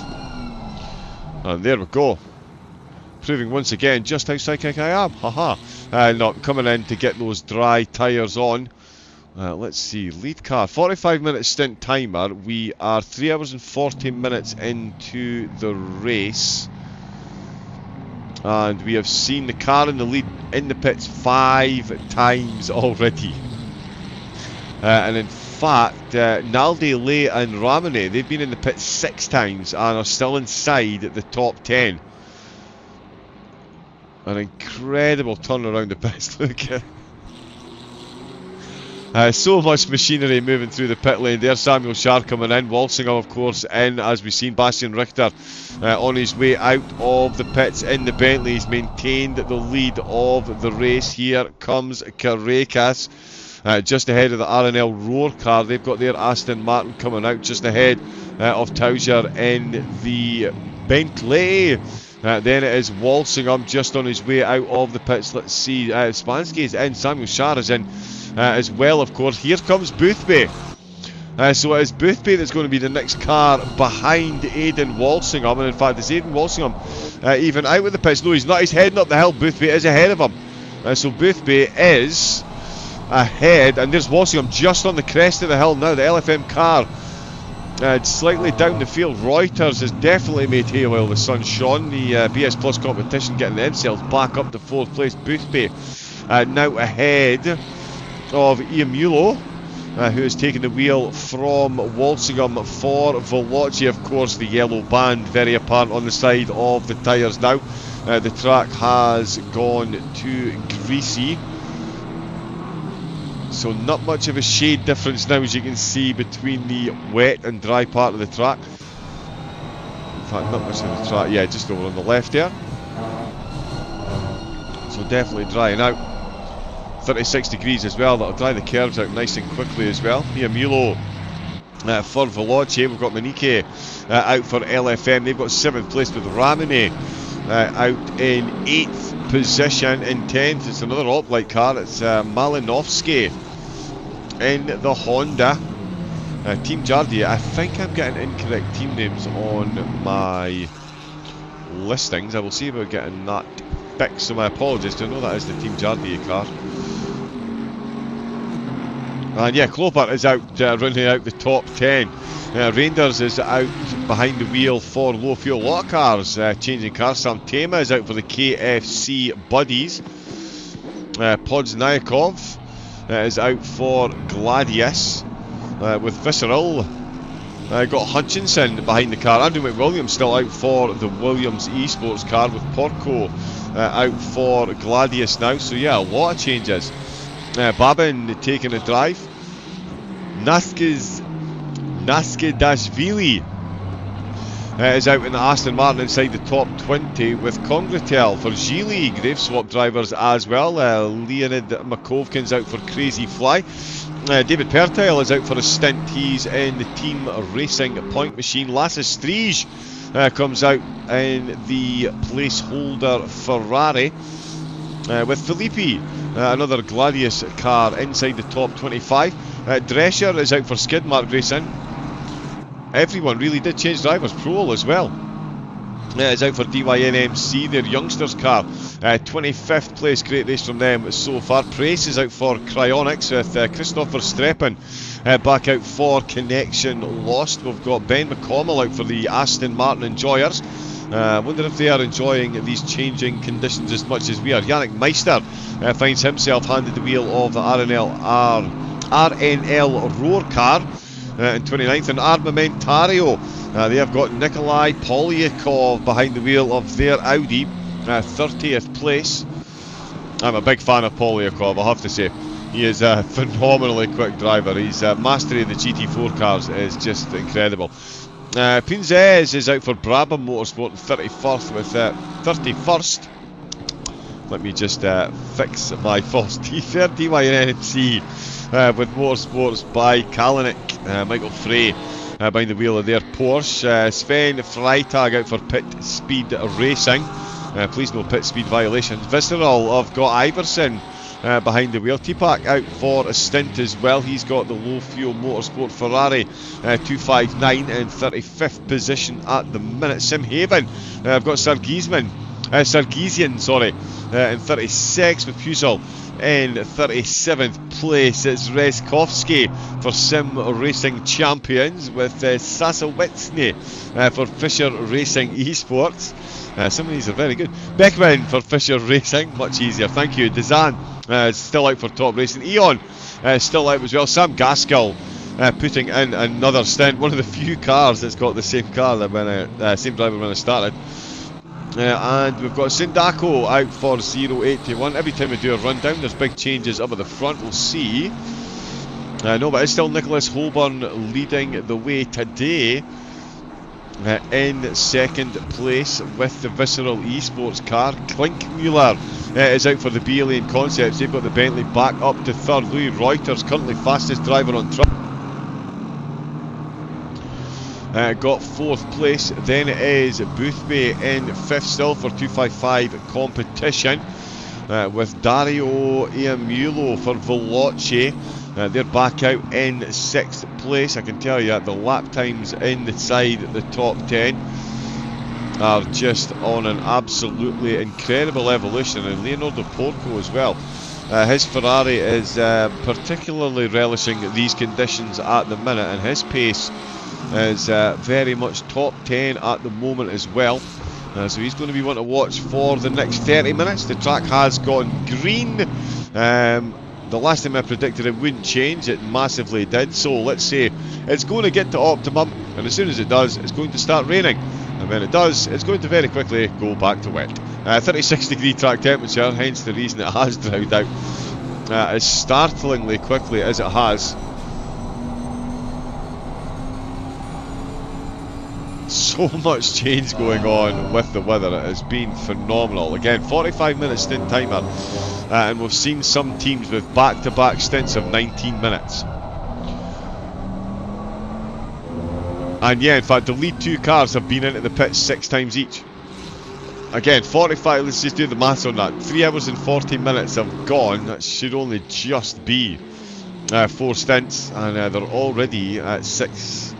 And we're going to see another one very soon. The Bentley's dominating the top 3 at the minute. Holborn and the team have got a 10-second gap over Visceral. We've got Klinkmuller still holding on for B Alien. Well, I say holding on. They've got themselves a good gap back to Boothby, but he is... sorry, to Rotters. Yeah, well, that is dropping now, we say that, in fact. And Malinowski looking to make a move in the top 10 as well. He's within a second and a half of Ramone. This could be another position change. And Porco, that I did mention, was going very quickly indeed. And he is already caught up to Babin ahead of him. The Raggioli car about to be involved in more side-by-side Ferrari action by the look of it. But it is Babin that's going to be on the defensive. Porco looking to take advantage of the extra pace he's shown in these conditions. We've only got 10 minutes till it starts raining again. The wind has increased as well. So these weather conditions really are fluctuating. Oh, much like that line into turn number 1 there. He has managed to hold on to it though. Let me see.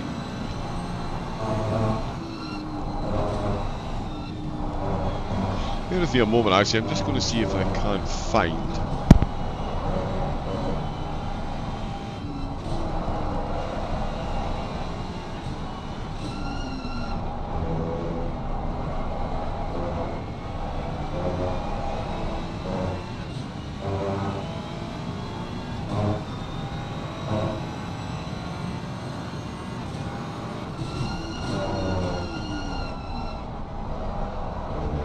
Okay, yeah, let's just keep watching these 2 Ferraris for the moment. Congratel is going quick, but yeah, certainly Porco. Very nice camera shot there. McConnell as well in 29th, looking to make moves on Meister in the Aston Martin ahead of him. Yeah, keep looking up at that weather. It's instantly going to get to heavy rain and then heavier rain. Yeah, staggering amount of tyres that are going to get used for a 6-hour race. And that is not the car we want, of course. There is Porco there. Into one of the trickier sections of a very tricky track. In fact, the race leader less than a sector behind them. Coming through 18, such a long winding corner. Get the car steadied down and on the brakes and rotated. That's so much more difficult than it looks. You can see on the exit there, Porco having a minor moment. The driver certainly got a lot more grip than they did a few laps ago, but they don't want to be pushing their luck too far. It's almost like trying to find the track limits over and over again when the conditions change this much. That's why you see Formula 1 drivers say going off so often. Oh, and he's run ever so slightly later on the brakes there, and that's almost caused the collision. He's definitely braver and looking like the quicker of the 2 at the minute. but Babin just holding his line through the corners, through the S's to go. What are we now? 101 laps in. So over 100 laps have been reached and breached. I think we get to about 142-ish. Someplace in that region. Still a lot of laps and a lot of time for the weather to change. And these positions still up at the front is the two Bentleys on the podium, Holborn and Kinkmuller. Either side of Visceral's Kevin to die. They are all lapping in the 2 minute 6.0s. Less than a tenth separating the lap time of Holborn to die and Kinkmuller, the race top three in the race, on that last lap. That is how close they are. Iamulo almost matching them for pace. Munich as well in 7th, putting in some good lap time. So too Ramone in 8th. Reuters, Boothby and Iamulo, in fact, the three slow drivers in the top 10 on that one. Boothby, you can see just at the top of the timing tower there in 5th position, 6 seconds behind, leading those 4 Ferraris, as we still watch these 2 Ferraris absolutely going in at Babin, holding his line. The track's gone from green up to fast. We've got an 8 kilometre wind, which is yeah, definitely on the increase. It's 5 PM local time. Doesn't mean it's going to get any colder, but it has dropped by another degree, so it's starting to descend now as the cloud thickens and the rain threatens to fall once again. Still no room at the end for Porco to make his way past. We do have 19th place as well. The Gladius car chasing down the Bentley of Congratail just ahead. He's just out for G League.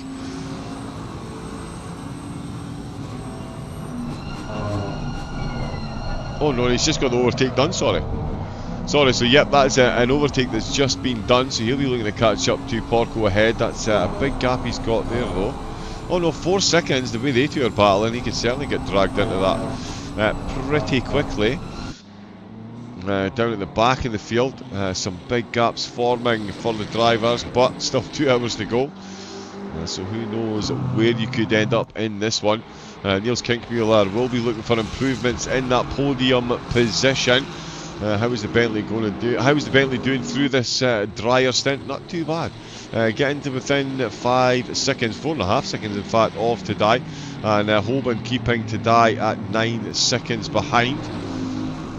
Rain is still threatening Holborn. Now the pretty constant battle through traffic.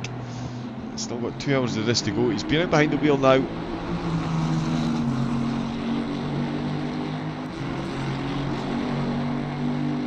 Oh yeah, there we go, sorry, yeah, so he's been out for about 13 minutes, same as most of the cars, apart from Jade Hutchison in 14th, who's been out for 30 now.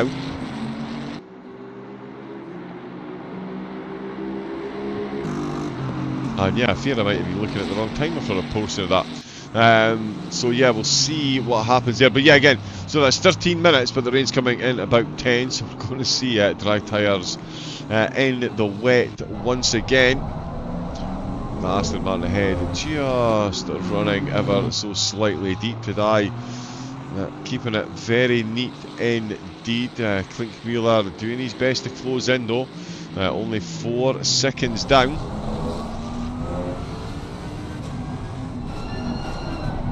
And yeah,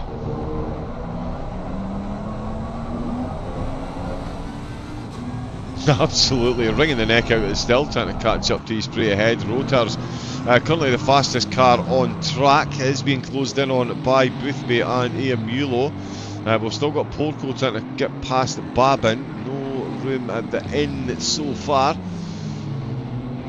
There is Prole as well, so the DIY NMC youngsters. It was actually, well, there we go, the Aston Martin there. We'll see Naskadashvili if he can get himself past the Bentleys, which have been so dominant in the wet. We'll see what he can do. Another one, we'll see whose performance is tested in the dry and see if they get on. Certainly not going to be dry for much longer. Wouldn't be surprised if the track is full wet again very, very, very soon indeed. We're almost reach the 4-hour mark in the race. Well, you can see that was the two Ferraris that were watching as well. Battles right through the field, right on top of one another as well.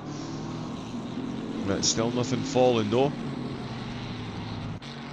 Pertiel is on for a very good lap at the minute. He is being chased along by the race leader though. Who else is looking quick at the minute? So is Proel. Sorry, we looked at him a moment ago. He is going very quickly as well. And it's good to see Sir Lian finding some good times as well. Getting right into the 206s. So yeah, some of the cars have had a difficult start to the race, but they're still in there. And yeah, some of these times being set outside the top 30 are certainly commensurate with the drivers in the top 10. Dario Iamulo, 6th position, an unlucky drive-through for car 55 just before the last round of pit stop. See them back out in 6th position. Within 10 though of Boothby. And yeah, Iamulo is certainly finding his groove on this lap, looking to get into the 206s once again. Might need to watch those warnings though. I think his last lap was yellow flagged.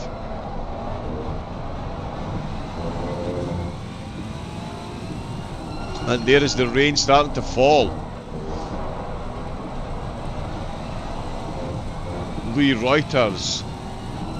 Right, hopefully I'm looking at this correctly now. 34 minutes in to his stint. Should be able to survive 10. So is Boothby as well. This might play right into their hands depending on what the rain does. Although it says the rain's going to reduce again. It's going to get heavy and then going to reduce again in 30 minutes. Yep, and it's down to 32 degrees. Yeah, it is incredible how absolutely all over the place this weather is. It really is a tester for the team managers. Okay, that doesn't look like the lightest of rain I've ever seen. It's not exactly a light shower already. It's clearly on the bonnet car, no window wiper working. We're already back to greasy. So the track has changed once again. Are we going to see any instant advantages to any of the cars? Porco certainly pressing, and he's got no choice now because the two cars behind Congratiel and Natsuki Dasvili have both closed in to within a second as well. So that is going to effectively be a four-way battle for 16th place, with Porco sitting in second in this battle. There you can see the Bentley and the Ferrari closing in. Hutchinson comes in to the pits. Abe Santema with a bit of a yellow flag. But yeah, Hutchinson, he has come in. I did see the Williams car there as well. We've got another car coming into the pits. It is the Andrew McWilliam coming in as well for the Williams machine. So that's two cars in the pits at the minute, as the rest of the cars are staying out. 35 and 37 minutes for their stint. McWilliams making up places. They're currently back up to 20th place. Sorry, 21st is Hutchinson and Pertiel both go past. More cars in the pits. Tadai and Klinkmuller coming into the pits. They've only done 19 minutes each.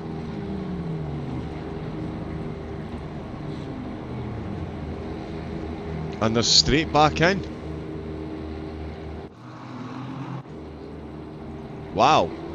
That is quick. Boothby's coming into the pits as well. He was a lot closer to finishing his stint, to be fair. He was at, what, 37 minutes? And in fact, sorry, Reuters, he was at 37 minutes as well, of course. But no, Klinkmuller. Definitely not. Is that Iamulo coming in as well? The pit lane is absolutely flooded with cars, much like the track is probably going to be flooded again before the end of the race. That's almost a dozen cars coming to the pits as Nicholas Hoban has stayed out on track. Let's see what he does. Now, we did confirm he was out on the dry tyres. Yes, indeed. It's all changed. There's absolutely no point trying to keep an eye on what's going on in the top 10 because they're all in the pits. Apes Tamas, N Ramone, Boothby, Monique, all in the pits. Mulo, as we've seen, Reinders comes in as well. Kloppert has come into the pits also. Boothby and Reuters. They're all in it as well. Further down the field, we've got Pruel come in, Price came in, McConnell has come in, Polyakov into the pits as well. Tippik, Sarkeesian and Pusey all into the pits. Almost a dozen and a half cars making their way in. Holborn still out on track, and look how quickly that has changed. That Ayamulo, yep, yellow flag because he's coming out of the pits, but he is back out behind the wheel. Campaniella is out for Visceral. Malinowski has come back out, Ramone's come back out, Monique has come back out as well, Reinders has come back out as well.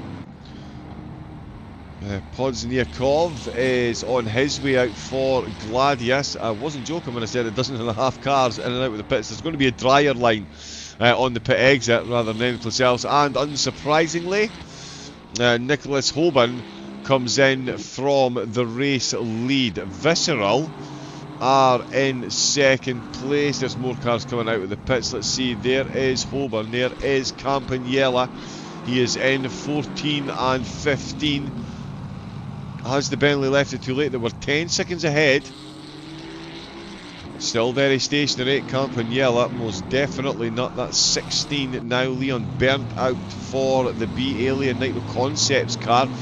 They've got third. Camarilla is back out for BS Plus competition, and Abeladze out for 255. Ian Mulo back out for Veloce. Holborn is coming back out in the Bentley, coming out the final corner. It's Campaniella for Visceral Esports. Holborn is going to be up to the top of the hill, and I'll tell you what, they have kept the lead, and have they kept the 10-second gap? Nope, it's tumbling down 7 seconds.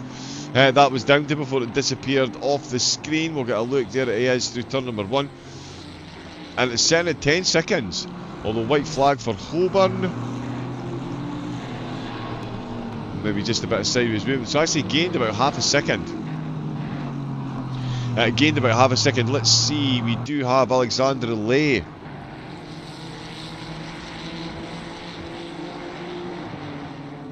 We've seen this Ferrari quite a few times involved in battles. It is a Hippo for Low Fuel Motorsport, I believe. Out of turn number 28, more Ferrari on Ferrari action in the top 10.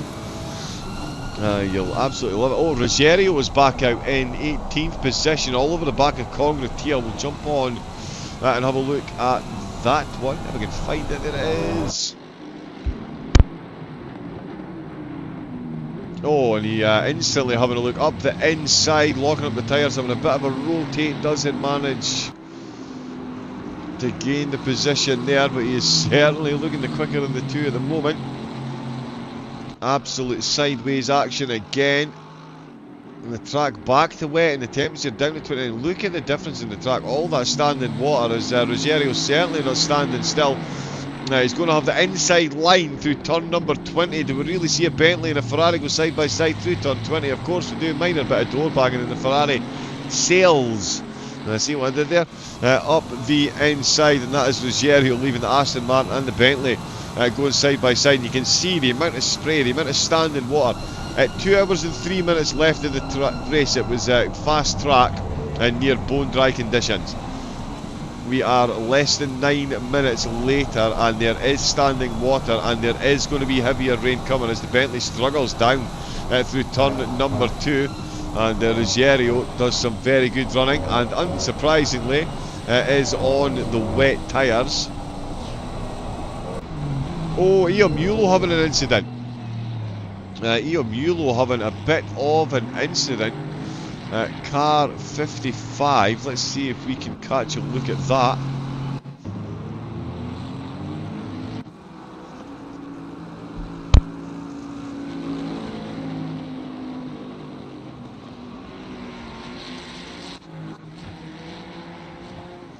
Oh. That was very strange, it has to be said. Yeah, so for all intents and purposes, it looked like he teleported to the pits momentarily, teleported back onto the track and ran a bit wide. Yeah, incredibly confusing. DVD1 Ska. DVD1 Ska. Good afternoon. Welcome in. Thank you very much for the follow here at LFM. It's the International Endurance Series by Lian Lee. It's round number 1. It's 6 hours of the soaking circuit of the Americas.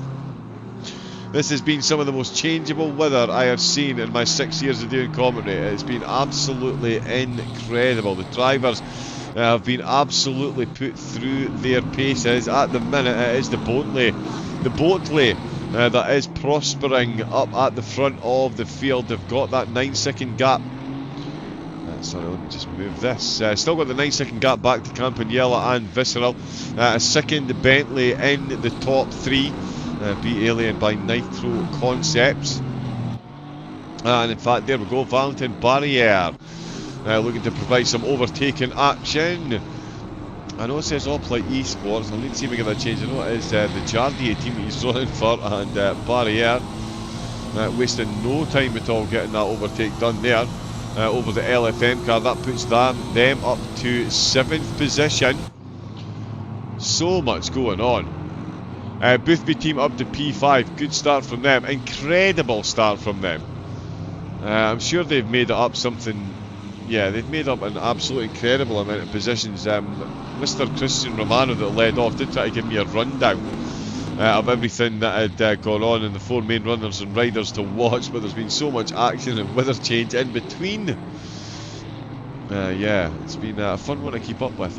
9th place, still the place to be though at the minute, with Barriere leaving behind Haupath and Lay, but these two are looking to continue that battle. And Ruggiero, not content with his current position, he is still looking to get that overtake done on Seminara. For that one, Rodriguez is out for Williams, another car that's had a difficult start, but they're back up to 15th position for the Mercedes.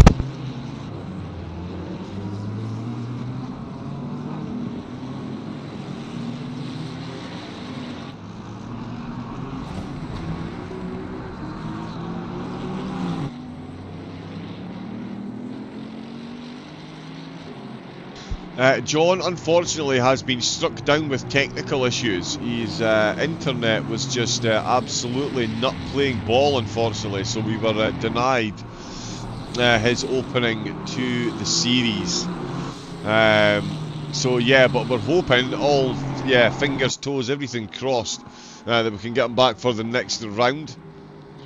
And look at the commitment from Ruggiero. Again, another driver. Somebody needs to actually tell him and remind him that the track is wet. No fear on the grip. A little bit of extra steering input. A bit of a kind move. Yep, definitely more than enough room left by the overtaken car.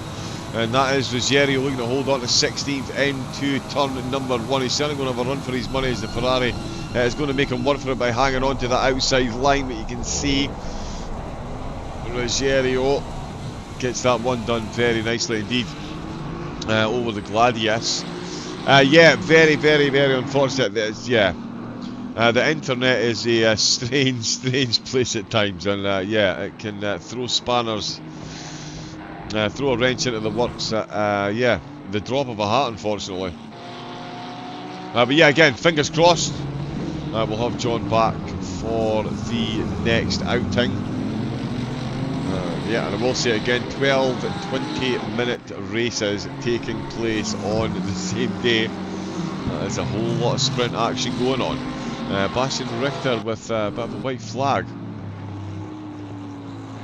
Yeah, I absolutely could not agree more. It has been absolutely phenomenal. The weather has effectively been the star of the show. Given the change, although yeah, we can't say that with some of the drives that we've seen from some of the teams to get themselves back into position and contention. Valentin Barriere is absolutely flying in the wet at the minute. Yeah, that's some good times. Haupav as well. Sebastian Richter finding his groove in the Bentley once again. We've still got an hour and 48 minutes left to go, which means at least another 2-3 pit stops for the driver.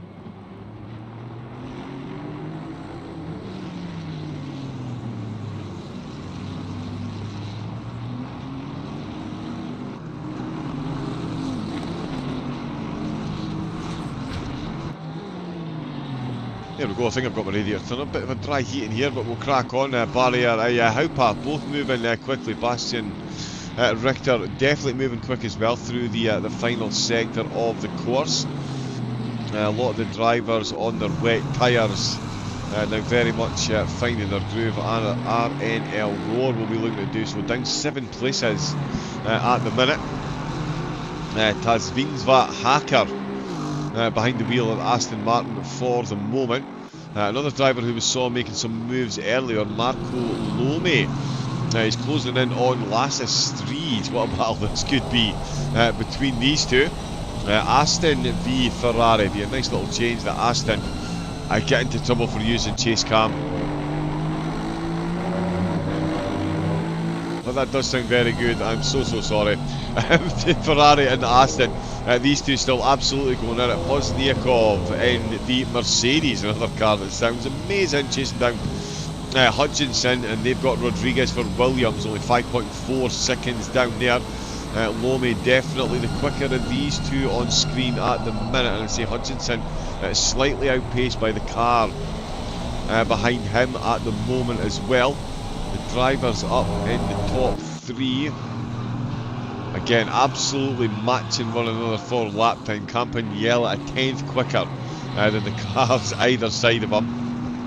That's how close they're running. Haupav really enjoying these conditions. So too is Barrier. He's a second up on his lap time again.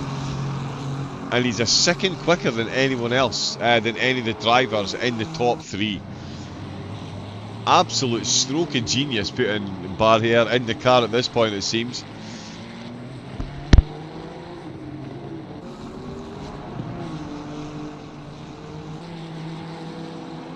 All the LFM socials in the chat as well. Make sure you get on board, get signed up, and keep up to date with everything that is going on.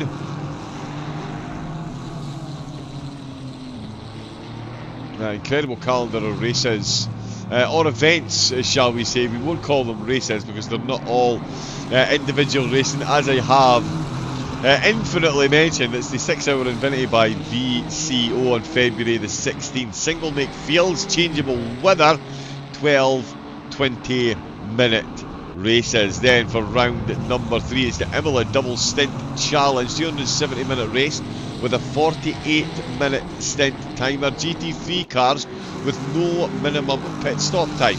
That's going to be March the 1st. March the 15th, we've got the Nürburgring 2x4. Day 1 is the 4-hour GP circuit in dry conditions, and then it is 4 hours in the Nordschleife, on the Nordschleife in the wet. The top 15 will be reversed for race number 2, and then to finish the season off, it is the Porsche 2x3-hour Monza Showdown.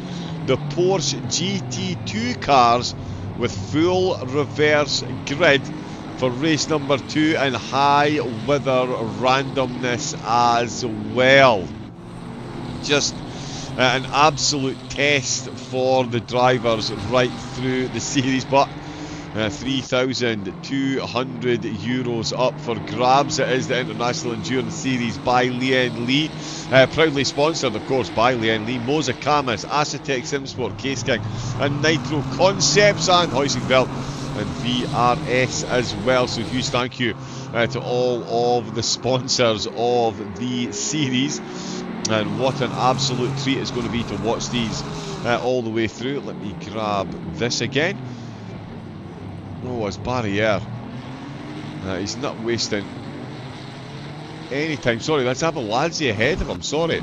Abeladze up ahead. So Abeladze has got a bit of a gap, but he's caught up to Camarere. Is Camarere on?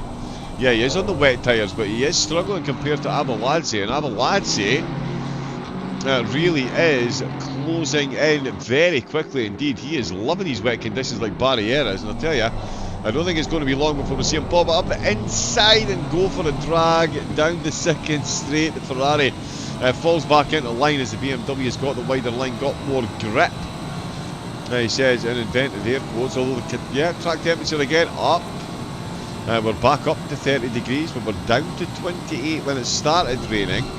And it does seem to be the heavier the rain gets, the warmer the track gets. As wow, the front of that Ferrari is certainly going to be warm from the dirty air coming off the back of the BMW, and he is getting him so close through 14. Is he setting him up for a lunge through 16? He is indeed going for it. He's got it up the inside line. The BMW has had no choice but to leave him room there. Absolute full commitment from Abeladze, and he does move himself up to 4th position as the BMW looks to come straight back at him through 17 towards the end of the lap. Abeladze's got the position for the minute, but is the BMW going to bring it straight back at him again? The wet conditions bringing out the drive, and let's go Abeladze.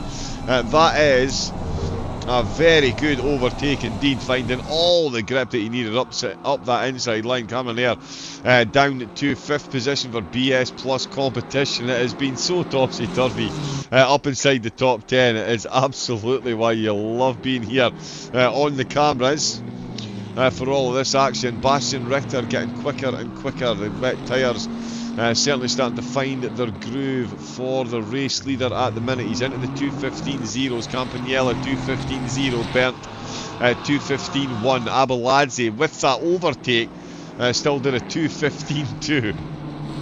Let's see what he can do. Now he's been unleashed. Finn Zimbal for Gladius out in one of their Aston Martins. He's moving very quickly as well. 2:15.2 is the times.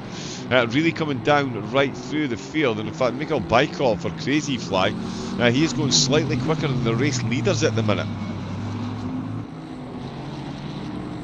Just goes to show you the potential that we've got right through the field. And again, next week, 12 20-minute races. So much can change. So much can change. Every single one of the teams still absolutely in it. Freitag in the Porsche, another driver worthy of a mention. The lap time certainly trending in the much quicker position. Franji Neo as well, putting in some good times, and so is Ian Murad for ORA Racing. Look at the standing water on that track. It's hard to talk about anything other than the weather. If we jump on board with Murad's Ferrari, you can see the almost mirror-like parts of the track. Yeah, does it get the flip? And again, the wind as well is now picking up. We're at 10 kilometres an hour. That really will throw the back of the car off in the braking zones, that is for sure. But the driver's certainly moving quickly. Abeladze is on fire at the minute in the Ferrari. He's not using wing mirrors, so we'll jump on the bonnet and see how quickly he is moving. And I tell you what, this is going to be a very quick time. Bastian Richter's just done a 2:14.6. Abeladze's just done a 2:13.8.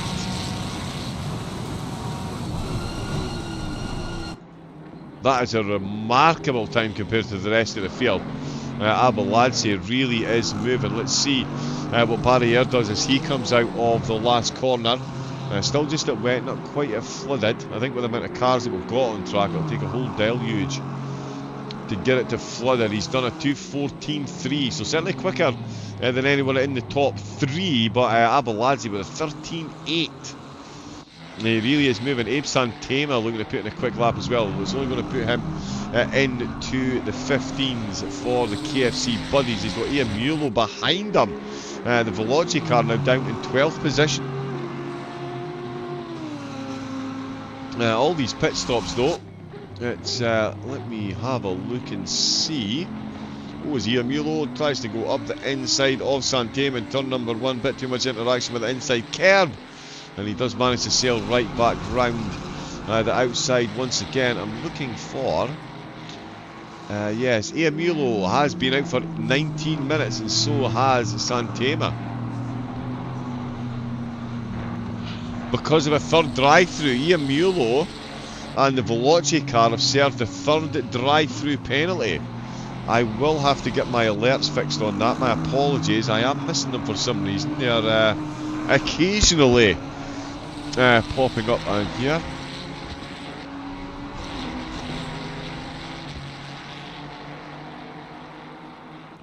Rare engine stream live. English stream live. Oh, English or engine? I'm not sure which, but yeah, we've been live since the start of the race. Of course, Christian Romano leading us off, and what a lead off it was as well. The track was flooded, and it has been every other variant since the start of the race, and that shows no signs of abating before the end. As you can see, more rain coming. It's going to be a downpour, it says, in 30 minutes. Yeah, Abeladze is still one of the quicker drivers on track, although Campagnello looking to get into the 13s as well.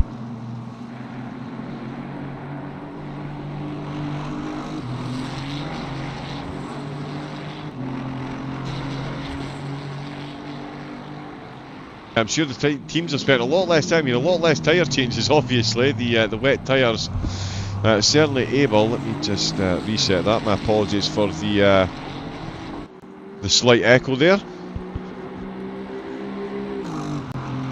Hopefully that's fixed it. So yeah, the amount of tyre changes, I'm sure, is massively reduced on what the teams were expecting. They're getting a lot of stints out with these wets today. The track temperature is still increasing. It's still increasing. It's up to 31 degrees as we're getting later in the day and wetter in the track. The temperature is increasing. That looked like a set of dry tyres there. Who was that we jumped onto there? I've just completely missed that. That did look like a yellow band around the side of the tyre. It's a brave driver that's got the dries on. Santema. Yeah, not sure why the KFC Buddies livery hasn't worked. I've just tried to update again.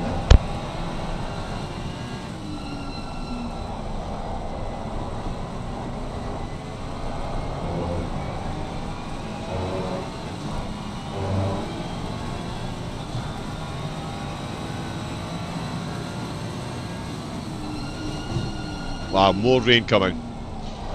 Yeah, so the way things stand at the minute, of course, with that 45-minute stint timer, 90 minutes left of the race, they'll be able to split that into two, so 7 minutes from now we could see cars coming in. Thank you very much for the follow while I reach for my glasses. Rafik53, welcome into LFM. Oh goodness, yeah, I do have the text on the largest size. I really do need glasses. There we go. Welcome into LFM. The LFM socials not far up the chart there if you want to scroll up and jump on to all of the various outputs of LFM greatness. We've got Instagram and TikTok, of course. And you can get signed up to the racing as well. It's been an absolute barn burner of a race, even though it's been a torrential downpour for huge portions of the race, and we're going to see even more before the end. Still seeing some very good lap times coming in right through the field. Seminara down in 18th for Gladius, but the Ferrari enjoying these conditions, and so too Iamule now it seems. Picking up the pace a bit on that lap, 2:14.4. The drivers up at the front now starting to find their way into the 13s, but from Carmener. Currently holders of the fastest lap. But at the minute, one of the slower cars in the top 10. We've got a bit of a white flag there. I think we'll have two cars go side by side on Ruggiero with a yellow flag. Definitely be one of the quicker drivers. Let's see if we can catch a look at that.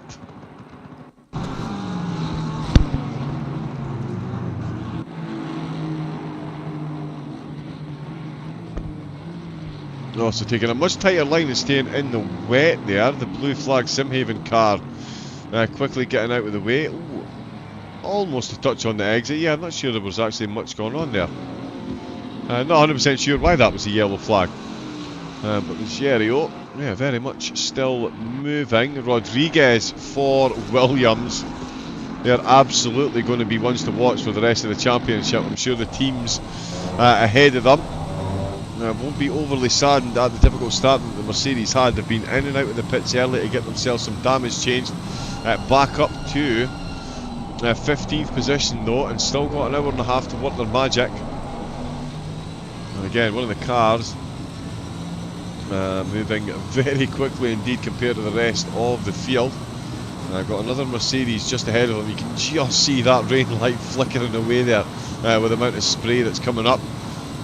We are going to get slightly less rain in 30 minutes. So much squealing coming from the tyres in the Mercedes through turn 12 there, and I'm sure we'll get some on the exit to 13 and 14 as well, as we most definitely do. The only thing better than one Mercedes engine, two. You can definitely hear both of them at the minute, that is for sure.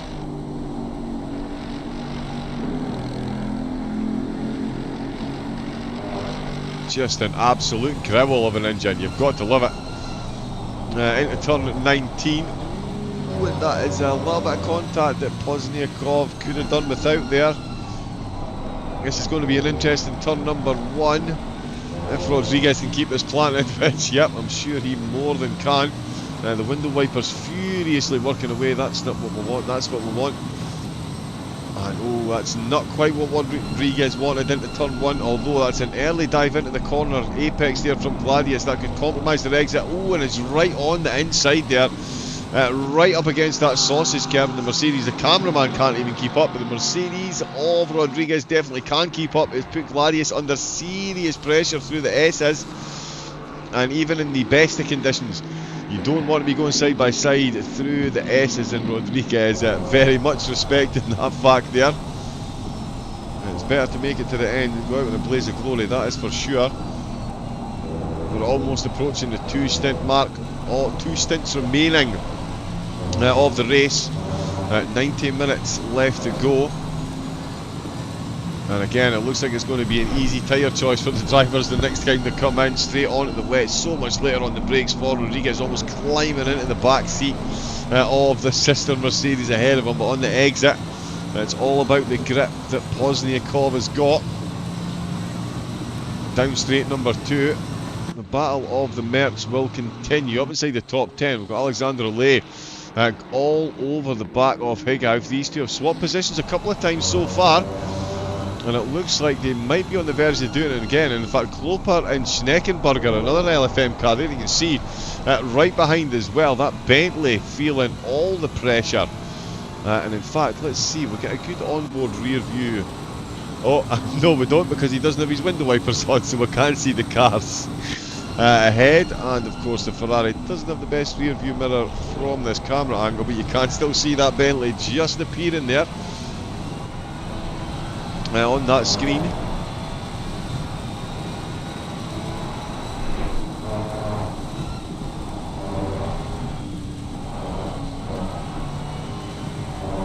Definitely closer between the two cars behind at the minute, and Lay just with a bit of a white flag there, just getting a bit close to the track limits for the stewards liking. Oh no, sorry, I'm too quick with the cameras today trying to keep up with the action, but we're on board with Schneckenberger. He's currently in 10th. We've had 2 LFM cars just inside the top 10 for the vast majority of my stint here on the microphone, and they're looking to get aggregate into the top 9. The cars all battling. Oh, Rodriguez with a white flag. Oh, he's lost a bit of time to Pozniakov there, potentially going for the overtake, not quite making it stick. Let's see what goes on with Alexander Lay here. Ferrari on Ferrari. Such a difficult track to get the overtakes on. The S is absolute nightmare. 13 through 18. Not exactly much easier, that's for sure. We do have some window wipers on. The brakes absolutely squealing, the tyres scrabbling for any kind of grip they can get as they head into the multi-apex to turn 16. All the way round and facing the complete opposite direction once again before you absolutely hammer on the brakes. quick left down the hill. Then, of course, in full circuit of the America's tradition, it's uphill, brakes, turn, slightly downhill again, and then back up yet another hill. It's a good exit by Haugaff in the Haupath, in the LFM car. I'm getting far too excited by the racing that we've got going on. Campagnella, he's found another 3/10, another 2:13.0, but Bastian Richter entered the 2:12. So's Leon Berndt, in fact. So the pace that was being shown by Aberladze, Berndt has taken that, and he has absolutely run with it. The Bentley's again flourishing in the wet conditions. Alexander Lay with a slight yellow flag there. He's had a bit of a wiggle. They've caught up to a back marker. It certainly makes it an interesting dynamic. In fact, the Ferrari ahead just having a bit of a wiggle there as he's moved very quickly out of the way, and he's let everyone make their way through. Straight back onto the front wheel of Schneckenburger as he has got the Bentley of Kloper right in his sights. Is he going for it? Into turn number 11, he is indeed, through the apex and onto the second straight. Is he going to have the grip out of the corner? And he does indeed, although the Bentley really has got a good run behind him, almost had to lift there. He goes to the outside line, the Ferrari's got the inside as they head down the straight. It's absolutely neck and neck into the braking zone. The two Ferraris ahead are going to see these two slingshot one another. The Bentley has got himself up at the ninth, but on the brakes, the Ferrari's surely going to nail this one round the outside. The Bentley holds a good line through the apex, beautiful amount of room being left. Oh, and the Ferrari had to lift ever so slightly there. He was on the curves, and that would have certainly ended in tears if he'd put the foot down. The Bentley doing a good defensive job at the minute. I'll have to be honest, I did think the Ferrari was going to get that done through 12 and 13 there, but the Bentley not for being overtaken at the moment. Schneckenburger doing everything he can to dissuade him from that viewpoint, but nothing doing at the minute. Hour and 26 left to go of round number 1 of the International Endurance Series by Lian Li, and the top 10. Your guess is as good as mine as to who's going to finish where. I have absolutely not a clue, and I'm not making any. The only predictions I'm going to make is the weather is going to change between now and the end of the race, which seems like a fairly safe bet. We've got a 10 km wind still with a 29-degree track temperature. Heavy rain falling at the minute. The rain will reduce slightly, it's saying, in 30 minutes, which will take us to well within an hour left to go. So we'll see what the drivers have got to do. Again, a 45-minute stint timer for them to adhere to. So they're only 2 stops away at the minute. We've got the race leaders been out for 30 minutes. The rest of the field, a lot of them been out around the 32-minute mark. So a lot of the stints currently in line with one another. Although, as I say that, Trinetsky is in the pit. So we do have a car in the pits about to start their penultimate stint. Certainly would have thought it's going to be the wet tyres. It does show that Schneckenburger is on the dries at the minute. That's going to be quite the drive if he is. I have been told occasionally there is a bit of a visual glitch. It doesn't always show the correct tyres. So I'm not 100% sure actually. Anyone on the inside know? Is Schneckenburger really on dry tyres?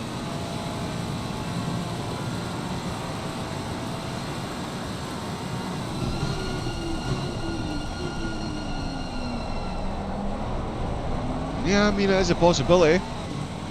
But that was some very good braking there, very smooth on the gear down as well, though. So vitally important to be smooth on the gears as well when you're braking to get the best stopping power in the car and the shortest braking distance. At the minute, Haupath still fending off Alexander Lay as we were watching the battle behind. These two were always in that foreground, and it certainly looks like the two of them should be front and centre. They are getting very close. Oh, Rodriguez looking for another look on. Oh, he's got this one up the inside. That's going to be a very good move if he can. He's going for the cutback straight away. Yep, the Gladius car. You're going to have to get up a bit earlier in the morning if you're going to pull that one off, it says Pozniakov. He is not having that one. He might not get a choice for much longer though. Rodriguez has certainly been patiently knocking for quite some time. Not quite able to get his way past. They do have that Porsche right on the back of them as well, but that is a blue flag car. And the two Mercedes right on that 15th position. Schneckenberger with a bit of a yellow flag there again. I think he's run ever so slightly wide, getting past that Bentley that they've just gone past under blue flags. Alexander Lay with a bit of...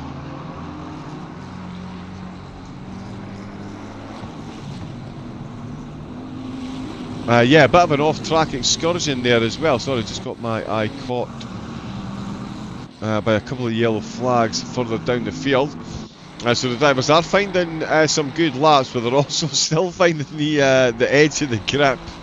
A couple of yellow flags popping up right through the field for the moment. I am just going to quickly...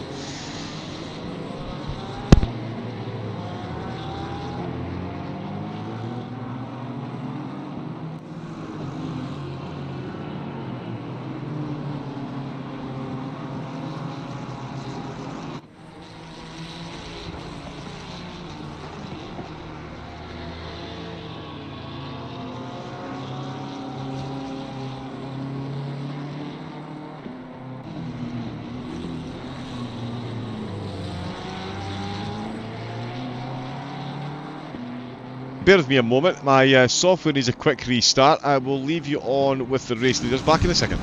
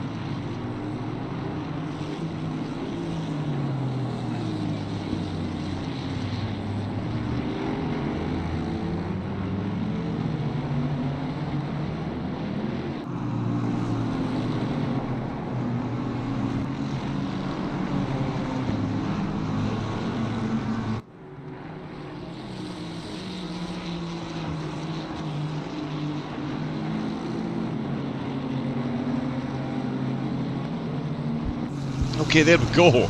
Welcome back. It is the first round of the International Endurance Series by Lian Lee. €3,200 for the eventual series winners. They've got a lot of racing and a lot of water to get through before then. An hour and 20 minutes left to go of the race. And it is still Bastian Richter and the Team Nitro Bentley that is leading the way. We are going to see the rain stop falling before the end of the race. The track temperature has been falling as well. It's now down to 27 degrees as the wind is up to 11 kilometres an hour. The drivers really are getting put through their paces on this one. It's still this battle of the Ferraris. In fact, Rodriguez and Pozniakov. Oh, Kamenier, sorry, coming into the pits. Ooh, now that is a brave move. Although, yeah, 27 degrees in the wet with dry tyres, it's not going to be the easiest to keep the temp. Oh, in the back of the Ferrari, stepping out there in the background. So the increased rain, and then it's going to stop again. We've got Kamenier coming into the pits. 38 minutes, so he could have stayed out for a couple of more laps.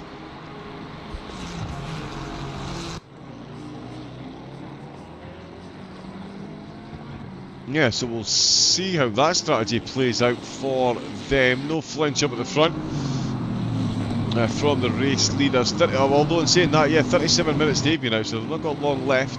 Most of the cars behind on 39 minutes. Yeah, Mulo then going past Kamenier in the pits, so too does Saint-Tame, Alexander Lay with another little white flag there. Really is getting brave with these track limits, but hasn't been able to find a way past Haupath as yet.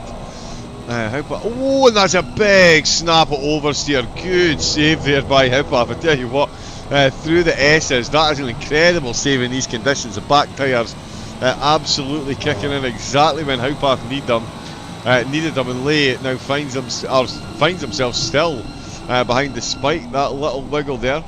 They do have a blue flag. Oh, Hipaf is running potentially a bit deep there on the exit. He's certainly using those curbs rather bravely, and that has brought Lay right back under his rear spoiler. They're a lot closer to each other than they are to that back marker. Down at the back straight into turn at number 12. It's an absolute drag race between the two of them, and Ian Mulo is off. We'll get back to that in a second. Ian Mulo is off. He has had a big mistake. Let me just make sure we can get this working. Let's see what's happened to Ian Mulo.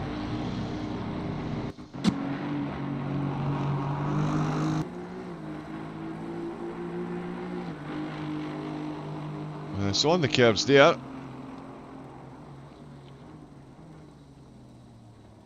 Oh, he's trying to take a void in action of the number 33. So the number 33, Spunny and Mulo's tried to take avoiding action, and that has left him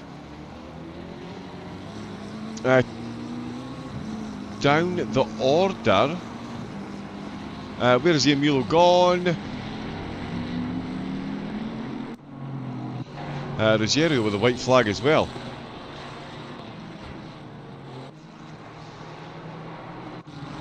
Okay, sorry, so he's not tumbled down as far as I thought, but he has dropped to quite a few positions there, down to 11th place. Yeah, and the car he was trying to avoid was Franginio, down in 41st position. So the car ahead of him lost it. He was trying to take avoiding action there. I thought he just lost it all on his own. But nope, he was trying to avoid that. It's another couple of positions down. 3 drive-throughs as well for the Veloci team, so they're definitely going to be a team to be reckoned with going forward in the competition. Only themselves and Schneckenberger inside the top 11 have had drive-through. Schneckenberger and LFM with 1, Ian Mulo with 3. So yeah, just goes to show you how much further up the field that they could be if it wasn't for those penalties. Across the line though, for 125 completed laps, Bastian Richter. An incredible start to the race, up quite a few positions on the start, and they are up in first. They've got a few minutes left of their stint, and the rain is absolutely piling down at the minute. I tell you, the track temperature is heading south as well, 26 degrees it's now gone down to. So it really is going to be a task keeping any type of pressure in these tyres. It's still absolutely anyone's race here. Oh, through those S's. Oh, the BMW ahead, just having a bit of a moment. It is a blue flag as well. Just having a bit of a moment. That's not what the overtaking driver will be overly keen to see. Campagnella still 9.6 seconds down on Richter. And another wiggle from the BMW ahead. Where are we going into now? Turn 11, yeah, we want to get this done here. Here the BMW engine behind, and that is a nice clean overtake there for Campagnella. And Alexander Lay coming into the pits. 43 minutes, so yeah, that was dictated by the stint timer. Oh, now, does he come out on the dry tyres at this point? Or is this now just for the teams, just a battle of survival? Just put on the tyres that are appropriate to the situation. If it changes, come in pits and change them, because the rest of the field are probably going to do the same as well. There is Santema moving positions, Camarillo changing, moving past as well. Here comes Rodriguez out of the last corner.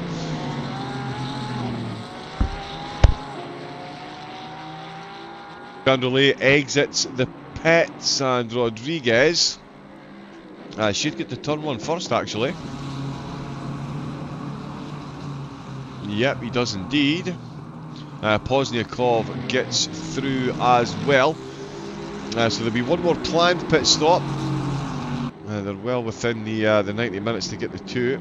And the race leader coming up to more traffic, the Gladius car. 203. And they've got the Crazy Fly car, 18th place there as well. Crazy Fly. Someplace in that region. Oh, Clopart with a white flag. And Santema behind him as well. Some of the drivers still getting a bit brave with where they're putting the foot down on the accelerator in these conditions. As you can see, just a clear sheet of glass right across the whole track. Ooh, that is an interesting line by the Boltley ahead. That was full rudder out. Managed to gather it back in for the run through 16. Hutchinson and Iamulo with white flags. There we go. This is freezing again. My apologies. But Iamulo back up to 10th position as he has gone past Hutchinson. Schneckenburger. So he's gone past Schneckenburger. Oh, he's trying to come straight back past. Oh, and there's been contact. Oh, and the Veloci car's been spun. Let's see if we can get a replay of that then.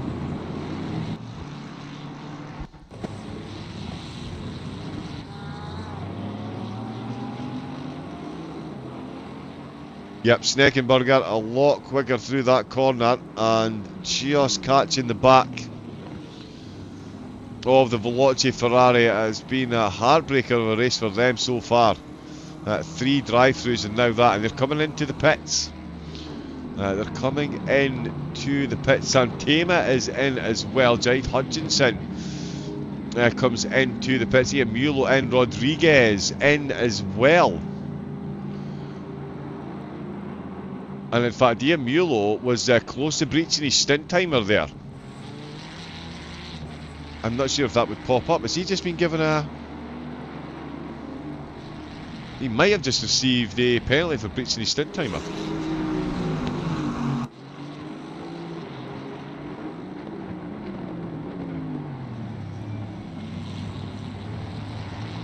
Bykov then 12th place for Crazy Fly. So many changes going on as the drivers all coming into the pits for the end of the stint. The track is still wet. We're down to 26 degrees. Oh, Bykov sideways through the S's. And the rain is going to stop in about 20 to 30 minutes. That'll get us to within the last hour. So it literally is anyone's guess as to what tyres the drivers are going to be doing for that final 45-minute stint. And in fact, the Crazy Fly car that we're on board with 12th place does have the race leader just behind them. In fact, just goes sailing on through. Marco Lome in the pits, Pozniakov into the pits, Congratiel back out of the pits with Raggioli going past. There is the Brabham car just behind as well. Iamulo still on his way out of the pits. Wow, some big changes going on here then. Abeladze in the pits, Barrier's in the pits as well, Haupath and Clopart all into the pits as well. Bastian Richter has stayed out. Ooh, now it says his stint timer's at 46 minutes.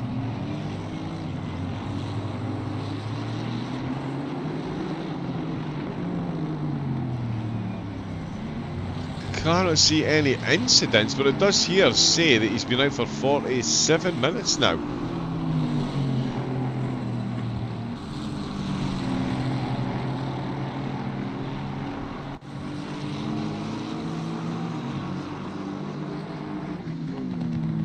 And we've got pets sold out for DYNMC youngsters.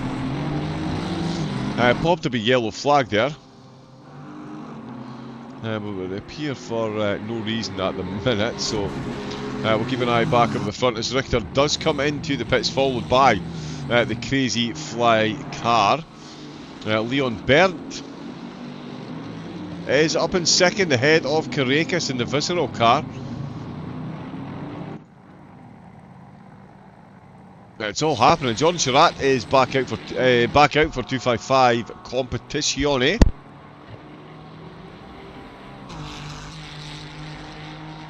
So we'll see what they can do from 4th. Camarilla back up to 5th with Spansky back out behind the wheel of the Jardier community car. What a magnificent beard that is. Out of turn 11 and on to the long straightaway. Cloper just going round the outside of 2 of the back markers, the RNL road car. He ends up running wide. Oh, and the road car has roared over those sausage curbs, all 4 wheels off the tarmac. They're lucky to keep going in the correct direction. Certainly Cloper in the Bentley going through. I think that's Bastian Richter. Back out with the pits, and he's back out behind the wheel as well. If it ain't broke, don't fix it. So an hour and 7 and potentially dry conditions to go. As, quite believably, the track temperature is going back up again. It's back up a degree to 27. Nick Babin once again showing some good pace behind the wheel of the Raggioli car. His Delta is the most purple of them all at the minute. Camarilla with a bit of a white flag.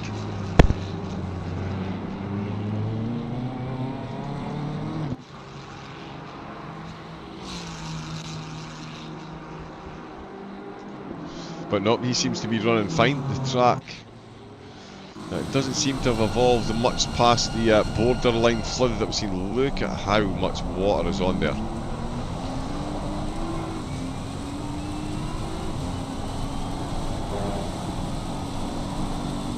And you can just hear how tentatively he's on the accelerator there.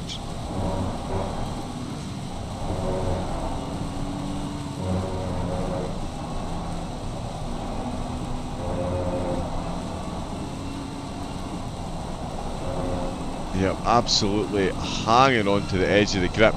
The race leaders are going. I'm just going to have a quick check as well of some of the penalties, because I know I'm not seeing them properly on my screen. But yeah, let's see, that's back at lap 92. So yeah, the last incident there, Lucas Schubeck and Schneckenberger crossing the white line at the pit exit. So yeah, maybe a few more penalties coming in. Lap 123 seems to be the last one that's been reported, so the steward still very much on the case.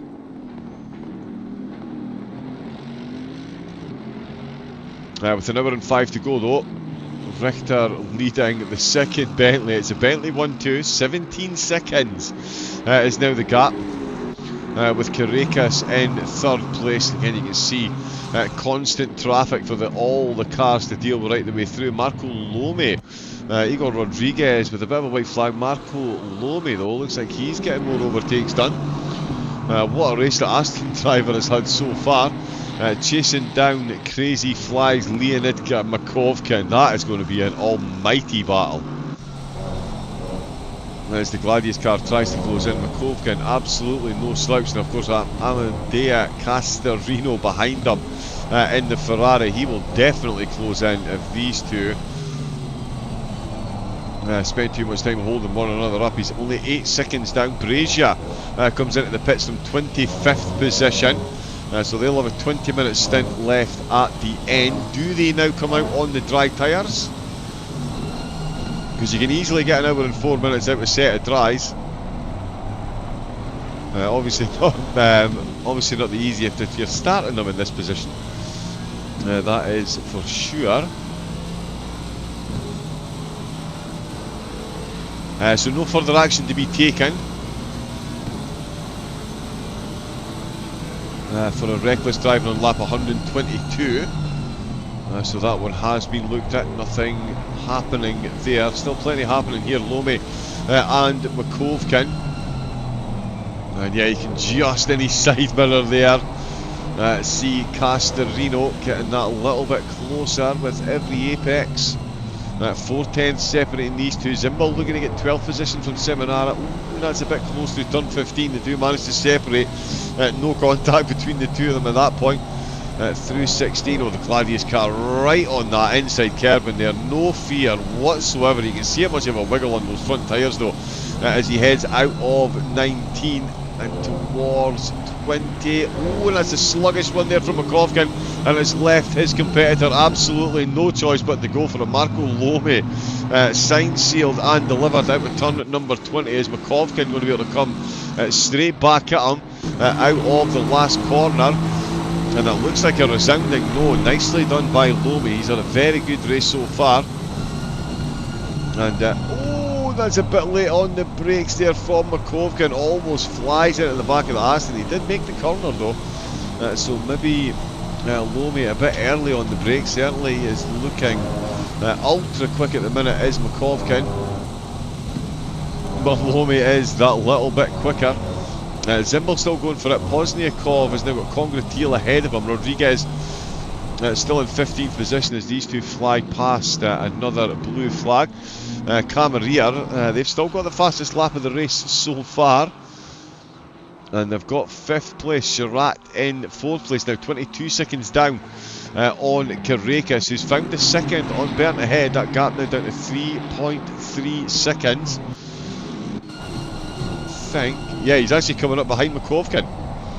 So the battle that we were just watching with Makovkin is now going to feature a blue flag. Grantis Karekas. He'll be keen to get past as quick as he can and continue to decrease the gap between himself and the two Bentleys ahead. Of course, priority number 1, get Lian Burnt. The B Alien car, yeah, the Bentleys really have flourished in the wet. Clopper as well, 7th place. 3 Bentleys in the top 7.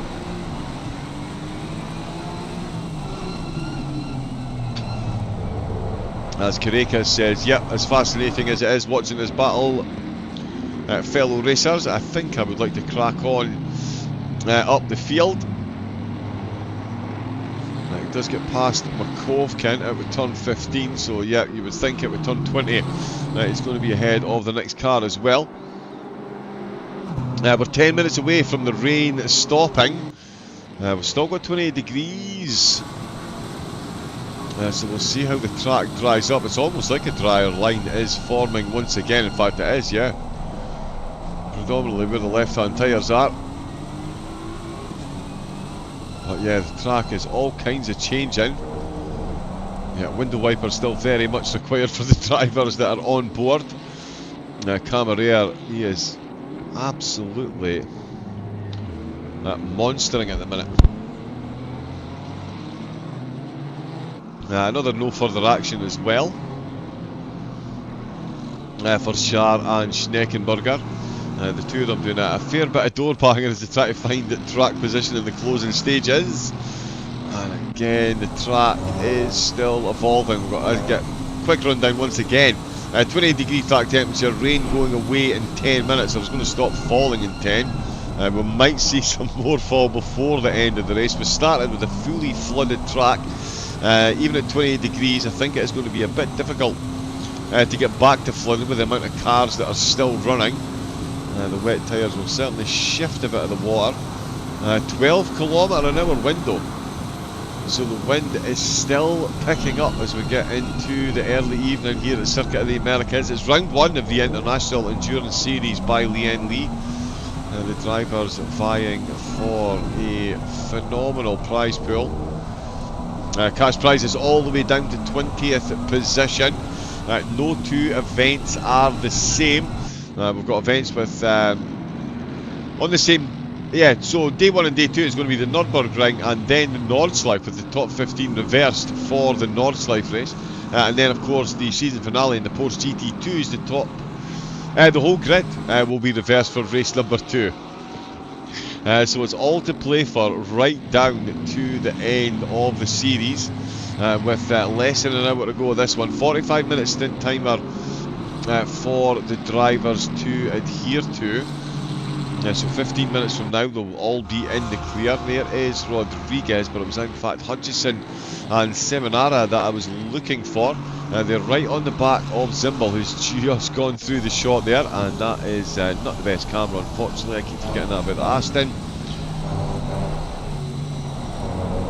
And he doesn't have his window wipers on, so we'll just jump there.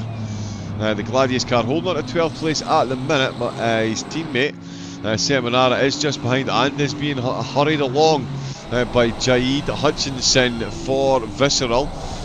They're up a couple of positions on where they started, and they're definitely looking to improve on that even further. Pozniakov in 19th, still trying to get past Congratil as well, and Matasia certainly keeping Babin on his toes in the closing stages. Actually, speaking of keeping you on your toes, Garantis Krekas has closed to within a second and a half of Bernd. He's half the gap in the last couple of laps, and it's no wonder actually. Krekas 15.6, Lian Bernd 2 minutes 17.0. So he's found that entire gap, although Bernd is moving a bit quicker on this lap. Is it going to be quick enough though? Krekas now within a second. Let's jump on board there and see what's going on. Wow, that is how close he is to the Bentley ahead through turn number 11. He is absolutely hunting him down at the minute. Confirm, rain still falling. And so too is Krekas' lap time, and his position is about to as well. Jordan Chirac is definitely threatening to close in on Bernd before the end of the stint as well.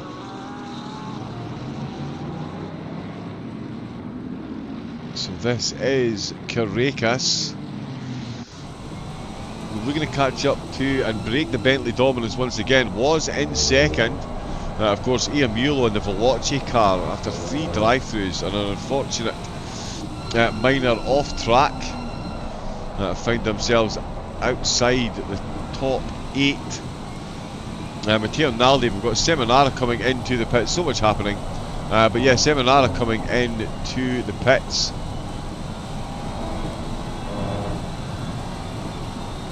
Oh, with 56 minutes left on the clock, so they're going to have to come in with 11 minutes left to go. So yeah, it's an interesting one for the drivers to be coming at this point. You would want to drag it out because, oh, now when the rain stops, it's going to start again.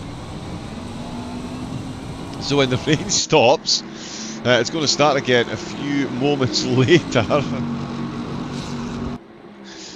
Oh, happy days. Bastian Richter through the S's. He is finding more time. Krekas has gone past Bernd.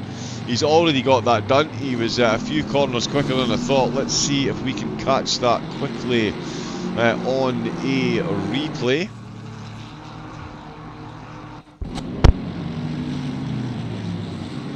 Yeah, hopefully this leads us right up to the overtake. This is through turn 16, of course.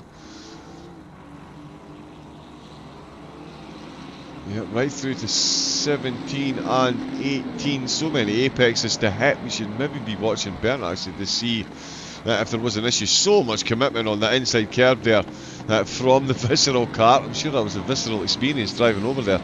The Bentley, they do have an ass in the head. In fact, I don't think we're going to get to see the moment the overtake happened, unfortunately, but that was across the start finish line, so I'm going to surmise it was into turn number 1. Yeah, not quite able to see that there, but confirmation on track. Krekas is up to second position, and he does still have the Bentley behind him. There was a blue flag in there as well, but that has been separated out. 55 to go. Ooh, bit of a move over there. In fact, has he got someone ahead of him? Oh yes, he does. My apologies, he does. One of the Gladius Mercedes is ahead of him, and the KFC buddies are there as well.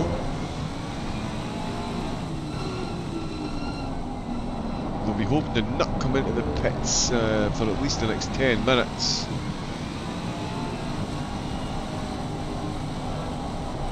Oh, apparently they did come in actually. Schneckenberger's car, Conrad Ciata's. Ciata behind the wheel. They've picked up 5 seconds from the stewards for a contact. So they'll serve that.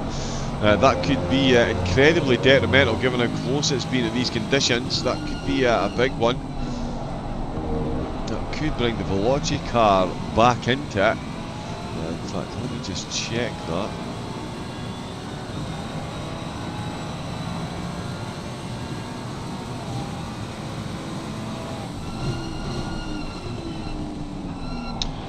Now, where is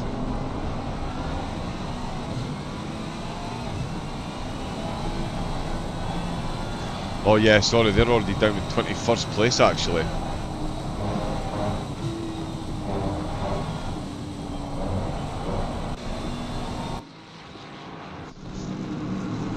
Yeah, Castorino behind the wheel.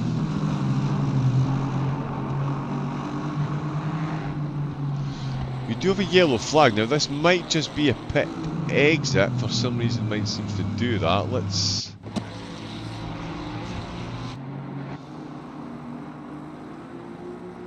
So yeah, it was Castorino. So I think Castorino has had a little bit of a moment. Let's see if we can confirm that here. Oh yeah, of course, that was... Yes, of course. My apologies. Oh no.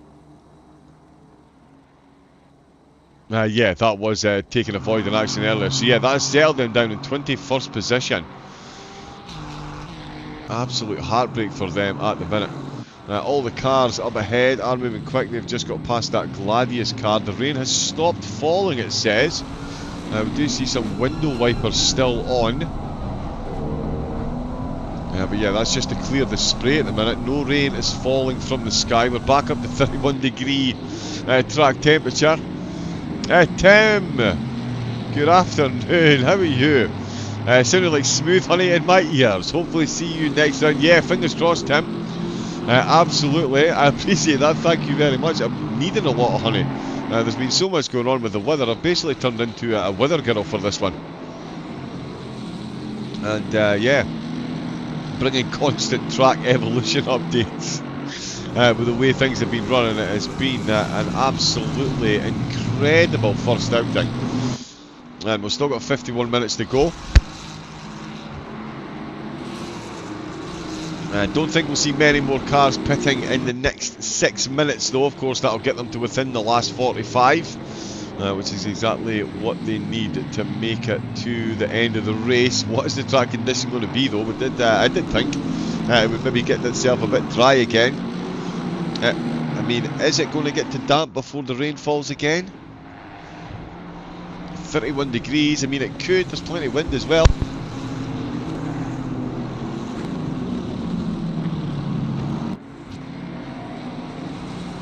Warm, windy and rainy, not combined the conditions I'm used to here in Scotland, so I've got no idea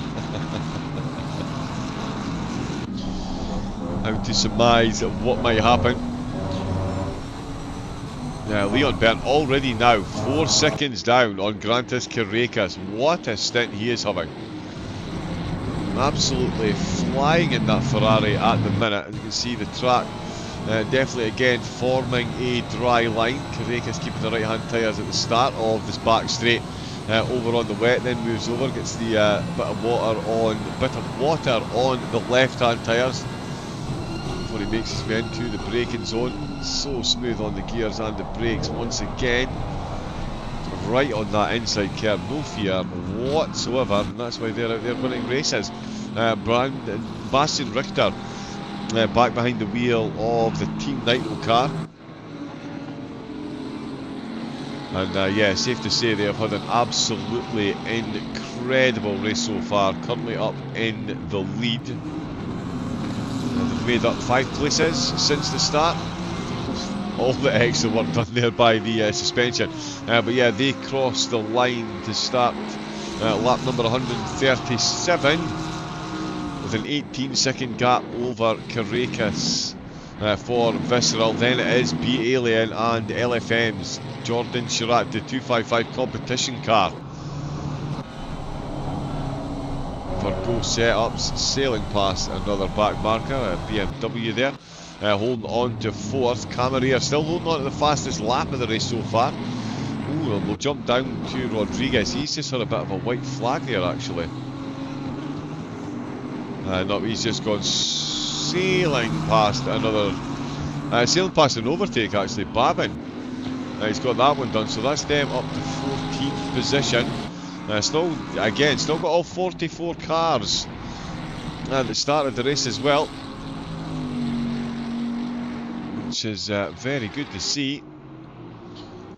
And yeah, a lot of pace differential between the field. There's Daniel Williams out. for Low Fuel Motorsport. He is going very quickly at the minute in 34th position. The different conditions certainly favouring the different drivers right through the teams. Pit sold as well for the DYNMC youngsters is currently on a very, very, very quick lap. Oh, Rodriguez for RNL Roar has just made an overtake there. Oh, as a blue flag gets involved as well, and we've got a car coming into the pits at Santema from inside the top 10 with 48 minutes. They're going to have to come into the pits with 3 minutes to go, and car 42 has just picked up a drive-through for track limits. And that is Dressler in 27th for Skidmark Racing, so that's going to be a drive-through there for them. As Santema comes into the pits. Is that a slight misjudgment there? How long has he been out for? Oh no, it says stint time an hour and 9 minutes.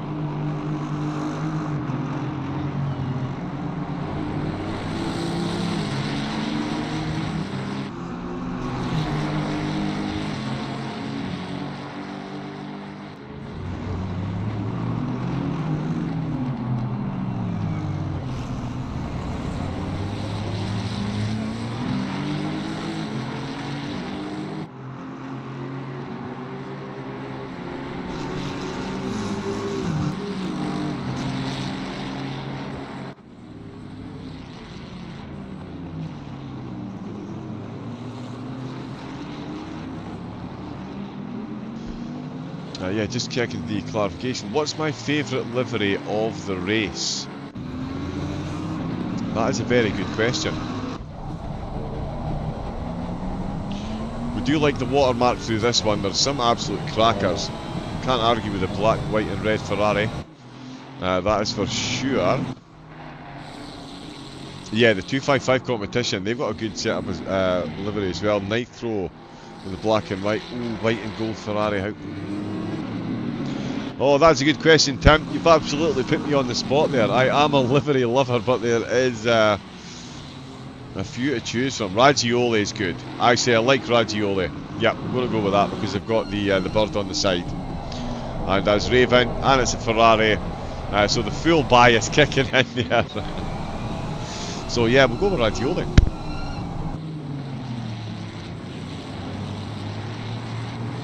I think that's safe to say, although saying that, between now and the end,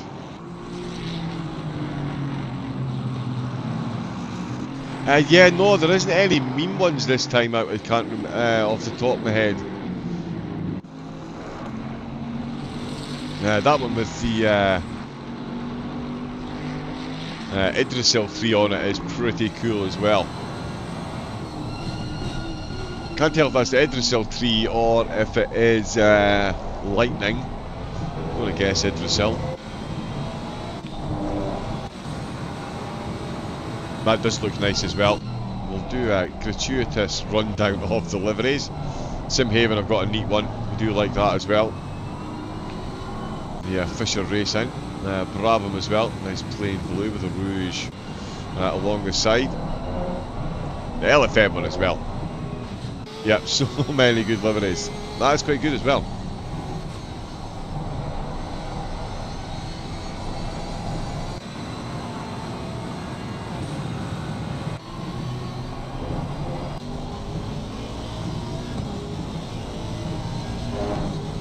Yeah, that one with the tyre marks over the roof. That is very good. Oh, there goes the Williams Mercedes. Gladius have got that livery looking good on multiple cars as well. RNL Roar, we do like theirs. They've got their the yellow highlights right through with that Lian on the side. A couple of the liveries haven't quite worked actually, so hopefully we'll get them working for next time out. But yeah, I think I will have to go for Raggioli. I'd love to see Luke Harrison's as well. For Velocis, they've got a nice one. Congratiel, Markovkin. We've got to love the hexagonal the matching of the hexagons. That's never an easy thing to do. 42 and 69.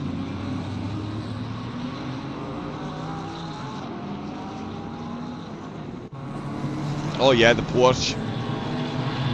Yep, could get on board with that one, and Drescher. Yeah, with the tyre mark up over the bonnet, that is good. It goes right over the car, all the way down to the back. While we have been admiring the liveries, we maybe should have been admiring the lap times the drivers are putting in. The track is still wet, we are still due more rain, we're now within one pit stop of the drivers being done of their mandatory requirements. Just again going to double check something.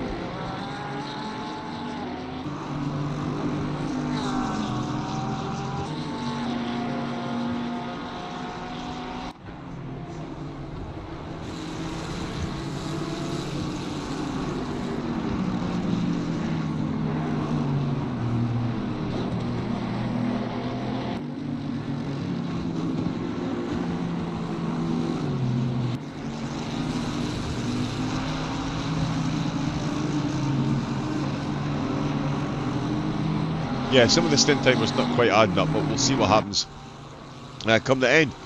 Richter and Karakas still the lead two cars. That gap now down to 15 seconds, so Karakas is making ground. I don't think it's going to be enough to get him within striking distance come the end of this stint.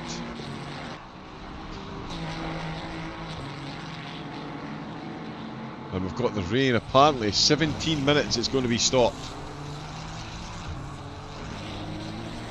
But will it start again? That is the real question. Let me get back on to there, Bernd. And Chirac still in the top 5 with Camarera as well. Still got that purple moniker. The BS Plus competition car. Still very neatly in 5th place. Although they do have Spansky in the Honda.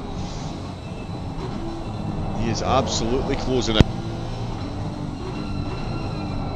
And despite the 30 degrees, the track not getting to dry. He's got his window wipers on, but I do think that's more for spray rather than actual water. Rain falling from the sky. Yep, confirmed it is. Head towards turn number 10. The Honda is going to have a very good run here.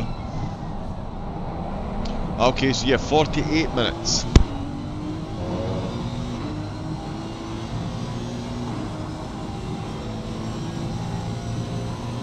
Been a bit of a glitch on my time, and I'm sure it showed that somebody had been out for 1 hour 9, which would obviously be a little bit longer than they were allowed, so that would be another drive-through. Yeah, actually, yeah, when we're talking about liveries, that is, yeah, the Jardier community livery is a good one. That is, yeah, one of the most magnificent beards in sim racing, it's safe to say. Ably handled at the minute by Spansky. They've got themselves up into 6th position. Great race by the Honda team. It'll be interesting to see how they do at the Nordschleife in this thing. That is going to be fun. I'm not sure if I'll be here for the Nürburgring round of that or the Nordschleife round, but I'll be here for one of them. Next time out it is the 15th, qualifying on the 14th, and then of course the race on the 15th. 12 20-minute races, so a whole lot of points up for grabs in the next one. Hopefully we'll see Tim there for that. Snellis, hi June. Not sure who June is, but hello, welcome in. Yeah, confirmation there of the 48-minute mark. Where is that one there? Oh, Jardier's dog. My apologies. There you go. That has me being very much found out on my sim racing knowledge. There we go. But yeah, hello to June, making an absolute starring appearance at the minute. good camera angle from there as well to see just how the track is getting on. You can see the drivers on the dry tyres. Oh, so much later on the brakes for the Honda. Yep, he's done incredibly well there to get that thing rotated. Bastian Richter still up at the front, but Carreras is closing ground. That gap now down to 12.9 seconds. Spansky doesn't look like he fancies 6 for much longer. He really is giving the Beamer an absolute run for his money through this middle sector of the track. They did make it off the long straight and the Honda couldn't quite find his way past. He's certainly looking to do so again on the start-finish straight, or can he get it done through turn 16? It'll be something else if he does.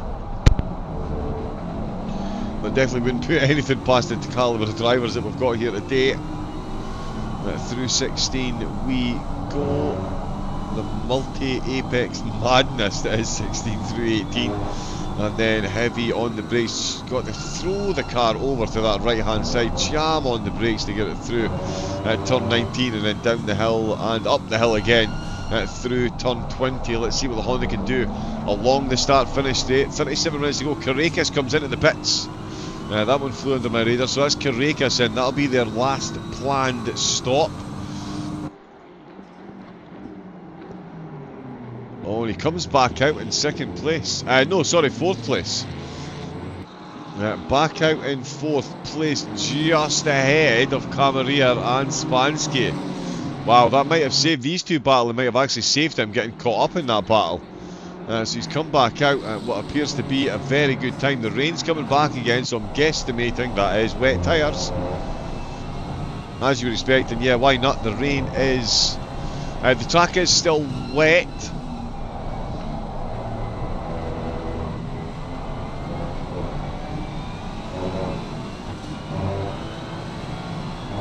Got rain again in 3 minutes. So it's going to start falling again in 3 minutes. Carreras then, this is the final stint for the Visceral Esports car. 36 to go with Chirac now for 255 competition. That's them up into third place with a pit to take. Bernd up into second, and Richter still out in the lead. Now Richter has been out for 31 minutes, so we'll see how long of a stint he takes. I've been throwing guesses out all day as to how long the driver's going to stay out, and they've just made an absolute mockery of my guesstimation so far. So we'll just see who does what when, rather than me making silly predictions.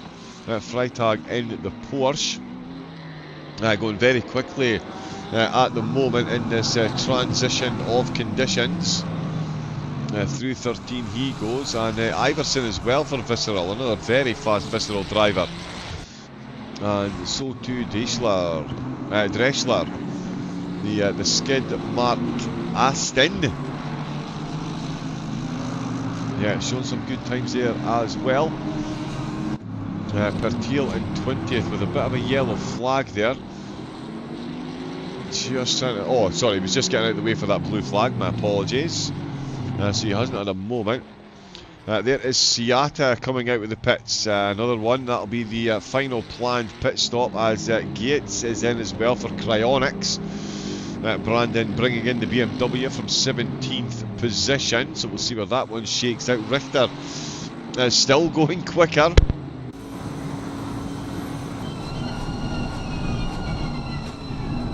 So as the track does somewhat dry out, he's got these tyres in the window. And the rain is coming soon, as I mentioned already. 33 minutes he's been out for, so he's got about 15 minutes left of his stint. We'll see what he decides to do, whether he's going to answer Carreras coming in. So this is through turn 16. We'll see what he does at the end of this lap, if he comes into the pits or just stays out. At this point, I think he's just as well staying out until the end of his stint. It's not going to make the hugest, maybe better as I was thinking, to let the rain start falling again before you put the next set of wets on, and does stay out for another lap. Leon Bernd is just coming through turn 17. We'll see what he does at the end of his lap, although given the lap time that he's currently setting, I do think he'll be staying out as well. Jordan Chirac already regularly in the 2-minute 13s. What a battle this is up at the top for the podium. It is still absolutely anyone's at the minute. We can see the Ferrari there in the foreground, just moving over onto the wet part of the track to try and cool the tyres somewhat. Bentley across the line, Chirac going quickly. Yeah, Bernd 2/10 quicker than Richter on that last lap. So making absolute moves. Tyler Posthumus, good evening, good afternoon or good morning, wherever we are hiding on the planet. Let's see. Oh, and in fact some changes going on down here with Price. Thank you very much for the follow, Tyler. Welcome into LFM. As Price making overtakes in the closing half an hour of the race. The cryonics machine looking not to get frozen out here through turn number 13. Jam on the brakes, onto the apex first. The Ferrari will have a shot at the cutback with the BMW. Full defensive mode on the exit and does hold on to 23rd position. And that is a close one there. Adler dropping a spot. We've got Hakola not too far behind either there, you can see. That is another Aston Martin that could be worth a watch very shortly. Naskidasvili, another Aston Martin driver, out for Gladius, of course, no mistake in that livery. He's got Breja within a second, and they're 10 down on Dressler, so I can certainly see changes there. Sargsian, coming into the pits from 38th. We've also got Petzold coming in from 22nd place, as well as Kloppert.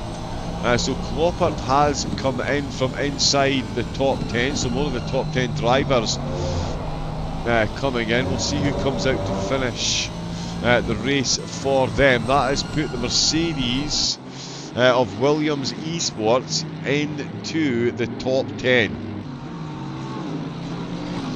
That is an absolutely incredible drive from them. End of lap 1, in the pits, getting damage repaired, and coming into the final 30 minutes, they're back up to 10th position. Right on the ragged edge of the track limits as well. I'm sure the driver, and look at that, we're getting a plus on the rain as well. I'm sure all these drivers out on these wet tyres will be praying for the precipitation to start pounding the pavements once again. We are on board with Rodriguez, who's been out for 39 minutes, so he's going to be in within the next 9 minutes. Once you give him less than 20 there, he can go straight over to the wet part of the track. Try and cool those tyres down on the long back straight.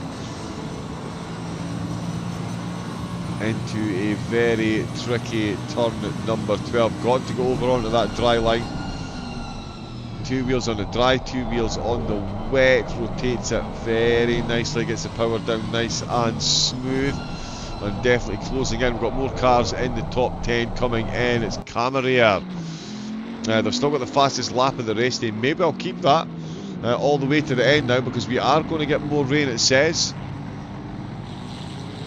Yep, we are going to get more rain, it says. So I don't think anyone's going to top the time that they've set so far. Let's see where Bastian Richter is. Of course, he's got, as I say, about 9 minutes left of his stint. He's likely to use, but I keep saying he's likely to use them, but then they never do. Kurekas, he'll be another one absolutely praying for the rain. He's come back out, and again, look at that, it's threatening medium rain as soon as it starts. It just isn't quite starting. Now we've got a minus, so it's going to get heavier, then it's going to get lighter, but it is going to be wet right until the end of the race. So the wet tyres, definitely the one the drivers are going to be coming in to put on for their final stint, as Richter does come in, race leading Team Nitro, and that is Rodriguez's car into the pits as well. Nick Babin comes into the pits. He was just overtaken by Rodriguez. We'll see what it does for them as Lian and McCovkin moves back up to 11th place. Bastian Richter still in second as Bernd stays out. Jordan Chirac comes across the start-finish line. He's got 5 minutes, he's got a couple of laps left of his stint. Where is Caracas? Into turn number 20. Richter is moving. It's Richter behind the wheel. It's Caracas across the start-finish line and heading very quickly towards the uphill section. Come on, cameraman, let's keep up with what's going on as Bastian Richter has been overtaken by Caracas. Caracas is in the overall lead of the race. So that earlier pit stop has absolutely worked wonders. Caracas then takes the net lead of the race with Bastian Richter back out the pits in 5th position. He will get past Spansky when Spansky comes in to take his pit stop. But that is Caracas and Visceral in the lead of the race. And I tell you, he's got the Tinko van der Velde just behind him. Ooh, bit of a wiggle from the LFM car. Visceral goes right up the inside. Van der Velde watching this one intently. More blue flags wave. The Williams car sails past as well. 15th position, so they're looking to unlap themselves at the minute from the car ahead. That just goes to show you the pace that the Williams car has got. Again, moving over onto the wetter part of the track, waiting impatiently on that rain to fall. Goes back over, and I tell you, the Williams car stayed all on that dry line there. Did they have? No, they did put wet tyres on as well. Wow, so there's a lot going to happen in the next 10 minutes. We're going to have more rain, less rain, no rain before the race ends. Still got a few pit stops to take as well, including Lian Berndt for Lian, and they are in. This will be their last planned pit stop. Jordan Chirac will take a lap or two in the lead of the race. Caracas then, he should be ahead. Where is he? Turn 18 yet, but he is definitely going to be ahead of Lian Berndt when Berndt comes out of the pit. So it's all about when Chirac now comes in, and he has been out for 43 minutes. So he's got a couple of laps left at maximum. That'll free up the Williams car to unlap itself. Berndt in the pit. Spansky. There is Nicholas Hoban, who's behind the wheel of the Team Nitro car. He's going to be bringing home the Bentley. And let's see, Lian Berndt still stationary. Still stationary. Lee Reuter's coming into the... Oh no, sorry, he's just had a bit of a moment there. Hutchinson a bit down the road. So yeah, Chirac on track leader. Caracas the net leader of the race at the minute. Spansky still to take a pit stop, but up to 3rd place with Nicholas Hoban in net 2nd. About 5 seconds behind Caracas. Spansky has been out for 43 minutes.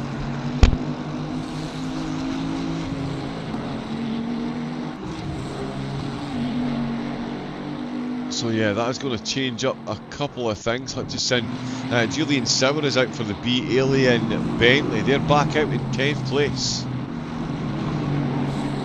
So a slow stop for them. Amadeo Castorino for Veloci. They're still holding 12th position, 3 drive-throughs and that contact that we saw. So still an absolutely incredible race from them to hold on to that position. Matteo Naldi comes into the pits. Dressler is in the pits as well. Do we have anyone else in the pit lane at the moment? Yes, we do. Sam Gaskell is in. They've got their way back up to 40th position. Steubenrich and Maynard, the 3 drivers. Another car having a tough race, but they are in the pits. Castorino in the pits, and Dressler on the way back out. I think that's Castorino on his way back out as well. Matteo Naldi is already back out of the pits. They're all moving, and Jordan Chirac, he stayed out again.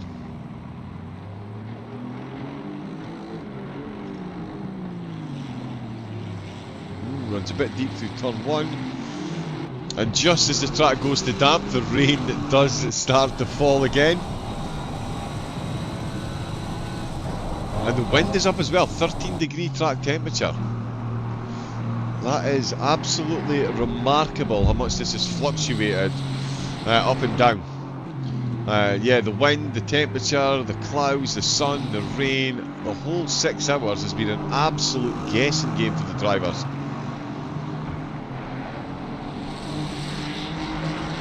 And there it is up to 14.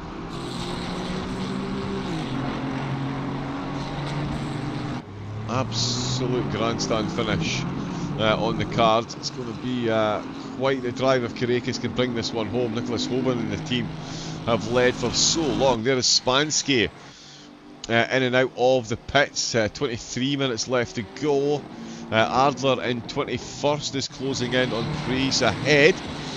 That could be another battle. There is Rodriguez coming in from 32nd place. Still got all 34 cars in the race. The RNL Roar car down 12 on where they start. It's been a tough race for them, but still a whole lot of racing to go. Did someone say 12 20-minute races next time out? 2 weeks today, 2 weeks yesterday for the qualifying, the initial qualifying for that event. And yeah, what a day's racing that is going to be. 12 sprint races, all in one make as well. I don't know who came up with that idea, but they absolutely need a promotion and a massive pay rise, because that is going to be an absolute test.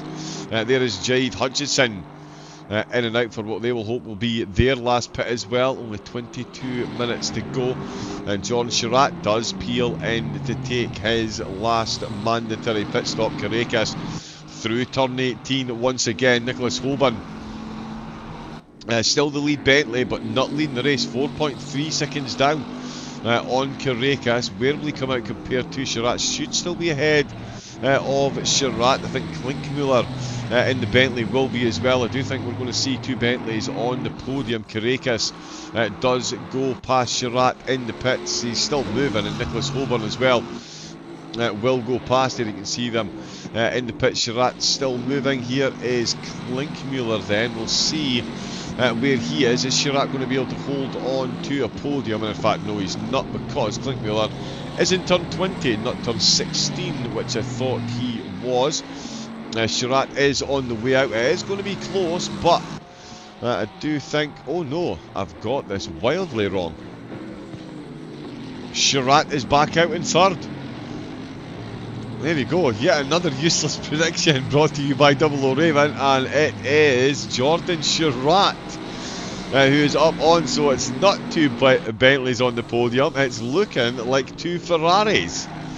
Grantas Caracas then, and 20 minutes left to go. He's still got the Mercedes of Williams behind him. It just goes to show you what that Mercedes could be doing if it wasn't for that tough start. Tinko van der Velde chasing the race leader. Nicholas Hoban in second place. Reuters going past Manek as he is in the pit. So still more changes in the top 10. Caracas, Hoban and Surratt, the top 3. Owen Surratt getting very close to the back of the Gladius Mercedes there. Klinkmuller won't be overly sad about that. In fact, he's got a Gladius car just ahead of him as well. Confirmation there that Monique is in the pits. Makovkin in the pits as well. Oroziev in the pits too. Adler looking to get past Price still, as we see the Bentley going past. Bear with me a second, I'm just going to very quickly pour myself a drink for the closing stages. It's about to get spicy.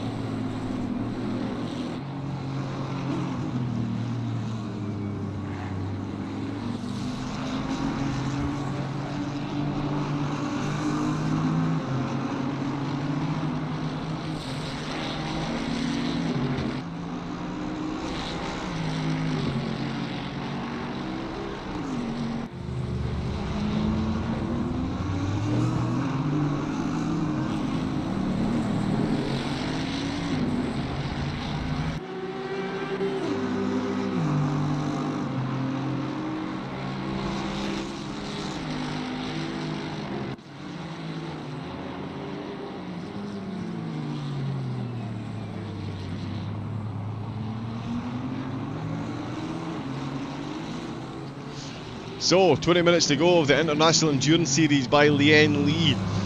Well north of 10,000 euros, I believe. The total prize pool, 3,200 euros for the eventual championship winners. They've still got to get through quite a lot of racing, and Karakas and the team have pulled an absolute worldie here to get themselves in the lead with 18 minutes to go. The rain is going to go, but it won't be until after the race is finished. As it does say, it's about to get heavier again.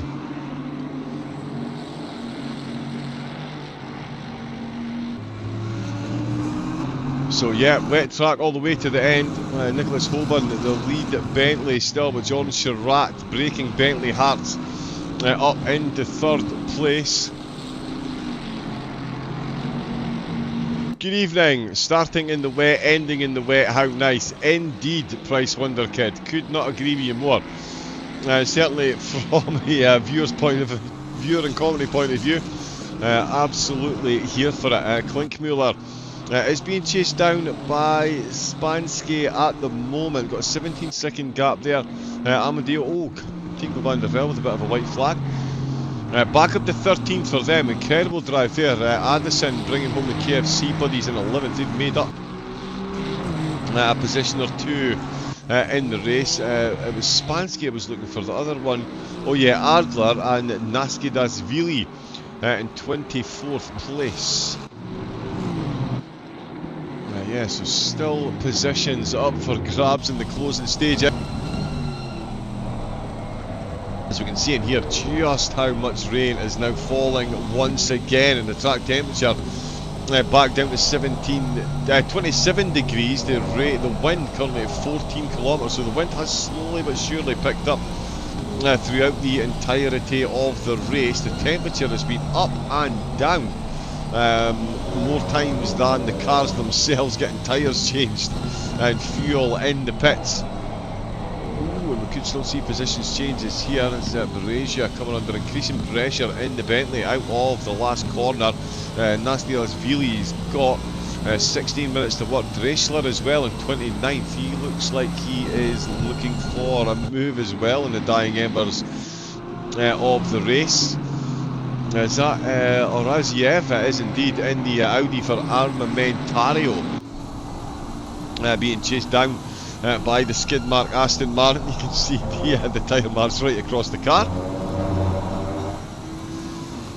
Certainly an apt name for that livery. Oh, and the Aston's got very close and almost made contact. That is so much more dominant on the brakes. This is surely going to be an F. A when rather than F, sorry. That is to when this overtake is going to take place. You can see an LFM Ferrari just in the background moving over onto the wet part of the track. The Aston Martin not waiting. He's gone right up the inside. He's overshot that by absolutely miles. There will be plenty of skid marks left here by Dressler, unfortunately for him. Oraziev though hanging on to that one. We've got Siata just with the yellow flag for low fuel. That was a Ferrari we can see behind these two. Another LFM car, this one Haupath. He's had a very good race so far. Seen him doing some monster defending so far. Still in the top 10 with Jaid Hutchison ahead of him though for Visceral Esports. Two cars in the top 10. Alex Ramone for Oplight. Still holding on to 8th with Julian Sauer. B-Alien by Nitro Concepts there at Bentley. Was certainly threatening top 5s and has taken the fastest lap. Still has the fastest lap. Which I think they will carry through into the end of the race. Again, the conditions are not going to improve before the end, so I don't think anyone is going to beat that. So the welcome points there. Spansky has done well again in that Honda, back up to 5th position. Klinkmuller, still 2 Bentleys in the top 5 at the minute. He's 3.5 seconds down on Surratt, who's 22 down on Nicholas Holborn. Holborn just under 3 seconds down on Karakas, and he is a couple of tenths a lap quicker at the minute. So this one, I'm all but singing the praises of Karakas and the team for this win. And Nicholas Holborn is just quickly reminding us that they are still very much in this race in the Bentley. They've got a lot of traffic to get through, and he's not that far behind. In the grand scheme of things, there is the lead car just going out of turn number 20. And he has still got that Mercedes, but the Williams Mercedes behind him as well. And that just goes to show you, again, the pace that Tinko van der Velde and the team have got. They could easily be there on merit. First, second and third we could be looking at the minute, but it is just first and second. Lots of blue flags there. The Bentley wasted no time whatsoever getting past the skid mark Aston Martin. And down the hill they go. Caracas still got Van der Velde directly behind him. It does have the Audi we were just on board with just ahead of him. Again, a tricky section through these S's. This is absolutely not where you want to be meeting traffic. The Mercedes is getting close. The Bentley is getting closer. That is now less than 2 seconds is the gap there. All kinds of traffic going on. And this race lead is in the absolute hands of the gods at the minute. Down the hill they go. The Audi is surely going to stay over to the right here to let the race leader through. Here comes the Mercedes as well up the inside. All of this being watched by Nicholas Holborn in that Bentley. You can see the Mercedes go side by side with the Audi. They've both pulled over. Sorry, the Audi stayed over to the right. The other two cars have pulled over onto that wet section. Holborn not looking to compromise his speed. He is just absolutely moving. Okay. Yep, just getting some clarification on the stint timer mystery there. An absolute train of drivers. This is second place. Looking at the back of 24th, looking at the back of 12th, looking at the back of the race leader. Nicely done by the Bentley. Gets it rotated out of turn 15. No problems. Through turn 16 for him then. Whereas Caracas still got that rear view mirror absolutely full of Mercedes badge. And all that's doing is bringing the Bentley in. Tinko van der Velde just holding his position here. Definitely looks like the quicker of the two. Matching him absolutely sector for sector at the minute. Is a lap down. And actually looking at it, oh yeah, he's 8 seconds down on Addison and going quicker. So yeah, this is definitely Addison's last lap, 2:17.6, Van der Velde 15.9. So in fact, actually, even if they keep going at this pace, he's not losing time to Addison ahead of him, and in fact he is still gaining. Although they almost came a cropper through turn number 1 there. They definitely want to be careful with that. Oh, and the Mercedes almost letting go through the S's there for Van der Velde. This is going to bring the Bentley in. And again, so tentative on the accelerator through these corners. We've got 10 minutes to go. We are going to have rain falling all the way to the end. It's going to be 2 minutes after the rain finishes. It's going to stop raining. What a race it's been for weather conditions. And it does say for the final round, 2 races at Monza in the Porsche GT2s, full reverse grid for race 2, and extremely changeable conditions. It has been, that one's been marked down as, so yeah, make sure you are there for that. If this is just changeable and that's extremely changeable, we're in for an absolute treat. Let's see where Holborn is compared to the Mercedes. We're firing it down at the back straight. Into 13 we go. The roar of these engines, absolutely incredible. Nicholas Holborn now within 1.8 seconds of the race lead. Less than 10 minutes to go. I did say about an hour and a half ago, no idea how the top 10 was going to finish or who was going to win the race. And still, with 9 minutes to go, still no further forward. Pozniakov looking to get himself up to 17th at the expense of McNally. We've got Breja and Rodriguez swapping positions as well. Adler and Priez both looking for improvements in their spot, but we're going to have to keep a watch on the and Avidai on the battle for the race lead. We've got 8 minutes left and we have got less than a second and a half separating the top two, and they've got a Mercedes right in the middle of them. Van der Velde. So he's moved over onto the wet part and he's let the Bentley through. If that is not the highest echelons of sportsmanship right there, I do not know what is. They could easily be in contention for the race win. They had difficult starts, so them tumbled down the order. First lap damage had to be repaired.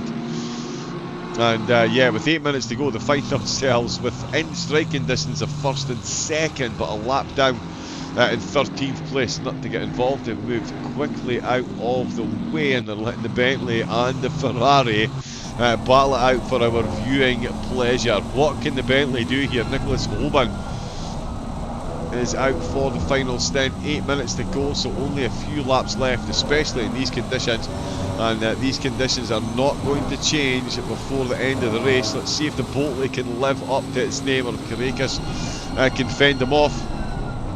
It is one thing being faster, and it's all fine and well being the driver, the quicker driver going for the overtake, but you still need to get that overtake done. Down the straight they go once again. That gap still sitting at 1.5, down 1.3, 1.2 seconds. It is getting closer. Hippow looking to improve inside the top 10 as well. He's got Hutchison in his side. Castorino and McCovkin having a battle as well for 14th position. So many overtakes threatening in the closing few laps. As we can see, Castorino for Veloci, another team that have had a difficult race today. Definitely going to be ones to watch going forward in the championship. They've got McCovkin eyeing this one up for 14th if they can, and there was Hippow as well, I believe. Yep, all over the back of Hutchinson. This for 9th position between these two, and it is absolute Ferrari on Ferrari drag race out in the last corner. And it does look Hippow has got some very good pace out the corners indeed. Not quite going to be close enough here. Oh, he has gone full send into turn at number 1, and he's way too late on the brakes. He's managed to hold on to that, but that certainly could have been a whole lot worse here for Hippow, and that'll give Hutchinson more than just a bit of breathing space. That is going to massively increase that gap. McCovkin's going for it. Oh no, sorry, not McCovkin. Castorino's gone for it. He's tried to hold it, and into turn number 20 is McCovkin on the inside line. They're absolutely side by side along the start-finish straight, but it is Castorino that's just got his nose in front. He will show up as 14th across the line, but into turn number 1, it could be that Aston Martin's back in the lead. That Aston backs out of it. The Ferrari just needs to hold his line. He's run a bit deep. He's needed a bit too much rotation there. The Aston has slid back up the inside for the cutback. McCovkin. He is in an Aston, so we won't do the rear spoiler cam. But you can still see just how close that Ferrari is. Up at the front, the gap's still 1.2 seconds. So we'll stay on with this one. And we'll see how the two of these get on. Ramone with a white flag, can't afford to lose any time. These two are right on the case at the minute. The Ferrari not using window wipers, so we'll jump onto the wheel cam. Down the hill to go through 10 towards the hairpin and onto the back straight. The Aston definitely got the advantage here. The Ferrari going for it up the inside. He's outbraked himself and opened up the cutback. He has indeed, and once again the Aston Martin swings back in front. Was that Castorino's plan though? No, because look at the Aston absolutely take off at the start of the straight. Woof, what a duel between these two.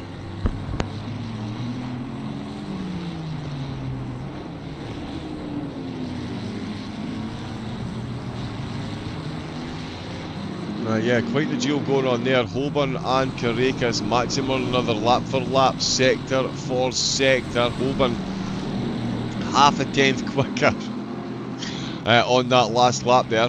They've got a good gap back to Chirac, who's got himself 3.5 seconds back to Klinkmuller. He'll be confident of holding on to this position if he can. I am noticing as well that we had Adler, I believe. Yes, Adler looking for an overtake in the late stages as well. Composure is certainly going to be needed by quite a few of the drivers, that's for sure. But thank you for the follow here at LFM. Welcome on in. We are watching a battle between Perez and Adler in the closing stages. Less than 4 minutes now to go. Fastest laps that we're seeing are down in the 2:12. The leaders in the 2:15s at the minute. And look again, gap in the rain. but it's going to get heavier again. The wind has got faster as well, 15 degrees. That really does play havoc with the aerodynamics of the cars. Yeah, can have a huge difference on the braking, but it will stay wet even with that little gap in the rain that is being predicted. It's not going to happen until the race is finished. Adler and Priez, I still want to see where Holborn and Karekis are. Oh, and they've come right up on it in the back of some traffic as well. That's 1.2 seconds. Can Holborn make this work to his advantage with 3 minutes left to go? They're on the second straight, so they'll finish this lap and get another lap done. So I think in only 2 laps left to go, he's absolutely monstered that gap down to 1.2. It's now down to 1 second. Karekis goes up the inside. I believe that is Luke Addison's Ferrari. Yes, it is, because that's the only one whose livery didn't work. Apologies to Luke and the team. We'll see if we can get that sorted for next time out. When they are now within half a second of one another as we come towards the end of what I do believe is the penultimate lap out with turn 15. They've got 16 to get through. It's going to take them surely more than 15 seconds to do that. Through 16, through 17, on the way through to 18. Throw the car back over to the right hand side. As soon as it's in a straight line, jam on those brakes. He's right into the apex for 19, firing towards turn number 20 on lap 156. So many pit stops so far, no more planned pit stops for any of the teams. Quite a few of them looking to change position. Adler does get past Prius, he's taking 20th position. Brescia still hanging on at the back of Naskis-Dashvili. Given how much of a UFC fan I am, you'd think someone whose name is similar to Marab Vilashvili would be able to get that one pretty easily, but apparently not. My apologies to our Aston driving friend. Here is the race lead, though. 1.5 minutes to go after 6 hours of racing. There's half a second between the top two. Who says rain is not the great leveller? Klinkmuller is still within 3.5 seconds of third place, but Schratt looking very planted, or as planted as you can be, and in fact he's improving on his lap times at the minute. So really keen to hang on to that third place. Hippaf still looking for the move on Hutchison, and Van der Velde has been dragged on at the back of Addison, so that is for position then. Addison that we saw blue flag by the leaders, it did say that he was catching up. He's gone past. Van der Velde has gone past. Very good move there by Van der Velde. It did say he was 8 seconds behind and he was catching up at 2 seconds a lap, and that has certainly played out. Let me see if we can, oh no, get a quick replay of that then.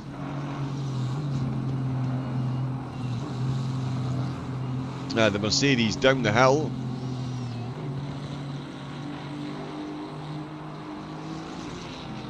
Addison absolutely ragdoll in that Ferrari. Oh, just looked to be a bit slow on the accelerator.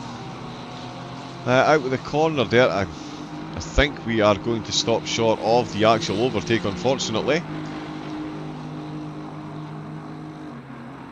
We saw a little bit of a wiggle there. That's going to cost them momentum. There's certainly no way past for the Mercedes at this point. But there's confirmation. The leader is on the final lap, and we have half a second between them. Will you do interviewing Johns? Then we would put the podium in waiting. Yeah, can do. Oh, the leader's finished the race. He's taking the checkered flag. It wasn't the final lap. The timer's run out and Karekis has won it. My apologies, but there we go. Granted, Karekis, we did see him cross the line. And it is Nicholas Holborn half a second behind after 6 hours of racing. That is absolutely incredibly close. And Jordan Chirac is going to cross the line to round out the podium. I think that means I need to jump back in to the casting booth. There we go. We'll get the full results, of course, in a minute. But what a drive by Visceral Esports.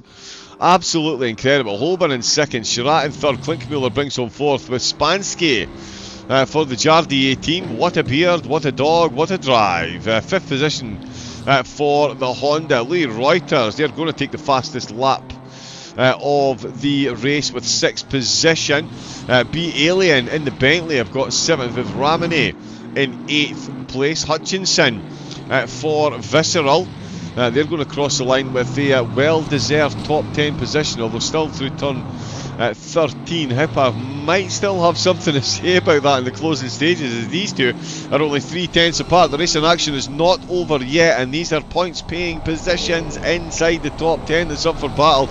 We're out through turn number 15. We've got two drivers battling away here, both of them in the Ferrari. Vandervelde took 12th with Addison, Makovkin, Castorino rounding out the top 15. Matsna, Magnani, Pozniakov with Papin and Adler all inside the top 20. Nastiasvili and Berezia all given the checkered flag as well. Rodriguez finishing in 24th, Rizon in 25th, but who is going to get 9th and 10th place out of the last corner? It does look like Hutchison has done his due diligence and got the job done. Too clever for my own good on that one. But yeah, not decided until the last few yards of the absolute last lap. That is what you call some serious driving. Let me just quickly... no highlights. That is unfortunate.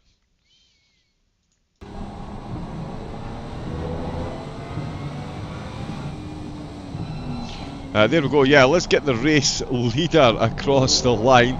That is an incredible finish from Grantas Kirekas and the Visceral team. Nicholas Hoburn and the team. Yeah, just absolutely incredible. And Jordan Chirat coming across the line in 3rd place. Not too shabby a drive either, it has to be said.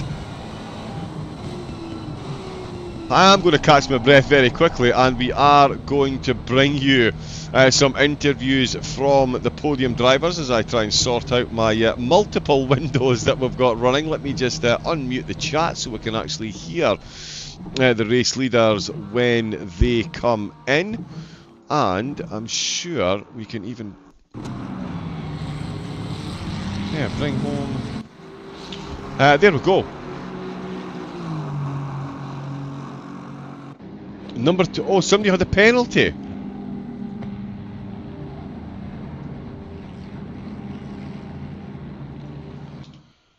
Did someone have a penalty? Kirekas had a penalty. Hoban won the race. Absolute scenes. Hoban, Grunwald and Richter have won the race after a 5-second penalty for Kirekas to die. Campagnella see them down into 2nd. Wow. Well, isn't that an interesting way to end a race? My goodness me, I've now got so much to talk about in the interview box. We might be here for a while, ladies and gentlemen. So yeah, the race winners are in fact Nicholas Hoban and the team in the Bentley. That is incredible. Who should we start with first? In the comedy box, should we bring in the race winners first? Yeah, let's bring in, so that would be, let me just make sure I get this right, that is Hoban, and that is Grunwald, and of course Bastian Richter. There he is there, there he is there, there he is there.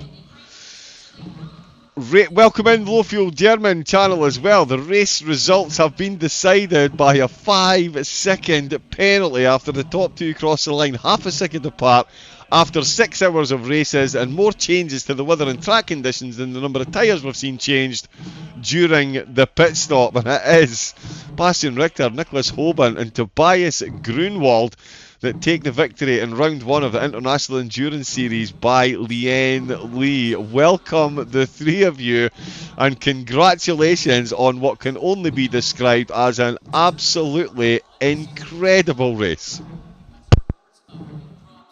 Thank you. Thanks a lot. Yeah, more than welcome. I have to ask, as a viewer, as a commentator, we absolutely love these changeable conditions, of course. It keeps us absolutely guessing right down to the end of the series, right down to the end of the race. As drivers, how did you find that out there, Bastian? Because to say the track and weather was changeable has got to be one of the biggest understatements ever heard in a sim racing broadcast. Yeah, honestly, it's pretty tough as a driver because you never know if you make a good call or not, and it's super stressful because every wrong strategy call can have a huge impact.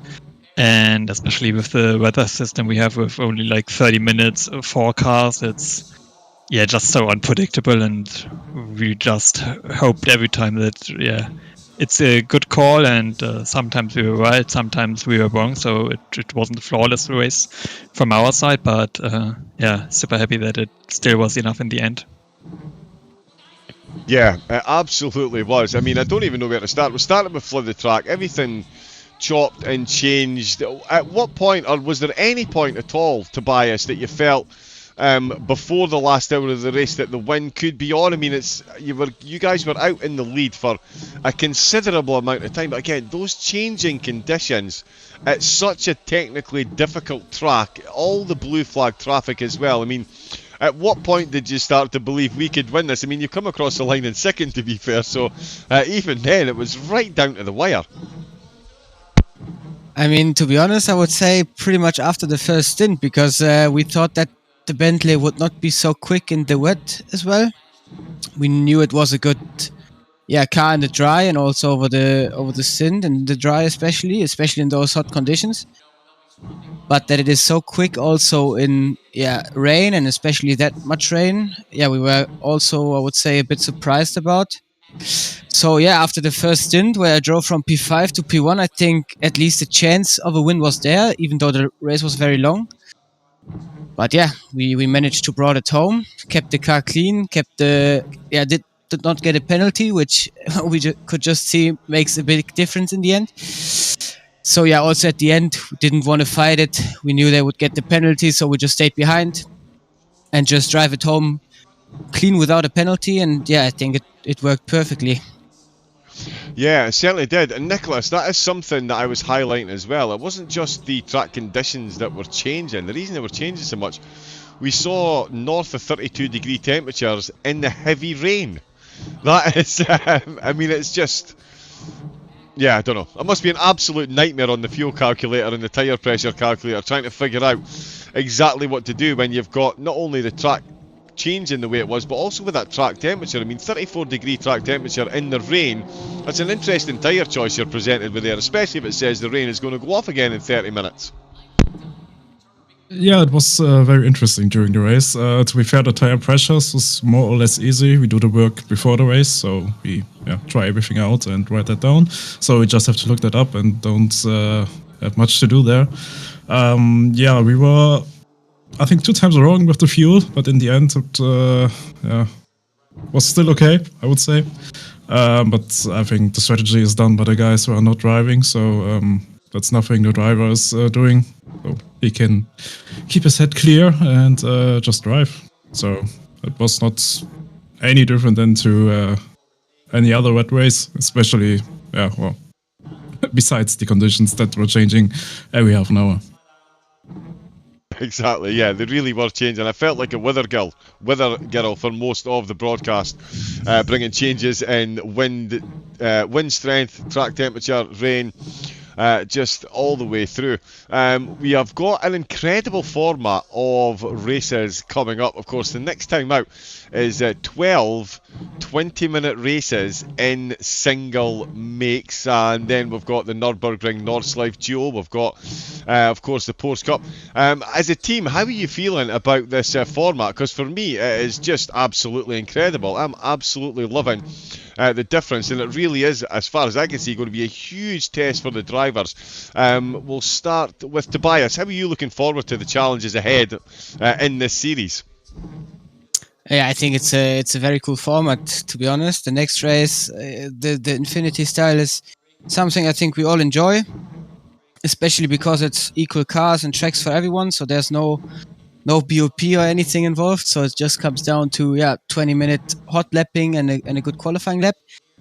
And then I mean, we have 2 GT3 races. I think I hope the Bentley is going to be as good as it was here. I have to apologize to our Lian guys, to be honest, because they said it's going to be a quick car and we did not believe it from the beginning. So but we won the first race in it now, so I hope it's going to stay like that for the other GT3 races. And yeah, then the last race is obviously Porsche GT2 I think on Monza is also equal cars for everyone.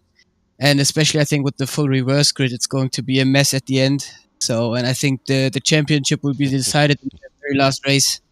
So let's see how much we look forward or how much we enjoyed it afterwards. Because I think if you get screwed over, you are not going to enjoy it that much. But yeah, we will see. Well, I am certainly here for every eventuality in those races. Like you say, the format of keeping drivers in the same car, just absolutely fascinating. Bastian, interesting season ahead. Any highlights or lowlights that you've got pegged on the calendar?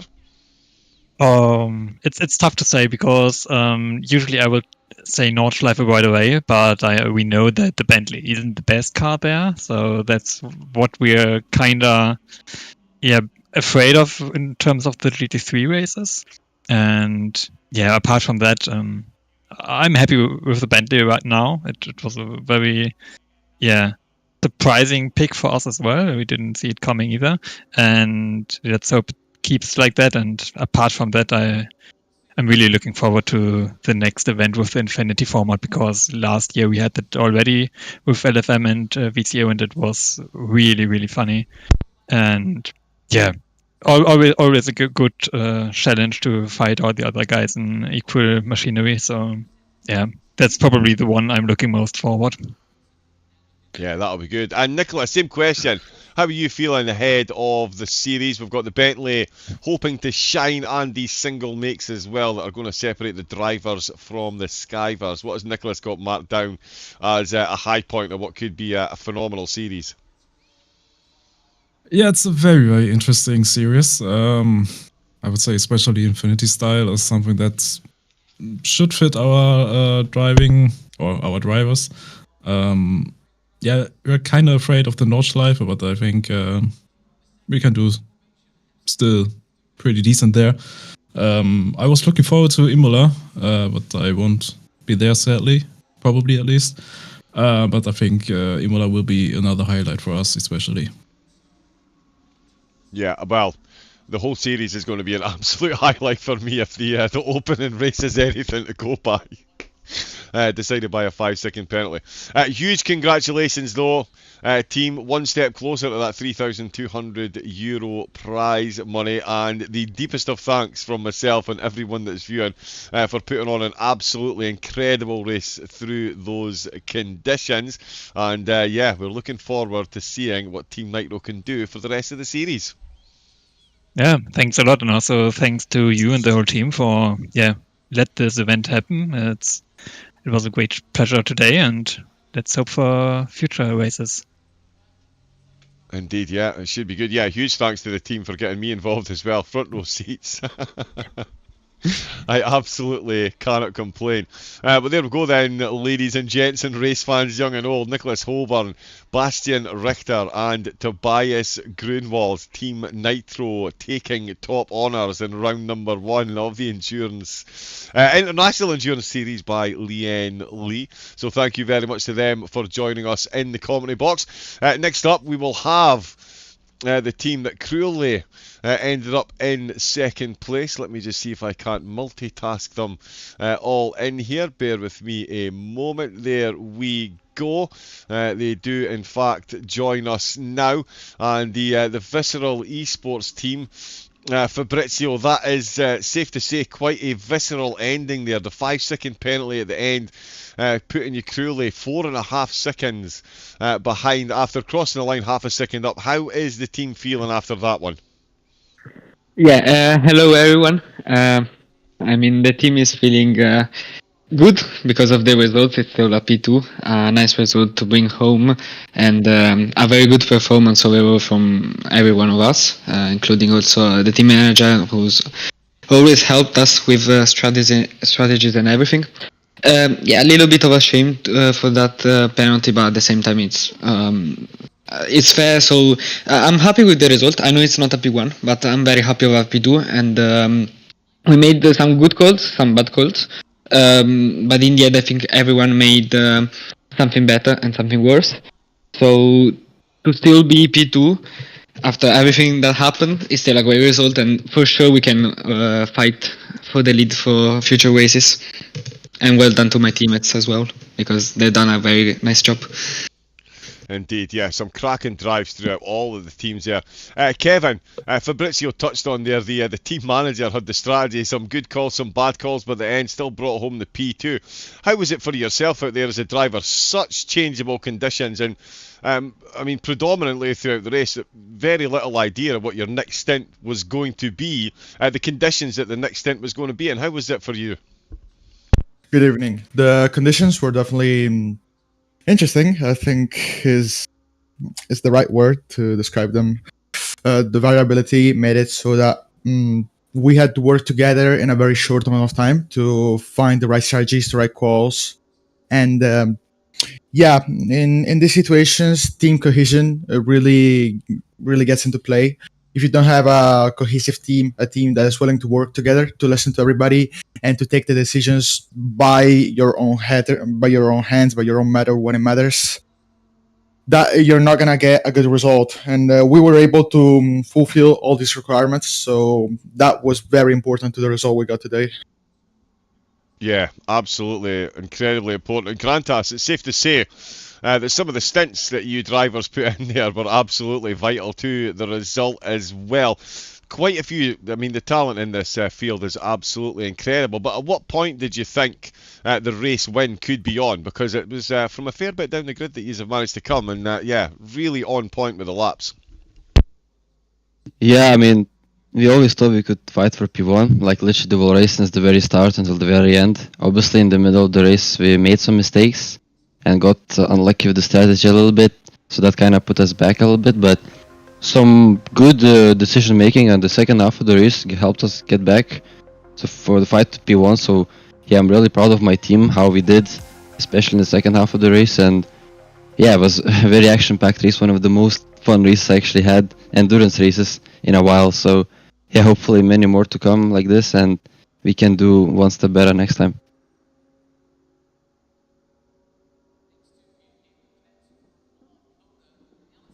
Alright, there we go.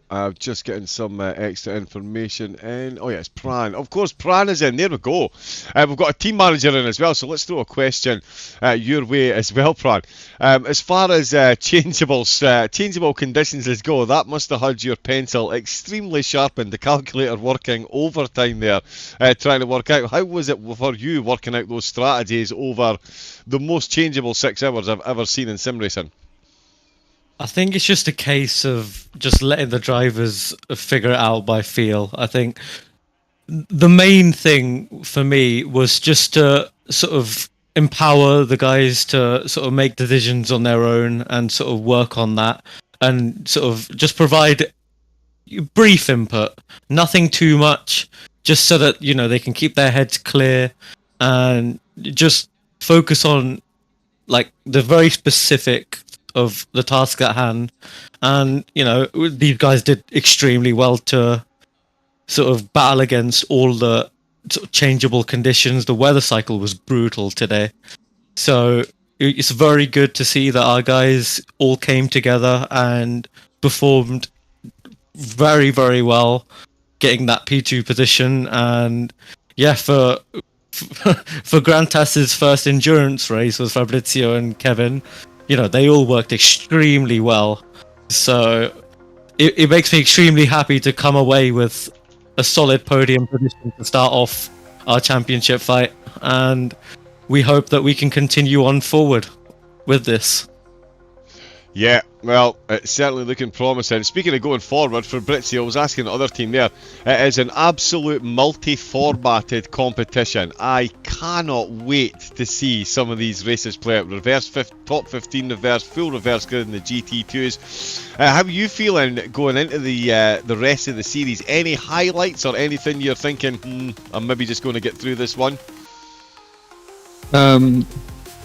Yeah, I mean, I'm very excited for next race. I think it's a different format, so it provides. I mean, also already this race was, I think, very much entertaining. And next race, and next race with a new challenging format. Yeah, I think it will be crazy good. So I'm definitely looking forward to that, and especially forward to work on with the same guys on the same championship. As we got a P2, we can get that P1. Yeah, incredible that it's the first time you've worked together as a team and you brought home that result. Phenomenal. Kevin, same question to yourself. How are you looking forward to the future rounds of the International Endurance Series by Lian Li? I'm definitely very excited for the IES multi-format type of series. It's definitely nice to see somebody shake things up. I'll be honest, as much as we enjoy endurances, always doing the same thing all over again can become a little bit repetitive. So I love seeing that we're trying to do something different in here. We got the 12-hour races. We got the Nordschleife event. It's a lot of interesting formats that will test how we can handle many types of challenges, and will be the ultimate testament to a driver and a team's quality. Yeah, the winners of this championship will be worthy winners, that is for sure. And Grantas, we've seen you behind the wheel putting in some phenomenal laps again today, along with the rest of the team. Is there any of the races that you're particularly looking forward to? I mean, these Porsche GT2s at Monza could be a whole lot of fun. Yeah, absolutely. Last round looking very interesting, but I think the most anticipated and most exciting and interesting race, and everyone looking forward to, is obviously round 2 with cars that barely anyone drives, and interesting format. So really looking forward and excited to see how that plays out, and hopefully it will play, it will be good for us, good result for us, and yeah, hopefully we can get used to the cars and see how it goes. Yeah, again, I cannot wait to watch. And Pran, from a team manager's point of view, it's certainly interesting from the drivers to get to try all these different things. But you've got to come up with strategies for every single format under the sun. Is there any of these events that as a team manager you're thinking, oh, this is going to be a bit much, or is there any that you cannot wait to get your teeth into? I mean, generally speaking, like I've managed the VCO Infinity in iRacing before it came to ACC, and I was around when LFM first introduced it, and I have to say that the Infinity is by far the most fun to organize for any team manager. It is so fun, just working about the different car track combinations. And just, making sure that everyone's happy with their car track combo that they're doing. And it really does show sort of where people's strengths are and where their weaknesses are. You can tell a lot about a driver from what kind of cars they like to drive the most. So it's always highly anticipated, and I'm looking forward to it for sure, because our team won a few races last time out in VCOX LFM Infinity, so we're hoping that we can, take it that one step further and see where we come with it. Yeah, to be honest, Pran, that sounds like a whole podcast in waiting. Talking through the ins and outs and the intricacies. We should really start that. Yeah, we really should. We really should. But yeah, again, huge congratulations and commiserations. It's almost bittersweet. Crossed the line first, did finish in second. Still a phenomenal result in what is a ridiculously talented grid. So congratulations, Visceral. I'm sure the rest of the teams will be absolutely on their toes, keeping an eye on you guys next time out. Fabrizio, Garantas and Kevin, and of course team manager Pranav, congratulations once again on a well-deserved podium. Thank you very much. Thank you so much. See you next time. Hope I can talk to you again next time.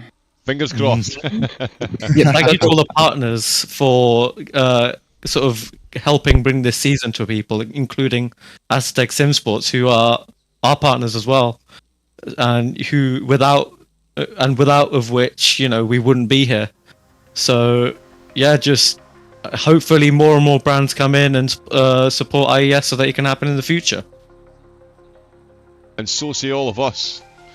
Thank you very much. Of course. Brian. Yep, well said. Yeah, huge thank you to all the sponsors, of course, and huge congratulations once again to Visceral Esports. Next up in the commentary box, we will have some... Oh, no, wait a minute. There we go. Let me just see if I can get... No.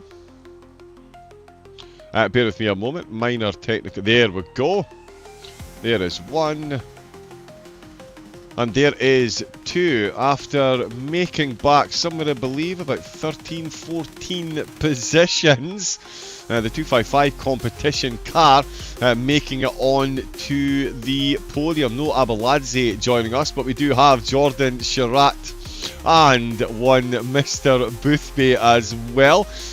Good afternoon, or good evening indeed, chaps. That was quite the race, quite the drive. And I dare say you are particularly happy with the result, making it all those places and getting back onto the podium, Jordan. That is absolutely no mean feat in this field. Yeah, 100%. Obviously, yesterday was qualifying and with its brutal format. So if you make a mistake, well, you start in the back. So we started, I think, 24th.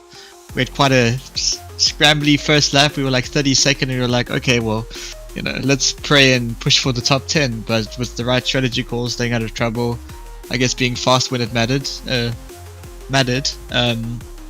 Yeah, we just made the best of the race. I think we didn't really put a foot wrong. We didn't get any penalties, kept it on track, not many warnings. It was just a very clean and well calculated race. So it felt like a win for all of us. I can say that at least. Yeah, it was certainly a win from a viewer's point of view, that's for sure. George, how was the race for you? We've asked a couple of the drivers so far. These changeable conditions, as viewers, we absolutely love them. How do you feel when you're starting a race and you see it's flooded, it's going to dry, then wet again, then dry? Is that just an extra headache, or is that something that you relish so you can really enjoy the driving?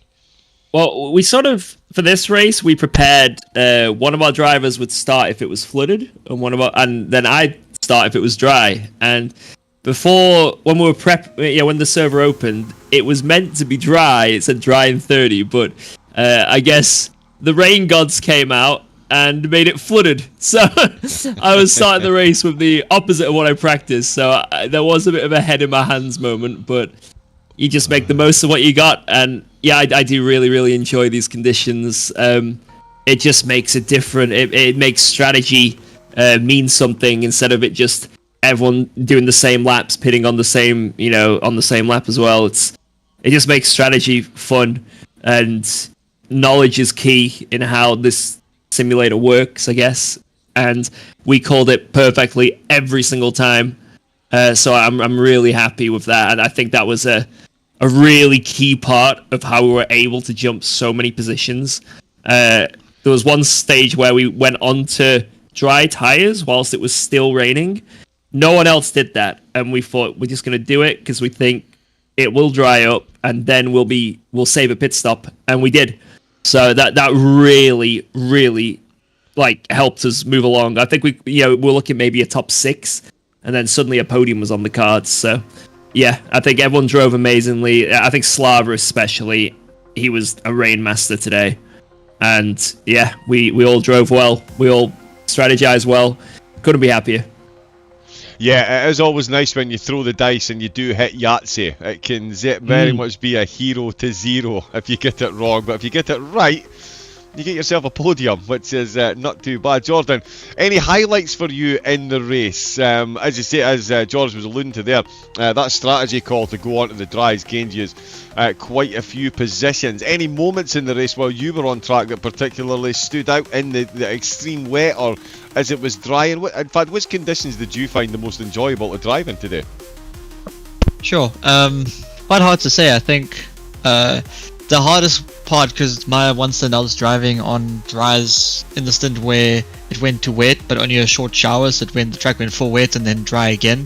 So it's quite tricky with the track limits, trying to keep the car on track without getting warnings, because in this game you get 3 warnings and your 4th is a DT. So yeah, there's a few close calls. Obviously it's always fun driving through the field and overtaking, and with the Ferrari, because it's a bit slow up until like 250. Trying to overtake is quite hard, so you really have to set up the cars ahead, put your nose somewhere, make them go wide, and then you can actually finally make an overtake. So trying to get moves done, and yeah, kind of battling was the cool part, I think, of the race. I mean, it's when you make a mistake in qualifying and you come from the back, you always have a good race in some way if it doesn't go bad. If you get through turn 1 and lap 1 and you're able to drive forward, well, then I think most of the times it's quite a good race. Yeah, most definitely, especially around a track like this. This is just such an incredible track. George, we've been asking the other competitors as well, and you can hear the smiles on their face when they're talking about round 2. I'm going to assume it's going to be yours as well, but we've got such a multi-formatted season. As a commentator and broadcaster, I absolutely cannot wait to see every single round. As a driver, what are going to be the highlights, do you think, for yourself going forward? The 12-20 minute races next week, we are, that's getting the thumbs up right through the grid so far. Yeah, I mean, I saw Lexus in that car list, so I'm very happy. I love that car. It's a good laugh. So, yeah, I think it's going to definitely shake things up. You're going to see some drivers maybe struggling, other drivers out of nowhere. You know, maybe they're not expected to be mixing it at the top, but they will because, like I know, especially a certain driver who does GT4s is going to love the fact that the Maserati is there. So, you know, I think it's going to really shake things up and be a good laugh. And I think the main thing about it is just going to be consistency. If we can like consistently get like top 5 in every race and just build those points, I think that's what's going to matter. Yeah, a lot of points up for grabs, a lot of prize money up for grabs as well, thanks to the sponsors. €3,200 for top spot. That will buy some nice shiny sim racing equipment, that's for sure. Jordan, how about yourself looking forward? In my beloved Ferrari today, 2 of them on the podium. Absolutely love to see it, but there's not much Ferrari action going on. The Porsche GT2s at Monza, and we have, of course, the Infinity next week. How are we looking? How is the series looking for you? Any particular highlights you are looking forward to? In general, I'm just a pretty chill guy, right? So I just like jump in and drive. Like, you know, you always have your things you like, and I'm actually the same as George, so we're probably gonna have to have a fight over who takes the Lexus. Yeah, I mean, I think the nice thing is with the single makes is everyone's on the same playing field. Some cars you can't change too much in the setup, so it actually comes down to your driver. So the drivers excel, you know, we don't talk about setups because in GT3s the setups are quite a big thing, and GT4s of course they are, but there's less to change, so most of it comes down to your driver. So if you well prepped and you have your markers and all that stuff, because jumping from car to car, because I don't know if you know, we have to go between 3 different tracks, or depending on how the team chooses how they want to do it, adjusting is going to be hard as well. So it's about adaptability, I think. So whoever adapts the best and is able to jump from one thing to the next will probably win that event or get the most points. Yeah, can't wait. And as we've got the 2 of you in last, let's see if we can pick your brains a bit. We'll go for Jordan first on this. Who do we think are the hot favourites, or who do you see as your big rivals for the championship? Given the performance that you put on today and the 2 teams ahead, certainly the podium have got to be strong. Is it the top 3 today, do you think, are going to be in there? Of course, Williams making a comeback as well. But Jordan, who do we think are hot favourites for the championship? And it's okay to see yourself, of course. I mean, obviously you don't do anything unless you want to win, right? I think that's like any competitor, so everyone has to back themselves. So, but in terms of competitors, it's always going to be the Nitro car. I mean, they've gone through many teams, so Hubin, Grindelwald, and Richter, I believe. Yes. And so it's always them, and then probably the Williams car. They had a bit of a bad run this run. They're always fast. I'd probably say those 2 is probably going to be the challengers for the whole season. Yeah. Nice. Heard it here first, folks. And George, who do you see as your big rivals for that top spot after the end of the competition? And no rivals. We're gonna send it. We're gonna dominate.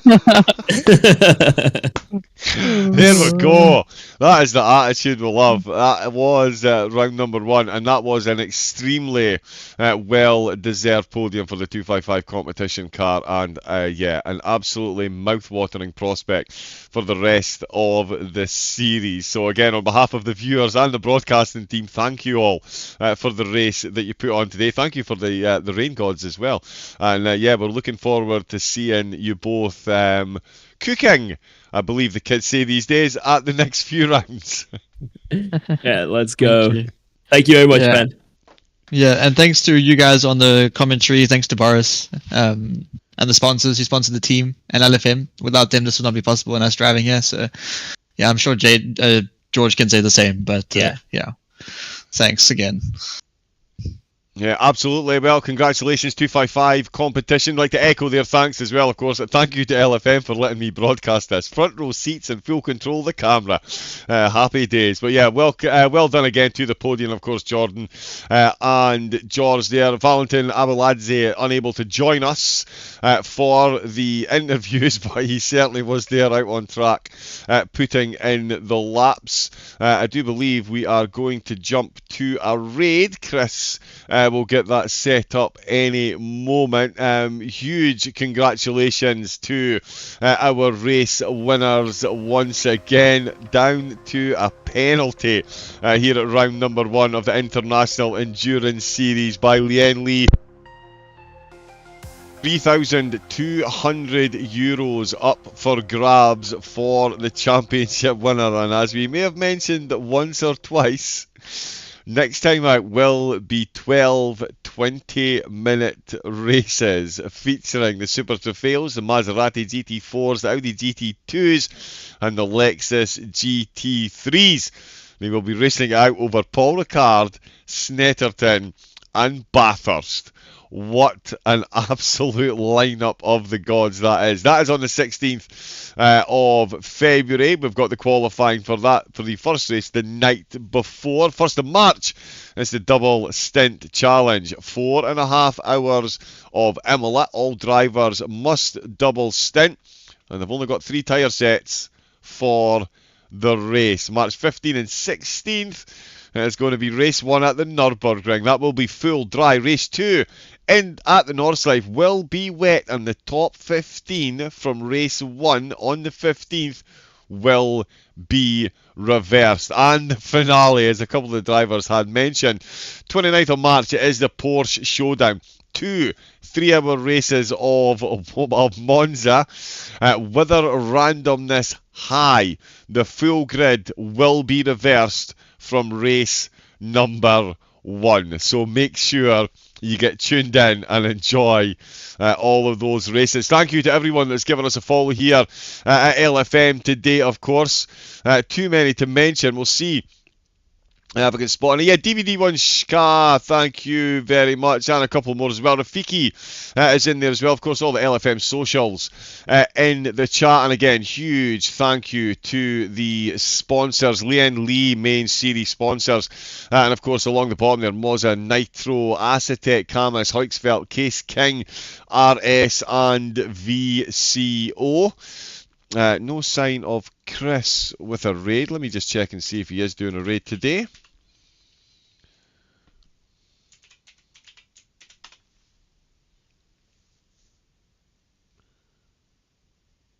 And yeah, thank you to everyone again that's joined in and viewed the whole of the race. What an absolute treat it was.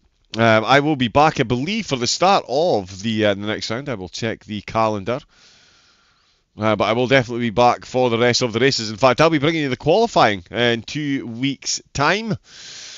Chris is just having a quick look for a raid.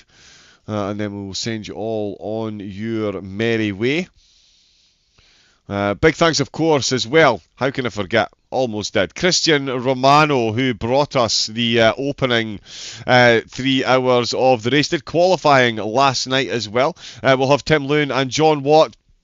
If the internet gremlins, we can get them sorted out, we'll have John Watt back very soon as well. But please do all stay in for the raid. Make sure when you get in there as well, refresh the browser so that you count as a viewer for our raid target. But that is all we have time for from Low Fuel Motorsport, the English channel, bringing you round number 1 of the International Endurance Series by Lian Li. And what a race it was. I have absolutely no doubt I will see you all again for round number 2. My name has been John Wright, aka Double O Raven. Been an absolute pleasure. I'm off to go and watch this all back again. Do enjoy the raid, and until next time, stay safe, take it easy, and have a great rest of your night. Good night.